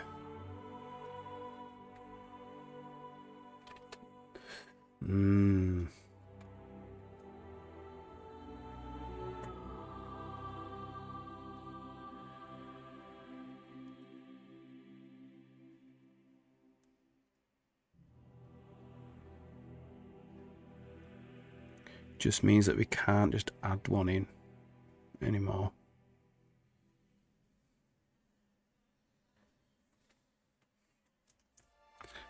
Prefer just to add one in.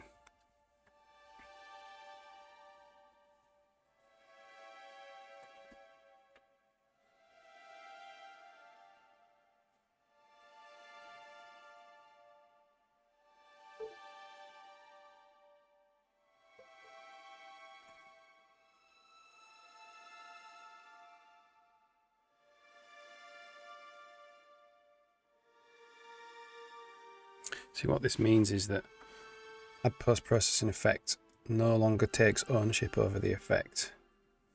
Put a pointer in, which means this has to remain alive for the rest of the frame.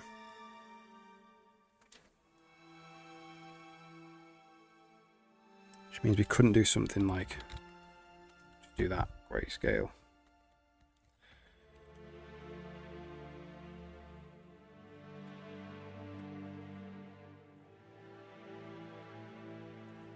Or we do a copy version.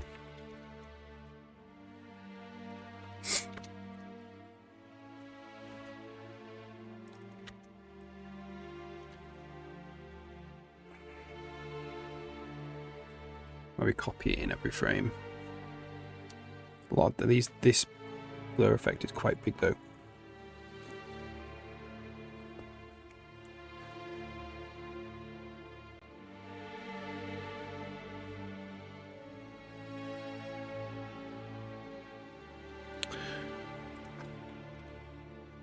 And the same here. We'll see. We'll see what this is the safest, cleanest way to do it for now, without having to mess about with pointers.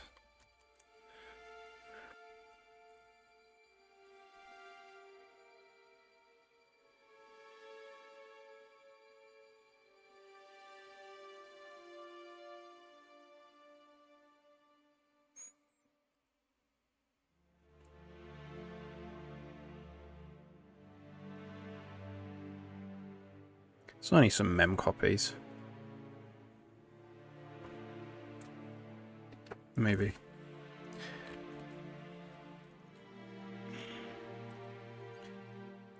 Okay. Include. Where is ease? BM.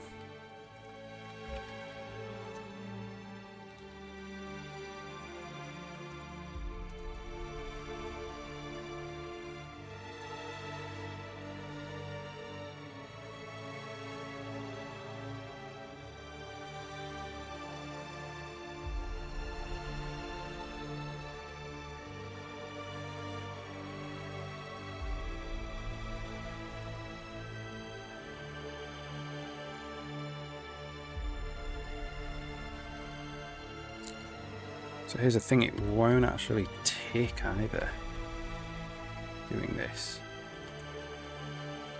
So it's a bit of an architecture problem, isn't it? It's like,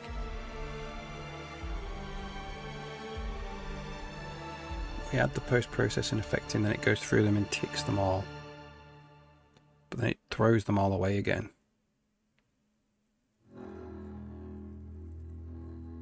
So what we need to do is we need to go blur effect, tick.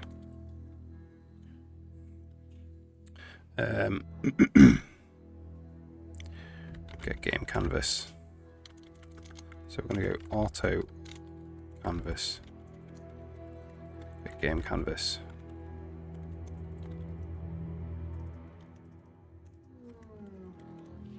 Tick it. And then we'll add it in.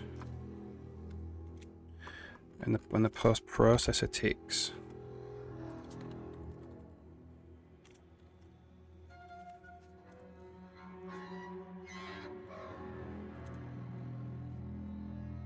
I don't think we want to do that. I don't think we want the tick for the post processor.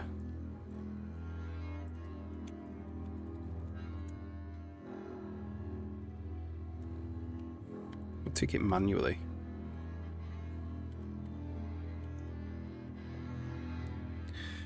So this is a copy.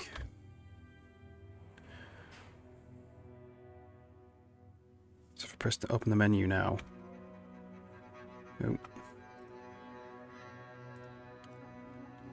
Blur effect is not open.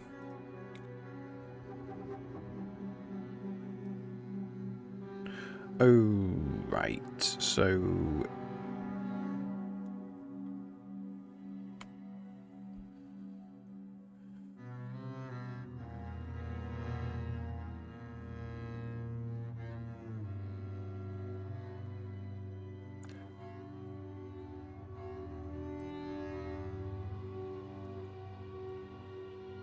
it's open if it's not equal to the target. It's open if the value is not equal to the target.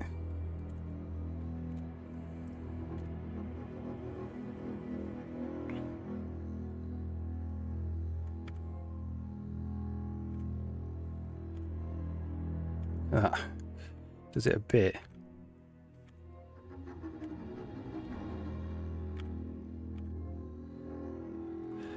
It's not setting it anymore. And it's open if the value is not equal to the target and the blur amount target between target is equal to 1.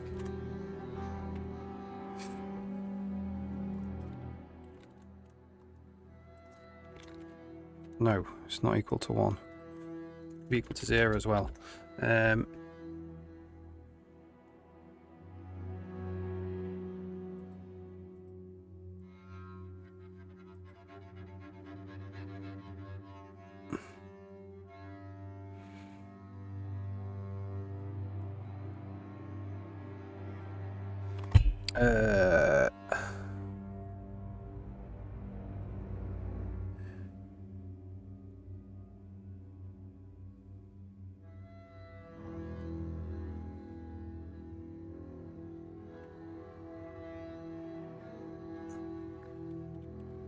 Or blur amount between value is equal to 1. Try that.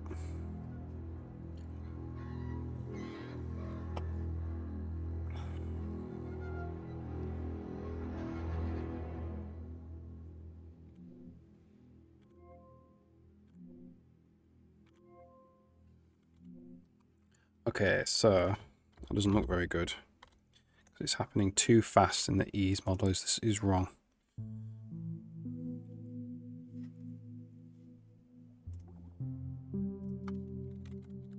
Ease functions.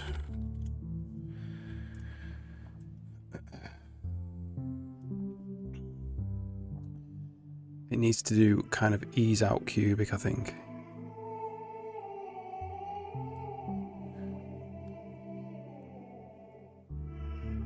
Or just a linear.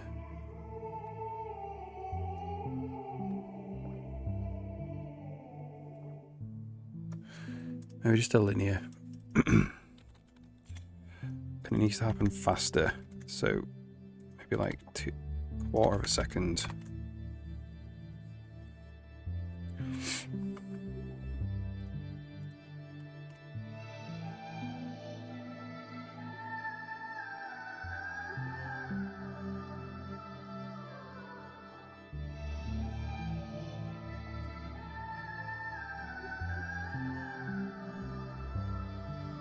It's happening even faster. Used to be nearly instant, pretty much.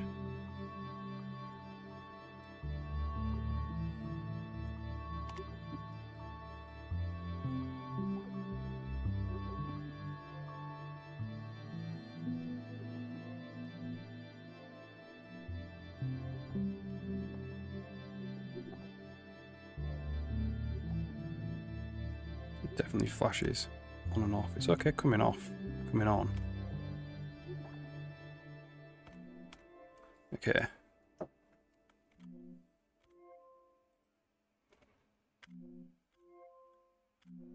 So maybe that's really fast when it's closing.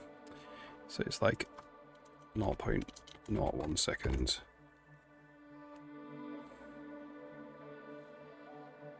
So like 1/100th of a second. It's basically a frame.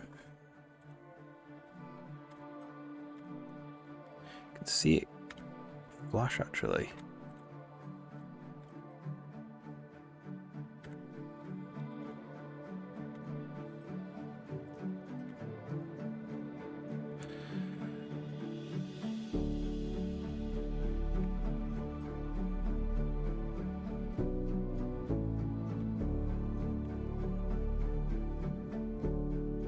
Still think it needs to be faster coming in.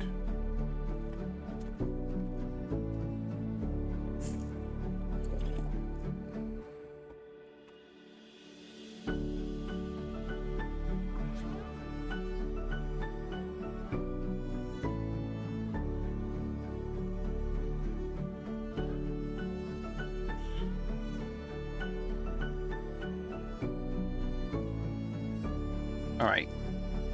Let's just try and not make this look a little bit better. So, then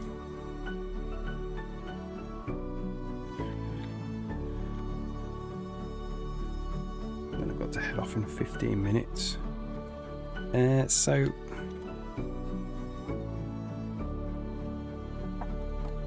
come in. Hiya. Come in. Was it locked? No, I don't think so. Hiya. Oh my goodness. You might want to check everything is there. How much do I owe you? £28.80 including that. Oh my goodness me. Yeah, I'm sure of it. I'm sure of it.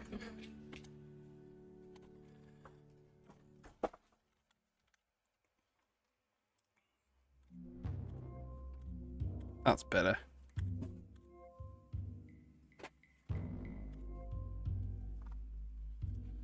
Just been ill. Did you know? What's he had? Stomach bug. Oh, really? No, I didn't know. No. Are you still coming to the pictures tonight? Is it definitely on? Because I had a look and it wasn't on. Oh, God, I'll check. Yeah, give me a message. Check and give me a message. That'd be good. Yeah, but I am coming if it's on. Yeah, yeah. I'll pick you up. Yeah. Okay. Nice one.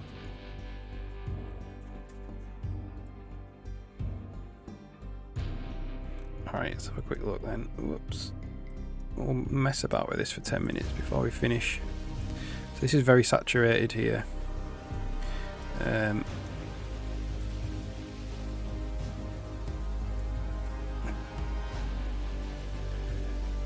a look then.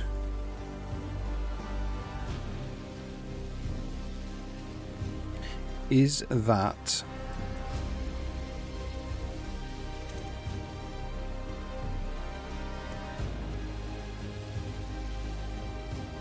so if we do BMs saturate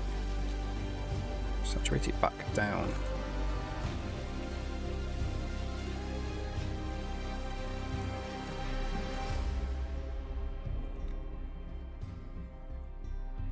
just gets rid of all of the nice bokeh effect, really. So that was 4 lums. That's less saturated.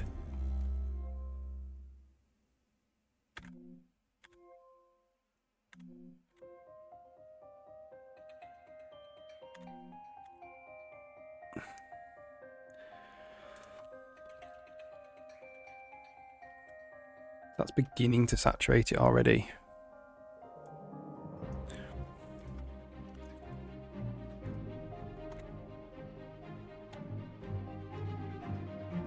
See a bit of a flash there.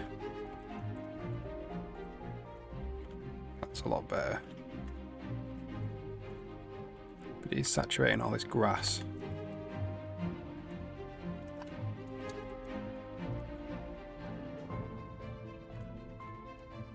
Yeah, I mean, I don't think we're going to get much better than that, really. Although it's very bright down here.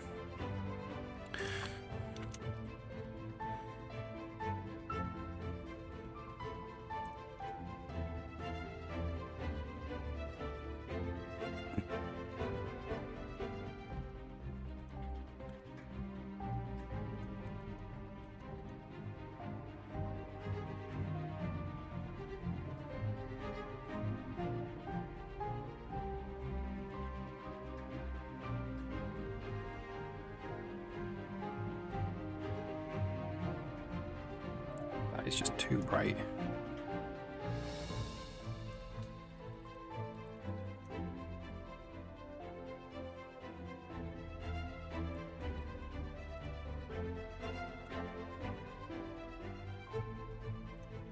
Oh, 7.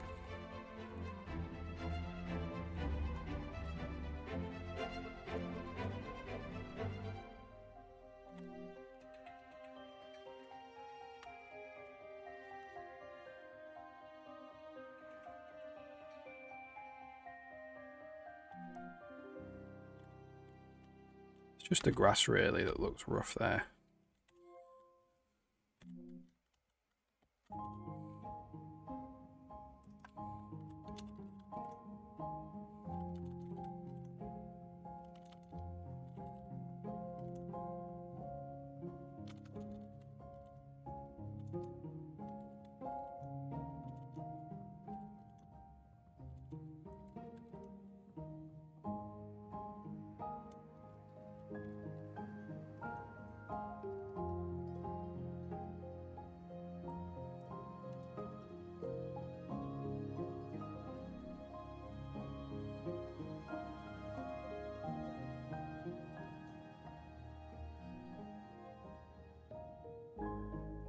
There we go with that. It's not too bad. It looks okay there. It's okay in this room.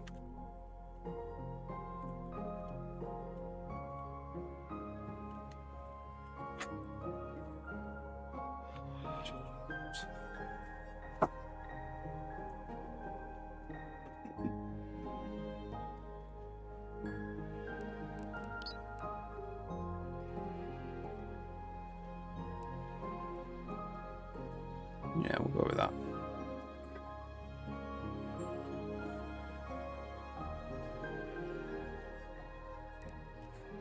So what happens if we do really make it dim?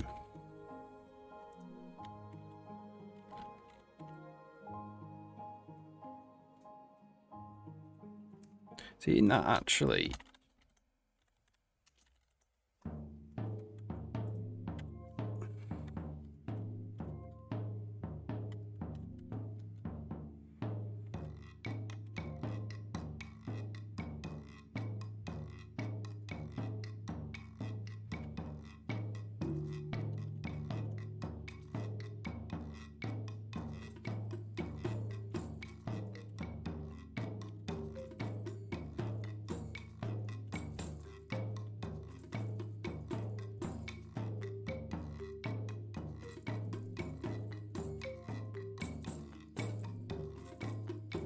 Probably the best one there. Got a good bouquet there.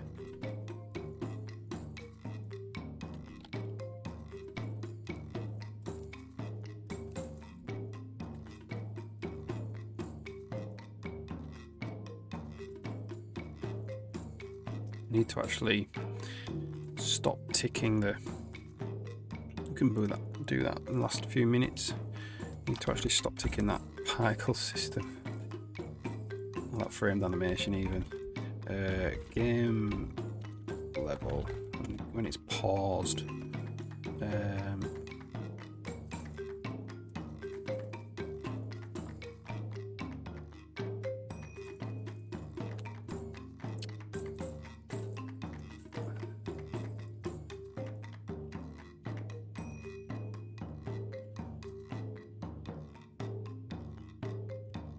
How do we get if the game is paused? Like the rigs don't seem to move.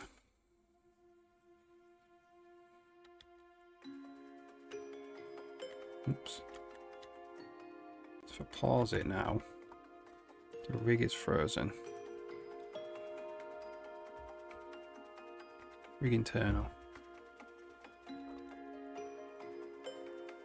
So it must tick it. It is ticking it, just not draw it. Draw animated rig in world.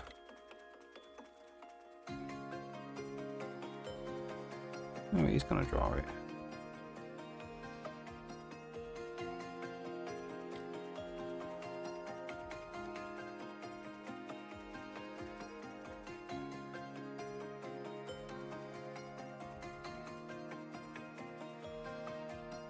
What's going on then? Why isn't it not moving?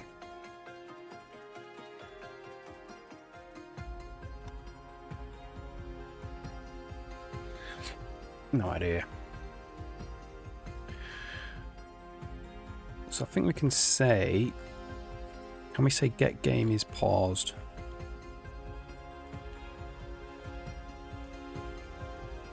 It's paused. If not, game is paused. Tick. Ads running soon. 5 minutes.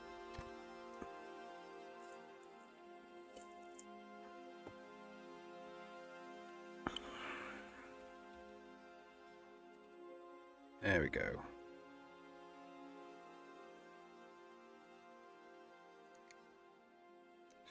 We'll keep the cloth going because that looks cool.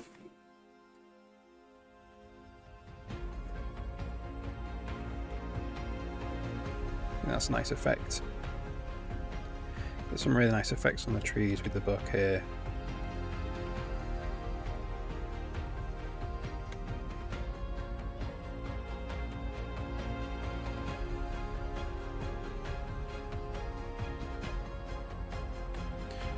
Alright.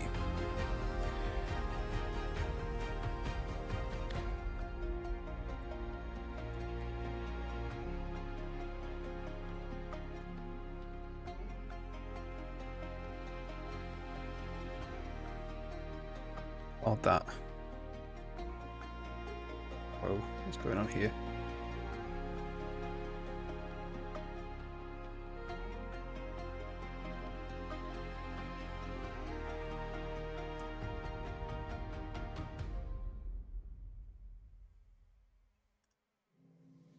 Maybe get a better one than that. Why does it open all these blooming screens up?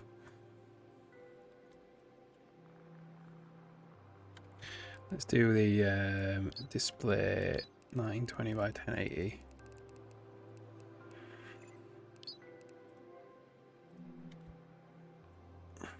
Let's do it in here.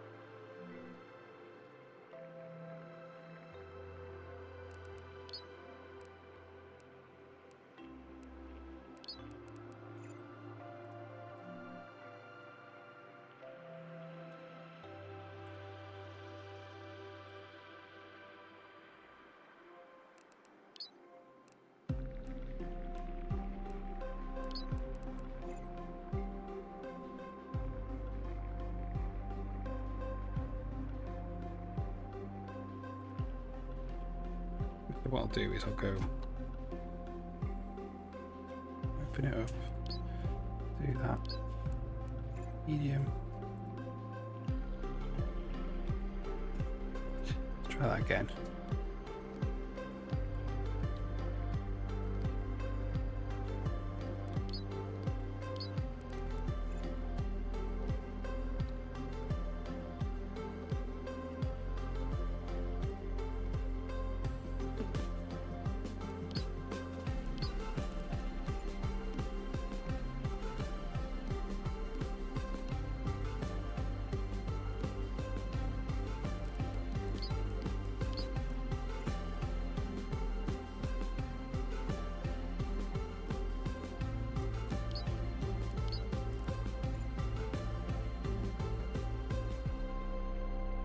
That's a good one.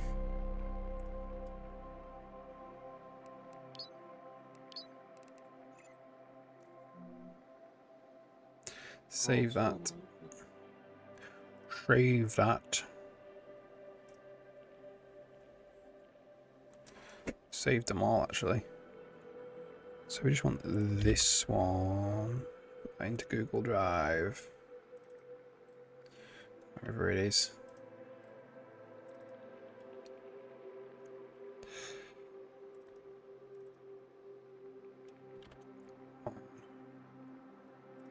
All right, that's good work.